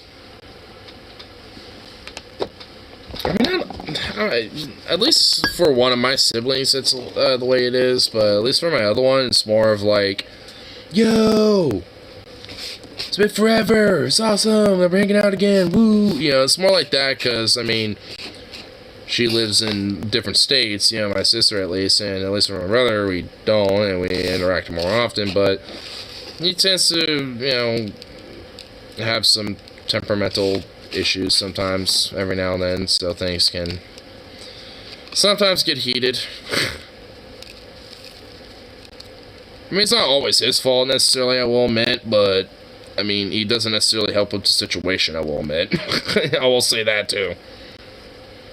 There's always a moment, no matter how mad you are at each other, when some shit happens and you need to ally to avoid an ass whooping. Or a scolding, or a lecturing, or, yeah, honestly. I mean, there is kind of a sense of, like, you know, the whole family blood thing, where there's some merit to it, regardless of whatever the feelings are and shit. When you want to watch past 8, I'll probably do it next stream. Like I said, I have it on my little watch later and my little, like, watch history thing now at this point, so I'll definitely at least, you know, check it out for next stream. I mean, shit, if you just kind of, you know, remind me about it, I'm just like, oh yeah, let's check it out. But I'm actually almost at the 420 mark in stream, so if anything, you know, I was probably about to wrap it up yet, but at least, you know, something to check out. And besides, like, tomorrow's Christmas. Well, okay, it's not Christmas Eve, but it's the eve of the eve, but, you know, I think we'll have at least, you know, watching, you know, a couple little fun things, you know, for the holidays and stuff, you know, for the eve at least. And Christmas, too, because I'm at least off Christmas Day. Because I stars closed that day. Yay! I don't have to work. Sweet. And from my understanding, we also get paid for that day anyway because it's a federal holiday. So, double yay! Awesome! So that's always good shit.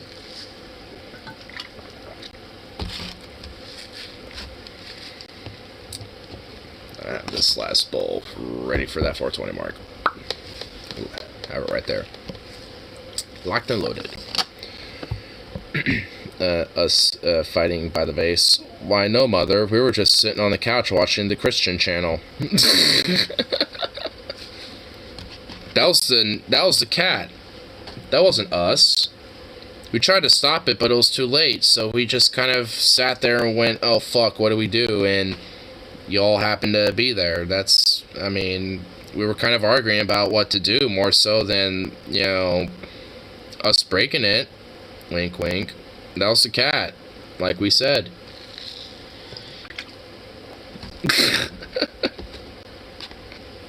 I'm kind of glad that at least when it came to my siblings, they were basically like a lifetime older than me, essentially, especially for my age.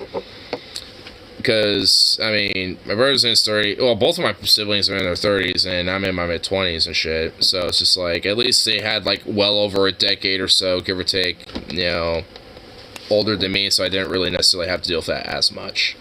I still had to, but not as much.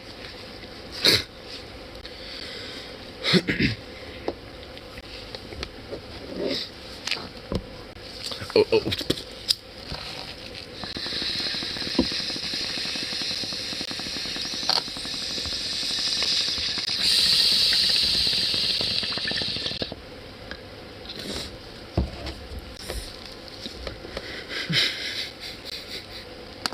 It probably looked a little funny, actually, now that I think about it. Looked at my stream time, and it was like a little over 420. I just went, oh, fuck. I just went, like, without question, just smacking that fucking bowl. Just out of nowhere. But yeah, it is 420. Smoke them if you got them. There's 10 seconds left.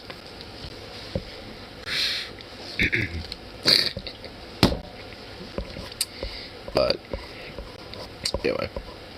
What the fuck? Wait, Cartoon Network actually does live streams now? What the fuck? No way. No fucking way, dude.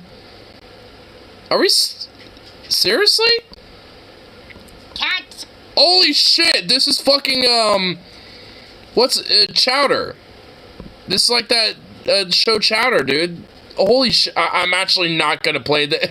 I'm just gonna keep it right there just for copyright's sake. No, is this serious? Really? Cartoon Network? Oh my god. Wow. Wow. Wow.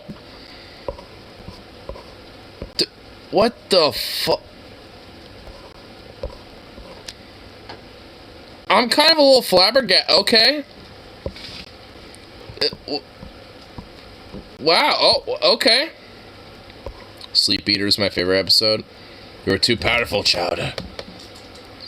Man, dude, like, I gotta rewatch that show, honestly. It's been, like, dude, like, that show escaped my memory banks for such a long time. It's actually, I mean, I've known that show kind of resurfaced recently because I remember seeing like a YouTube video that was recommended to me about like the fourth wall breaks, and Chowder was like kind of the main premise of the video essay about it, and that kind of brought back Chowder in my memory banks a little bit. So, you know, also with my interest in things like on the Cartoon Network show, you know, just in general, like when it comes to Courage, Dexter, obviously being there, Codename Kim, dude, like all the shows that I'm aware of besides, well, even the one that I didn't grow up with, like on the far left of Gumball, like I don't know that character name. Dude, she's from Codename Kids Next Door. She was fucking, she was nicknamed number 4, I think. And that's Dexter, and that's Courage. I'm pretty sure the chick is number 4. Number 3. Oh, I was close. Oh, see, you know what? I could. Oh yeah, you're right. Number 4 was the blonde dude in the orange hoodie. You're right. He was the orange hoodie blonde guy. And you never saw his eyes because he had the bowl cut. You're right. Yeah, her real name was... Dude, some wave of nostalgia just, like, slapped me in the face right now, dude, with just all that shit popping up in my head. Bruh. Dude, I was close, though. I mean, considering that my guess was number 4, that just shows that my memory is at least pretty, you know, it's there a little bit. I was a little off by 1 number, you know, so I'm... you know, it makes me feel good no matter, you know, regardless. I don't care if I was wrong. That still makes me feel good. Wallaby Beatles, Nigel Uno, Abigail Lincoln. Oh, is that the other characters? Hoagie. Man, dude, it's been for... I remember they did an episode that was like a, little, like, reference to, the whole, Battle of, Death Star and shit. Like, where they were in the high school, and, like, all the, like, water fountains were, like, basically meant to be the turrets and shit. Dude, that, like, I think that was, like, a special that they did. I think that was, like, a 1-hour episode that they did, I think, if I remember. Why do you want to be outside? I can hear you scratching at the door. What the fuck is wrong with you? Are you insane? I don't even want to be out there. What the fuck is wrong with you? Did a crossover with Grim Adventures. Oh, I remember that. Oh my god, I remember that shit. I don't remember the plot or anything about it, but I remember that happening. I think I remember seeing that. I think I remember watching it like once or twice, but I remember that crossover. Oh, dude, man. We were, like, at the perfect time for, like, cartoons and shit. I know the 80s and 90s has some really good peak cartoons and shit as well. And honestly, a lot of shit, too. And frankly, our time as well had that. But, man, if it's not the 80s, dude, the early, like, the entire era of the 2000s was just, like, the peak when it came to cartoons. Outside of, like, the 80s to early 90s. Like, outside of that, like, there was, like, a little bit of a break, but then the early 2000s came back and, like, had a fire boom, and then it just died. After that, it was just, that was it. Like, it came back with a bang, and then it was gone. And we were there for that bang. You know, I'm happy to fucking just, like, have that, like, just like that moment of, like, good, legit kind of quality stuff. And I know, like, I mean, at least, you know, for some people, like, when it came to, you know, like, at least with DFF, you know, I know, like, TJ Paul, at least, you know, those two, you know, kind of look at, you know, a lot of shows that, you know, we grew up with and stuff, and like, no, blah, blah, blah, blah. You know, you didn't know, you know, you don't know better than this and that. And it's just like, I don't know. I feel like, you know, they're a little curmudgeon about it. I will admit, a little curmudgeon. It's like, you have to kind of put it in context of, like, you know, being, you know, when you were kids, you know, with your cartoons, right? And, you know, seeing, like, how the curmudgeons would have been when they watched their cartoons, you know? It's like, because cartoons have been around for a long time. And in fact, we're more predominantly based, you know, for adult audiences at first. So it's just like, I mean, a lot of these different things, you know, it's just like, it's kind of a, I mean, it's kind of, it seems like, you know, something that just gets passed down generationally, where, like, you know, the previous generation kind of looks at, you know, the next, you know, generation of, like, cartoons and media and stuff like that as, like, well, it's not as good as our stuff. And it's like, I mean, that might be the case, but at the same time, I mean, it's like, there's good shit. I mean, really. I mean, there was some good shows. There was, like, good animation, some good artwork out there. Like, the art, you know, the whole artwork and the whole, like, you know, art design for Ed, Edd n Eddy, for example, is iconic as fuck. I mean, it's like, you would recognize that type of shit, you know, like, on, you know, just, like, on a cursory glance, you know? I mean, it's like there's a lot of about like that early, you know, just like especially like the early 2000s, but like that general 2000s era of like cartoons and animations that it really had a moment of like a last little bit of flourishing, you know, that happened for it. And what is wrong with you, man? I'm not opening any door. I'm not doing anything for you, dude. You're just being a rebellious little prick. You're right, our shows didn't have cut corners. You take that back, you son of a bitch. You know what, I will admit, despite what I'm saying, I am biased, you know, though, because the next, you know, like the current generation of cartoons that kids are growing up with, I mean, I really, for me, I think it's the animation styles that really turn me off. Like, I really think that's it. You know, because honestly, I bet, like, a lot of the plots, a lot of the, you know, storylines, a lot of, like, the episodes are pretty similar to probably the shit we all grew up with, right? Like, I'm sure all that type of stuff is all relatively the same, just a little different, you know, couch, you know, for a younger gen. And have, you know, younger generation, you know, era memes and references and blah, blah, blah. But nonetheless, probably the same. But it's just like the animation styles, the characters, all this other stuff. I don't know.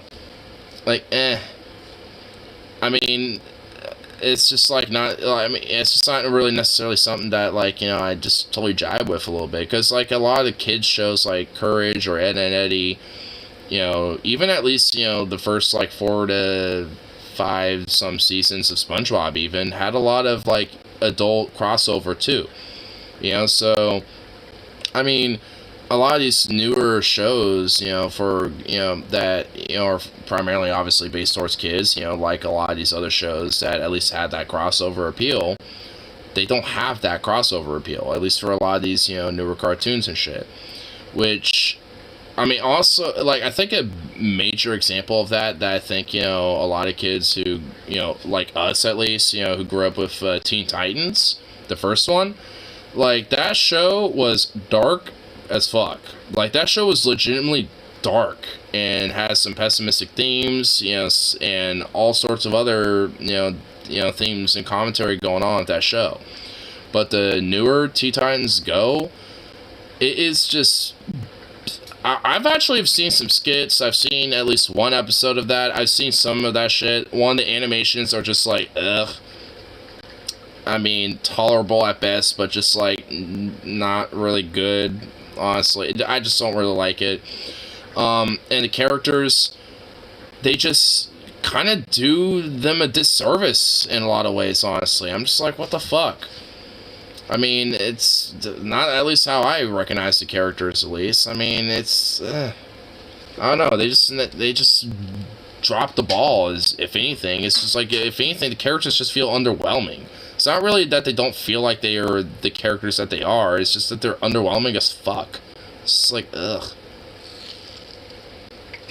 Or at least with the original Teen Titans, like, those characters were, like, not underwhelming. They were sometimes, like, overwhelming with the commentary and, like, their development and shit, and that was a good thing.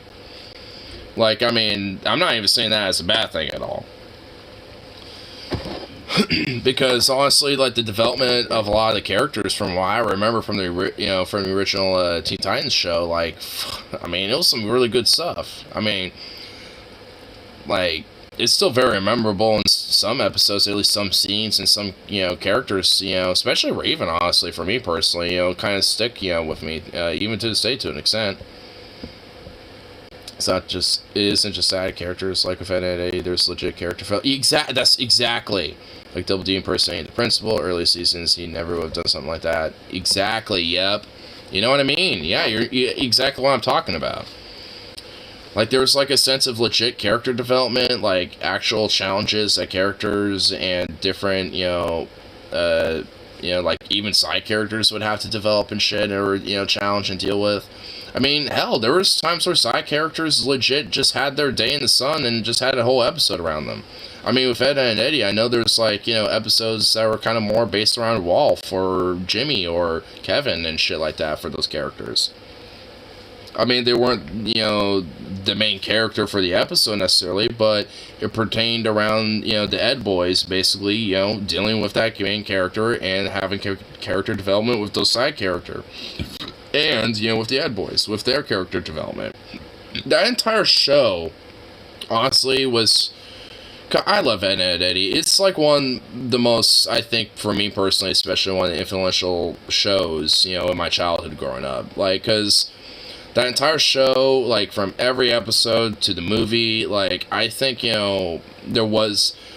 I mean, I wouldn't necessarily say every episode was, like, good or amazing or great, but I don't think that there was a bad episode. You know, like, and there's not many shows I could say that for. I really do believe that. Like, I mean, I don't think there's many shows I can say that for, and NNA is definitely one of them, though. Girls Like Raven and Sam from Danny Phantom made an impression on me. Yeah. I never watched Danny Phantom as much. For some reason, I never got into that, though I was into Fairly Odd Parents, so, for some... Same artist, and the same, like, crew and stuff, but for some reason never got into that show. Got into Fairly Odd Parents, so watched that a lot. Though, you know, honestly, I don't even know why. I probably would honestly like the show. Even, you know, at this point, in retrospect, I binged the whole show for Halloween recently. Oh, damn.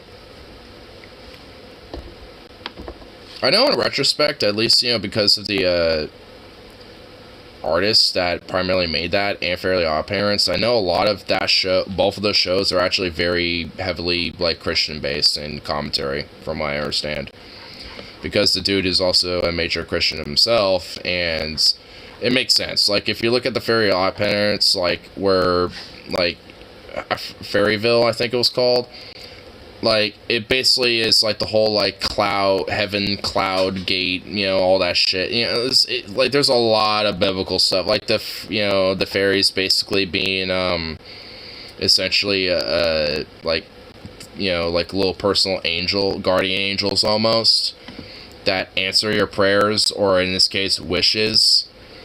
A lot of Christian symbology and biblical symbology in that show, looking at it. Because it's purposeful. It's meant to be there. Same for Danny Phantom. I think, you know, I haven't seen that show, so I don't know which themes would be for that one, but considering it's the same guy, I imagine there is. Given Prince Danny Phantom, I do feel like... normally I want say make something more mature would make it better automatically, but give it a Prince Danny Phantom, I feel like doing so would add to it. Well, like I said, though, the guy who made it is kind of a Christian... I don't know if he's like a full-on fundy, but he's definitely a Christian guy, so more of a prude. So, unfortunately, I don't think that would ever happen. Though, I think, honestly, that show would probably fare better because of it. Like, I could tell just with the show Danny Phantom, even though I haven't seen it, that it would probably fare better being a little bit more mature. Not necessarily, like, adult-based, but at least kind of like, you know, PG-13-esque. Yeah, high school demographic. Yeah, like PG-13 level type stuff. Just steal the premise. Yeah, you know, fair enough. Just have a rip-off that's more of like a edgy version of it. You know what? Yeah, true. Hey, we're not stealing your Danny Phantom show. It's a totally different thing. We're edgy and shit. Come on, bro. His name is Johnny Ghost. I mean, come on now. He ain't Danny Phantom, he's Johnny Ghost. Or Butch could be tended to. Butch. Yeah, I mean, nah. I mean, honestly, like, like I said, he's not, like, you know, funny from my understanding. Well, I guess he kind of is.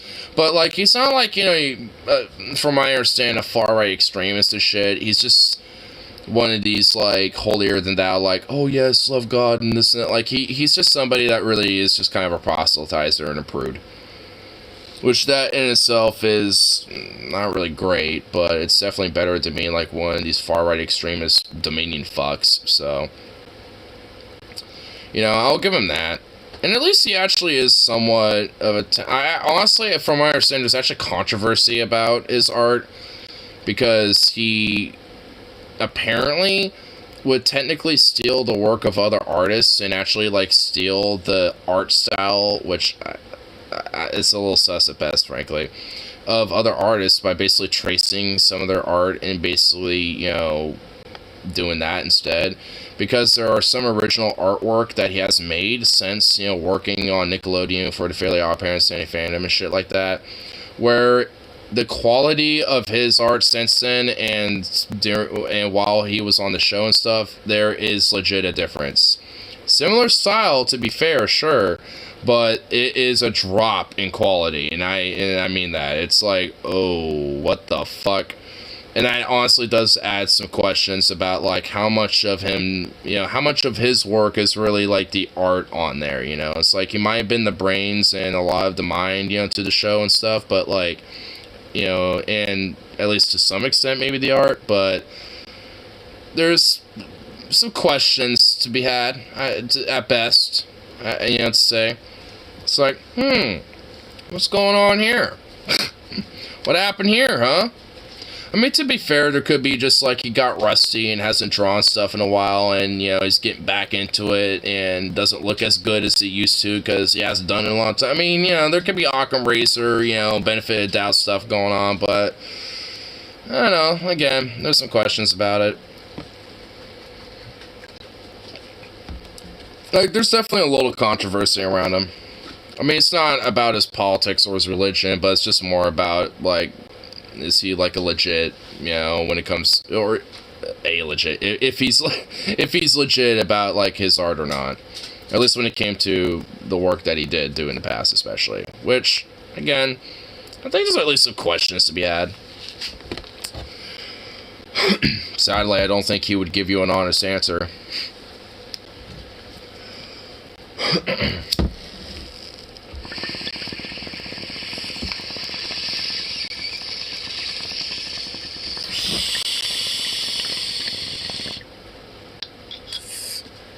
I know his weakest. Shave his eyebrows. Honestly, most people don't look good with their eyebrows shaved. That'd be most people's weaknesses. I know it would be for me. I mean, it's just like, I barely, you know, have them showing up as it is. Like, they did kind of show up a little bit in the light. See? Now it's gone. See, now my eyebrow's showing up again. So it's just like, I mean, mine barely are there as it is. So it's like, I already, like, suffer partially for this. So it's like, I mean, some people just, I don't know. I don't know about that. Yeah, but his are thick. It's where he draws his power. Fair enough. See, I draw my power in other ways. People like him, oh, Ben Shapiro too, dude, his eyebrows are like caterpillars. They're just like caterpillars waiting to cocoon and turn into butterflies. Butterflies of greed and anguish and hate.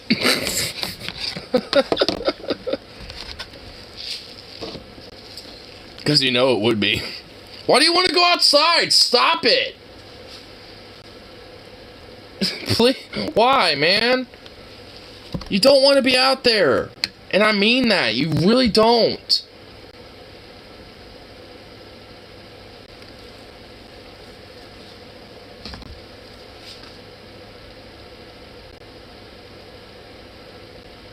He's just staring at me. It's like, the fuck you will. No, you are gonna let me out. It's like, no, I won't. You can't fucking just change my mind just staring at me like that. Piercing my soul. It's like, you pierce my soul all you want. I'm used to it. I'm used to you staring at me like this now. You've done it so much, and all the time I'm desensitized to it. You use that trick way too much.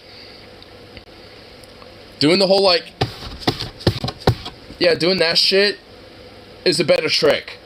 Yeah, doing this whole little staring at me, looking like a little cute little fuck. You know, I'm desensitized to that now. In fact, you look like a little ugly bitch. You look like an ugly bastard. Look at you, you little ugly fucking fugly ass little rusted potato looking son of a bitch. I ought to shave you. Shave your entire body off. After this weather ice storm bullshit. I won't do it now because that would be bad. But nonetheless, I should do that. You don't deserve this ugly ass looking fucking absurdity that I got going on here.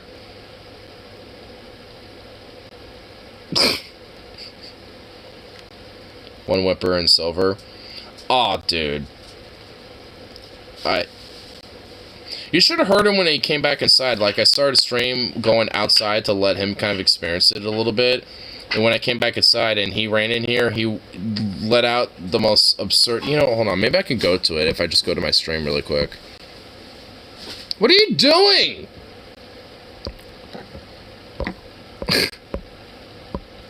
It's at the very beginning. So if I just go to the very start... Oh, shit. Okay. Yeah, maybe I can find... Oh, yep.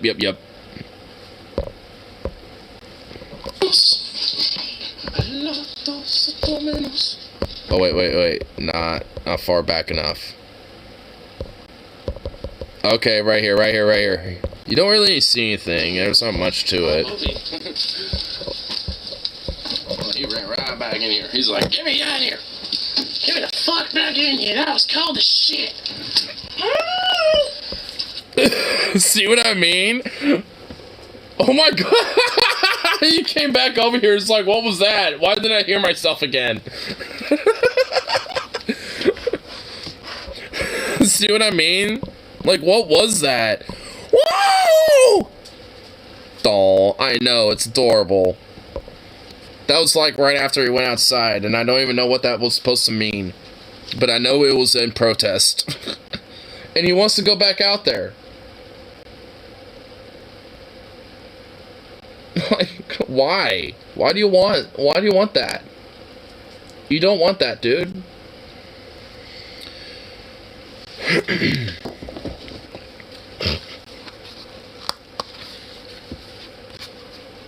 Oh, what a goober.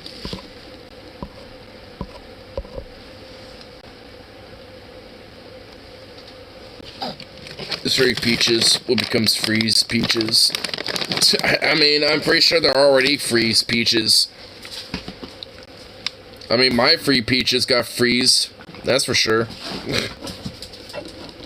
I don't even have, like, any peaches left. They got frozen so bad. See, who needs, like, you know, fucking trans-affirming surgeries and shit when you have just, like, 19-degree weather to just, like, freeze your balls off and then, you know, just force, you know, gender assign you. You know, it's like, the voice and that type of stuff, that doesn't change immediately when that happens. It'll take time, you know, for that to take fruition. But, you know, because, you know, I mean, with that type of stuff, like hormones, yeah, like, that changes immediately, you know, I guess in a way, once the chemical reactions start taking place. But the body still needs time to adjust, you know.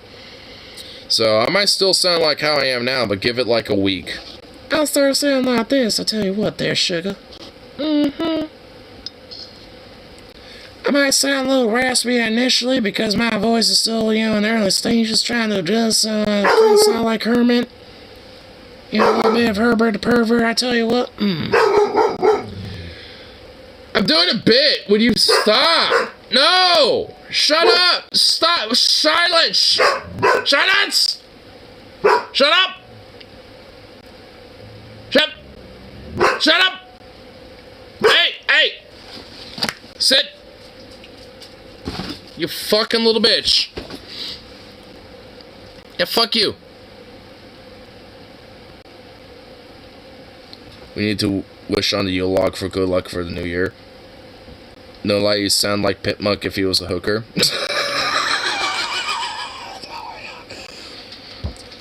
Hey, I just need to get a little extra cigarette. Yeah, a little extra money for some cigarette, I tell you what. I just need a little extra $20 for some cigarette. Come on, sugar. Don't you want a little fun time for an hour? 20 an hour, so all thanks.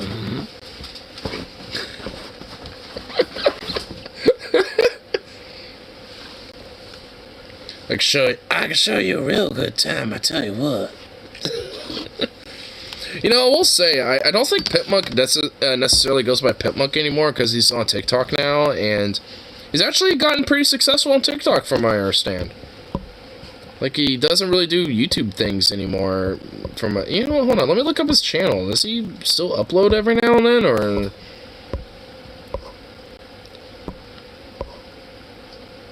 Yeah, the Wood last show ever. Yeah, that was 3 months ago, and he hasn't really. Yeah.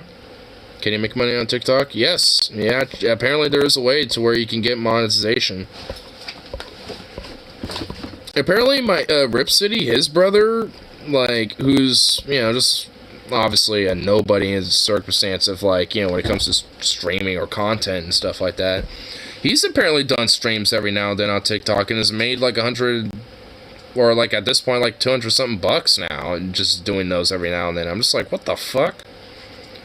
It's like, and I guarantee he's probably only doing them for, like, 30 minutes or something.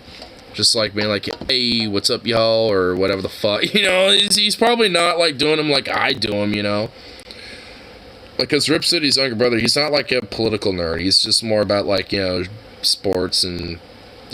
probably talking about like different Jordans or Nike shoes or whatever the fuck. I mean, I really don't know what all of his little hobbies are, but he's definitely not a political junkie, that's for sure. So I guarantee his streams are more like sport and like nerdy sport stuff, more so than like nerdy political stuff, So, but either way, apparently has made a pretty decent amount, a little side chatter doing that. So it's like that's kind of why I've been legitimately kind of like considering the idea of maybe at least having a TikTok on the side a little bit, because I could potentially at least make some TikTok content, doing some pro-union and pro-lefty stuff, and maybe doing streams where I kind of have the streams on a very specific topic, like, on a very specific, like, labor topic or something, and just have a stream talking about that. And then I could probably, have those streams, uploaded to YouTube, or maybe have them cut up a little bit and upload them as segments, so. So, either way, there's at least, options. This is a door with it. I don't really want to use TikTok. I don't like the platform. I mean, but to be fair, I also don't like the YouTube platform either. So it's just like, at the end, I don't like any of these platforms, honestly. But I mean, nonetheless, it's like I prefer the YouTube one, at least when it comes to these things. But I mean, when it comes to at least like spread, and also when it comes to at least being able to get the name out there, I mean, it's probably at least a possibility, and probably a good idea maybe.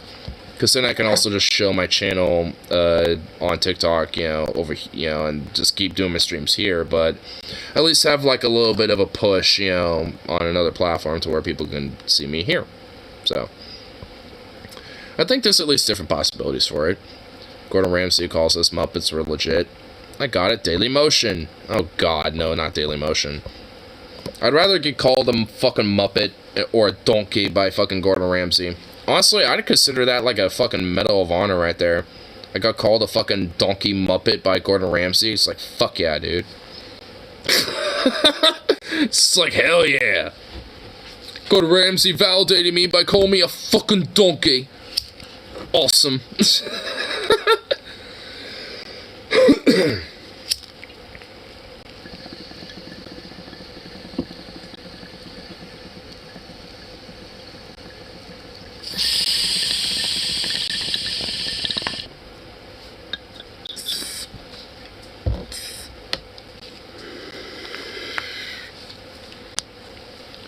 Dude, I wish Hassan was still watching fucking Chef's Kitchen or whatever it was called.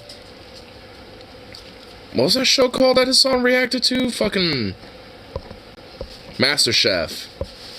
Dude, I still wish Hassan was reacting to MasterChef, dude, because MasterChef, oh my god.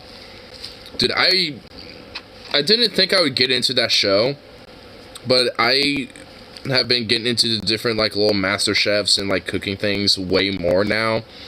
Because Hassan got into that MasterChef thing and started binging, like, every episode. I think, we were reacting to them as they were popping up. I think we legit were reacted to a few of them as they were, going through, just because of, like, some of the food and some of the cooking and shit. Because, like, shit got intense, and so there were some legit fucking some popping things and some bullshit that happened. Like, MasterChef's actually pretty epic, honestly. It's a pretty good show. The drama and shit that would build up, and some of the stuff that we learn as shit would go on, especially about the contestants. Because it's on, as every person got booted off, there would be somebody who would find their general, like, Wikipedia page about them. It wasn't on Wikipedia, but I think it was on, like, some other wiki. And it had their general information about, like, what happened to them after the show. And sometimes shit was legit wholesome, and sometimes it was actually very sad and depressing. Actually, I remember on season 2, there's this one dude who, was actually kind of like this who was like this guy that actually made some really good food, really awesome shit. Actually was able to go into like the top 5 and lost, and actually had a pretty decent start, after the show. But then he was diagnosed schizophrenic, and then that's basically where everything took a dark turn, and it got really sad, and it's like, damn, dude.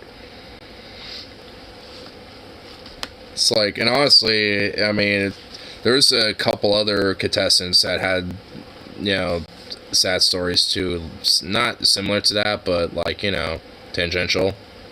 It's just like, oh, damn. Oh yeah, I didn't make a joke about how some chef would make a dish just despite their parents saying their dad was allergic to every ingredient and made him burn in hell. I mean, honestly, like, I think there were some contestants that actually did, basically be like, because I wanted to, show, everyone that actually was, capable, wanted to spite them, so now I'm up here. Yeah, like, I think there was at least a couple contestants that actually kind of had a little bit of that, like, gumshoe about it. And wow, Venom's here. I'm not surprised. Let it snow, let it snow. Yeah, there's not snow here. It's like ice shit. I'm not going to show you. It looks horrible. It looks fucking ridiculous. Ugh. And the entire house is cold. Like, the entire house. Like, this heater's the only thing keeping myself warm.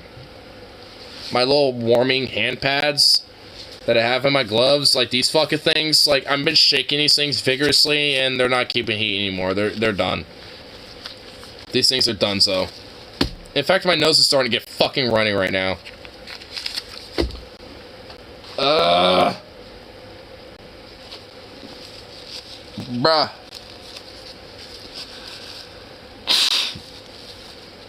Bruh. Yeah, who needs, like, gender reassignment when weather will basically force gender reassign you, dude? Who needs the woke liberal agenda when you got weather?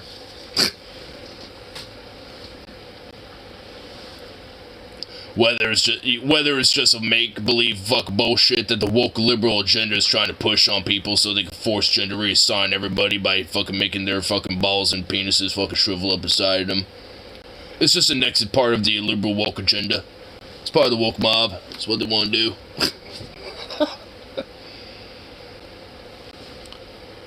Cold to fast snow is like playing popcorn. For real. I mean, I guess what's outside is technically snow, but, I mean, it didn't come down as snow. I mean, what is out there is partially snow, I guess. It's possible throwing off your covers when you wake up and the heat is on. Dude, even when the heat is on, like, I have to have this thing on max and just, like, not turned off at all.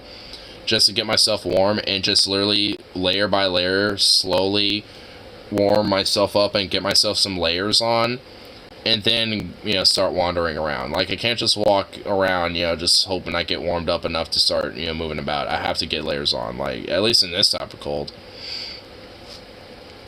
I mean, I guess I could just, like, do, like, exposure therapy and just, like, force myself into the cold and just, like, really, just, like, blast it and just, like, just, like, alright. The more I do this, the more I could tolerate it, type of thing. I don't turn on the heat unless someone asks me to. It's a game and if I do it, I lose. Damn. Well, that's why I have a little portable heater. See, because if I have to turn on the heat for the house, I have to go in the hallway, and that means I have to get up. Because they're little thermometers in a little hallway. So it's just like, fuck. I don't want to do that.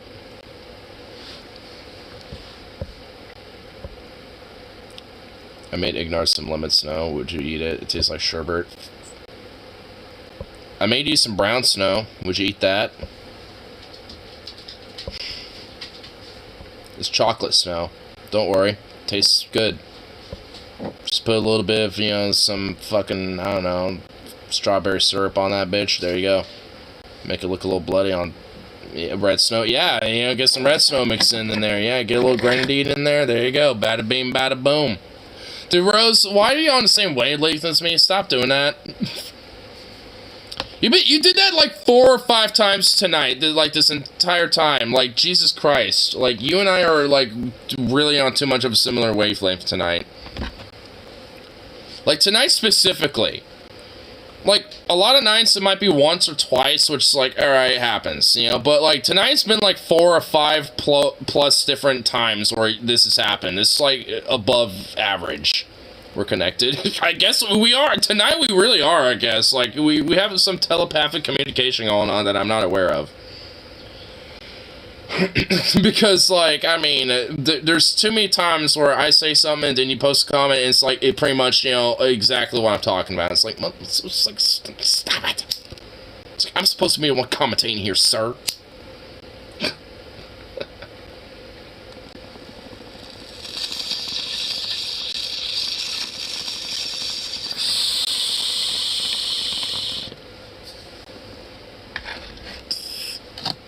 Shizzle the britches.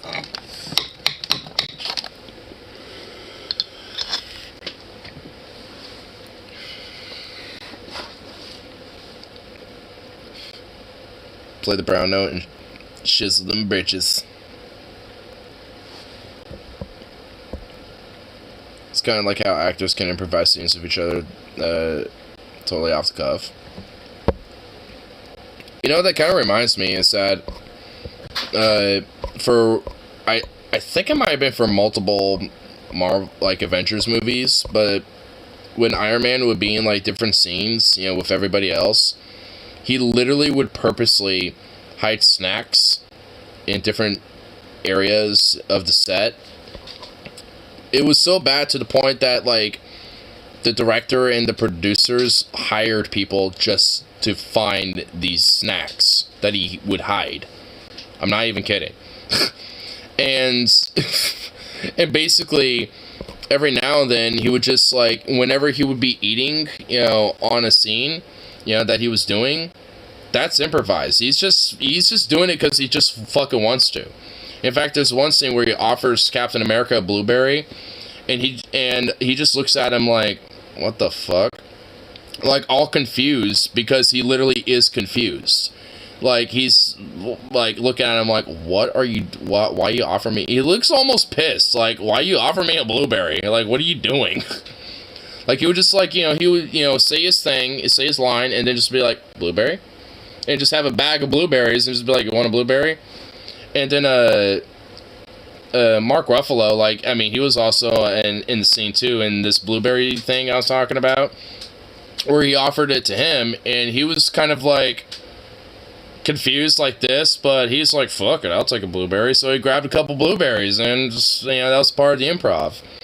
I mean, it's nothing about the scene says anything about, you know, fucking Tony Stark eating blueberries in that scene, but Robert Downey Jr. don't give a fuck. Like, he's like, I'm gonna, like, you know, eat some damn blueberries and whatever snacks I want, and I'm gonna do it so much, even though you don't want me to, that I'm gonna hide these fucking things in different places. Because the actors felt the characters knowing each other long enough for that. That makes sense. I mean, honestly, as, like, the whole arc of the show, and especially considering how they worked, you know, together for long enough at that point, I mean, it would make sense. It's part of Tony Stark's character now. I mean, honestly, it is. And it makes sense, because honestly, like, especially the whole blueberry thing that, you know, I'm talking about, like, that fits in with Tony Stark. I mean, it really does fit with his character, where he's just kind of like this suave, don't give a fuck, you know, thing, and I'm just, yeah, we're having a briefing, but, I'm having some snacks, I'm having some blueberries, I don't give a fuck. I mean, it does fit with the character a little bit. It kind of adds to the charm a little, I will admit. I mean, so, all in all, I mean, improv sometimes really does truly add for the scene. And also another dude, I mean, for more malevolent purposes, Marlon Brando. Like in The Godfather, where there was a scene where he was wounded and they were trying to like carry him up staircase. They had him on this cart, but here's caveat: before the set and before each time that he would have a scene, he would make sure that that cart had just like piles of fucking shit underneath it. Like there was just like this little like cloth that was wrapped over it. And he would make sure that underneath it was just, like, heavy fucking random shit. Just, like, the heaviest of things that he could find, you know, throughout, like, the studio. And just put them in there. And just, like, make it so carrying him up the stairs would just be the most laborious, excruciating thing that the actors had to deal with, you know, carrying him up the whole thing. While having this dialogue back and forth and shit. And with him, too. Because, you know... Marlon Brando don't give a fuck. Like, he's just like, yeah, I'm gonna purposely make everyone's life fucking hell because I'm Marlon Brando. I don't give a shit. And also, there's another actor, I forgot his name, but there's another actor that hates cheesecake, which, by the way, that's a crime in itself. I mean, I already have problems with this guy as it is. But Marlon Brando would purposely fuck up the scenes because his character was eating cheesecake for the scene. And basically, Marlon Brando, knowing that this guy hated cheesecake, would fuck up the scene purposely over and over and over again just so this guy would have to eat cheesecake and just stuff himself with cheesecake. And eventually the guy blew up. It's like, how many times am I gonna have to sit here and eat fucking goddamn cheesecake? You know, it just got, like, it exploded on set because Marlon Brando kept fucking it up. It's just like, dude, I love Marlon Brando, man. Some of the improv that he does is, again, for malevolent purposes, but goddamn do I fucking love it. Even in the last movie that he had, I forgot what it was called. What was it called? What was that last movie that was in, like, that had the little midget that he literally would refuse to play unless he was with him? What was it? It was the island of something. The island of Captain Moreau, I think. Like, I think that was the name of the movie. Like, dude, that was, like, peak improv. I don't give a fuck. I'm Marlon Brando, malevolent, like, improv, scheming shit going there. Like, they had, the dude basically try to look like a certain way, but Marlon Brando's like, no, I don't give a fuck. You're gonna make him look like this. I'm just gonna have some sort of tapestry, over me while I wear this, like, weird little, like, cone hat thing. I don't give a fuck. And I'm not gonna smile for anything. I don't care what you think. Like, I mean, dude, I'm like, I love Marlon Brando. He's a total fucking prick and an asshole, but goddamn, I love him. He was a gem. Man, dude, his performance in The Island of Captain Moreau is just fucking amazing. And also in Apocalypse Now, like, he was meant to play, like, a dude who was not meant to be chunky and fat, but he purposely was chunky and fat while recording that movie. And they basically had to make him be in the most darkest places in the set for the scenes, just so they can not make him look fat and chunky. It's just like, it's so, whenever he's on scene, he's like the most shadowy, most darkly lit, like least lit, like, dude, just there, just trying to hide the fact that this guy's got, like, some rolls and some chunk going on, even though his character is not meant to be that, because, like, his character was meant to be, like, someone who's been lost in the Vietnam jungles for a while, and, and they found him, or some shit like that, if I remember. So, that implies that he should not be chunky. He should be, if anything, malnourished and emaciated, if anything. But no, he did the literal polar opposite, and, and just decided to get a little thick for that. It's like, what? But again, it's some of that malevolent, improv that Marlon Brando was about. I mean, in a weird way, he had disdain for acting because he thought he was, like, too good for it, but he did it anyway. Like, he channeled, like, a weird hatred for acting into his acting. Like, he was just, like, one of those dudes. He was just, like, an enigma, almost. That's why I like him. I mean, it's like, you think, you know, for his attitude about acting and having to be, you know, in that environment and in that industry, he would never even be a part of it. But yet he was like one of the more talented actors of his time and shit, you know, at least for a while, until he decided to do things like The Island of Captain Moreau. You know what I mean? So it's just like, I mean, he had his peak, he had his time. He acted like an action cop coming out of retirement. I mean, a little bit.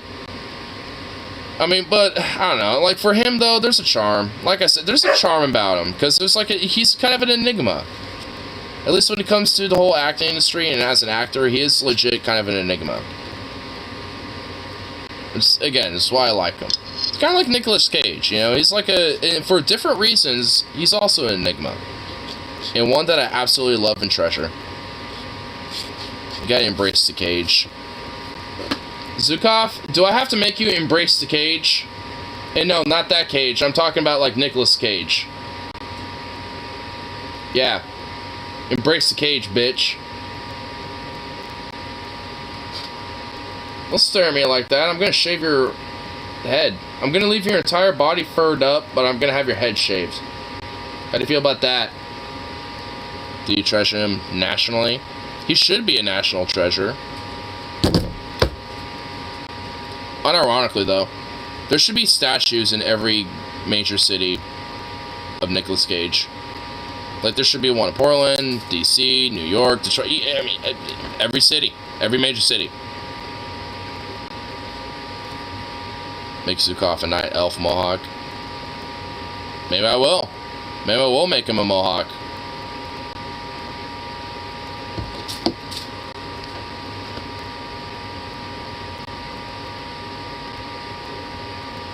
You're going to be restrained by sheets and my firmly grasped hug that I'm going to be giving you tonight. Again, I'm prepping you for that. You're going to be forcibly restricted and cuddled.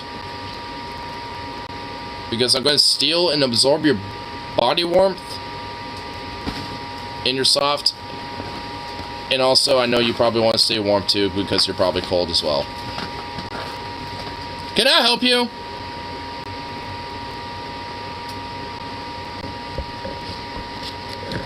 Can I help you? Hi. What's up? Excuse me. Oh yeah, you're not photogenic anymore, are you? Hi. Can I help you? Greetings. Greetings, pup. Yeah. What do you want? What do you want? Oh my god. I swear, you're about to destroy something doing that. Sukavo is a good doggo. I mean, he's been a little bit of a menace all night. He deserves treats. I've given him... You know how, like, packed this bag was full of meats? It had the meats. It's gone now because this son of a bitch has been beckoning the meats. Like, he's had his fair fill of treats. You little bastard. Oh, look at you. Stop being so cute.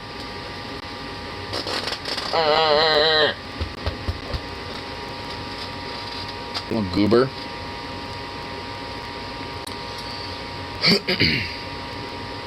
Speaking of treats, my stomach be a bubbling. I'm thinking definitely getting me some food, and it is almost 5 in the fucking morning, so, you know, I do think, you know, some Z's is meritable, but honestly, I mean, it's just like, do I really want to, like, walk around in the entire fucking shivering cold-ass house? It's like, no, I really don't. But food does mean that a microwave will be used, and thus warmth will be attributed to the house. And that also shouldn't apply that the heater is being used, so thus means that there should be some warmth, hopefully, being fumigated for the house. Can I help you? You're just staring at me now. That was the wind. That literally was the wind. Please, don't even start. That was literally the wind.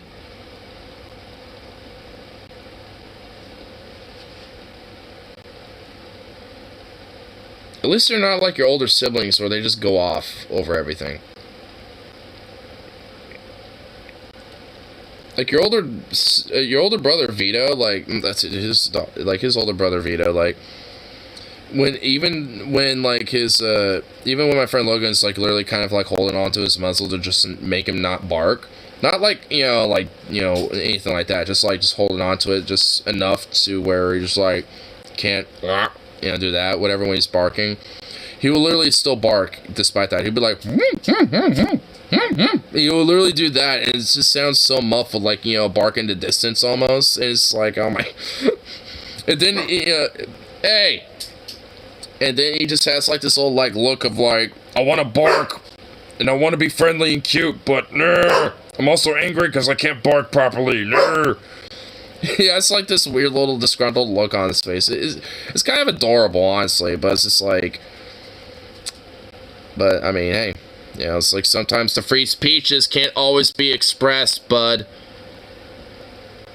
And I know it's because you want outside, but no, you literally don't want out there. I don't care how much you bark. Like, you're literally dancing with your little feet because of how cold it was. You're like, oh shit, whoa.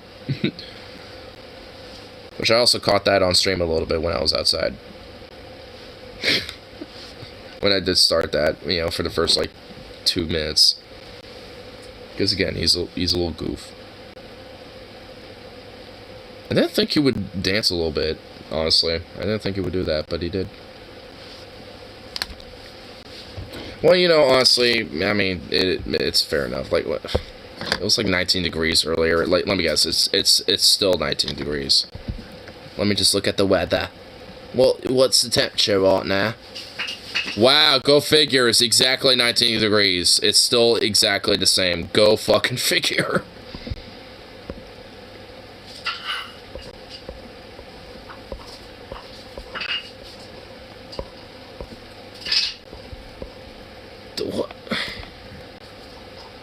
Look, I gotta deal with this dog. I gotta deal with him. Sunday is scatter showers. That updated? Yay! Hopefully that means we get some sun.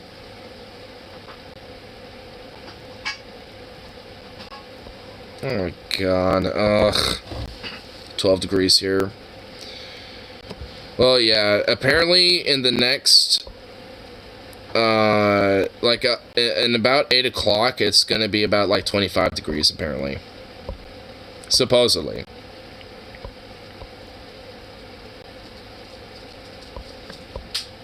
$18-mile-per-hour winds. Dude, that's how fast my winds are. 18 miles per hour, yep. And they were way faster earlier. It was like 20 to 30, give or take, for the gusts and shit. 18, this is like... It's actually dying down now. Like, by the time it's like 7 to 10, it's going to be between 14 to 10 miles per hour. And by the time it's like, 9 to 10 o'clock onward, it's 10 miles per hour basically at that point. At least that's what it predicts. Wind out here be trying to box people. Dude, like, the wind is making me want to fly around and shit. Like, if I had, like, a trench coat, well, I do, but if I was wearing it and I just, like, took the flaps and just, like, extended those bitches out, I probably would literally be flying around. I probably would take flight. The Husky Flight Simulator, dude. Because I was about ready to, get airborne, every now and then when I was on my brakes. Oh my god, this fucking dog.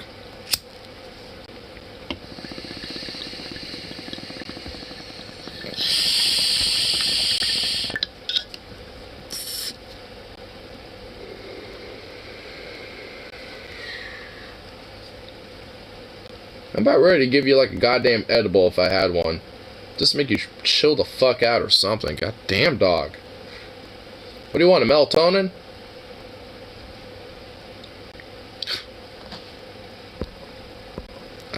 know if that would be a good idea. Actually, that's probably a very bad idea. But you're just a goddamn freak. Stop being a freak.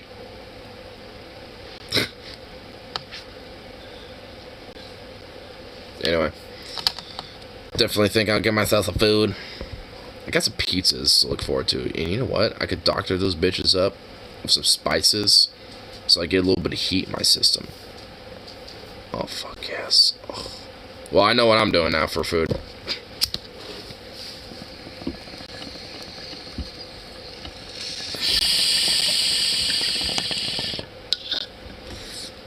Hell yeah. Pizza with a little bit of pepper on it. Too bad I don't have like jalapeno slices I could put on there. Oh goddamn, now I wish I did. Because I totally would.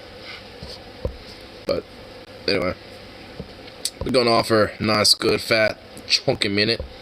So, I'll call it good now. So, peace out. And of course, I shall see you all in that next one. So, toodaloo, and don't let that woke, liberal, globalist climate agenda force gender reassign you with how cold it is, shriveling up your penis out your body. Don't let the woke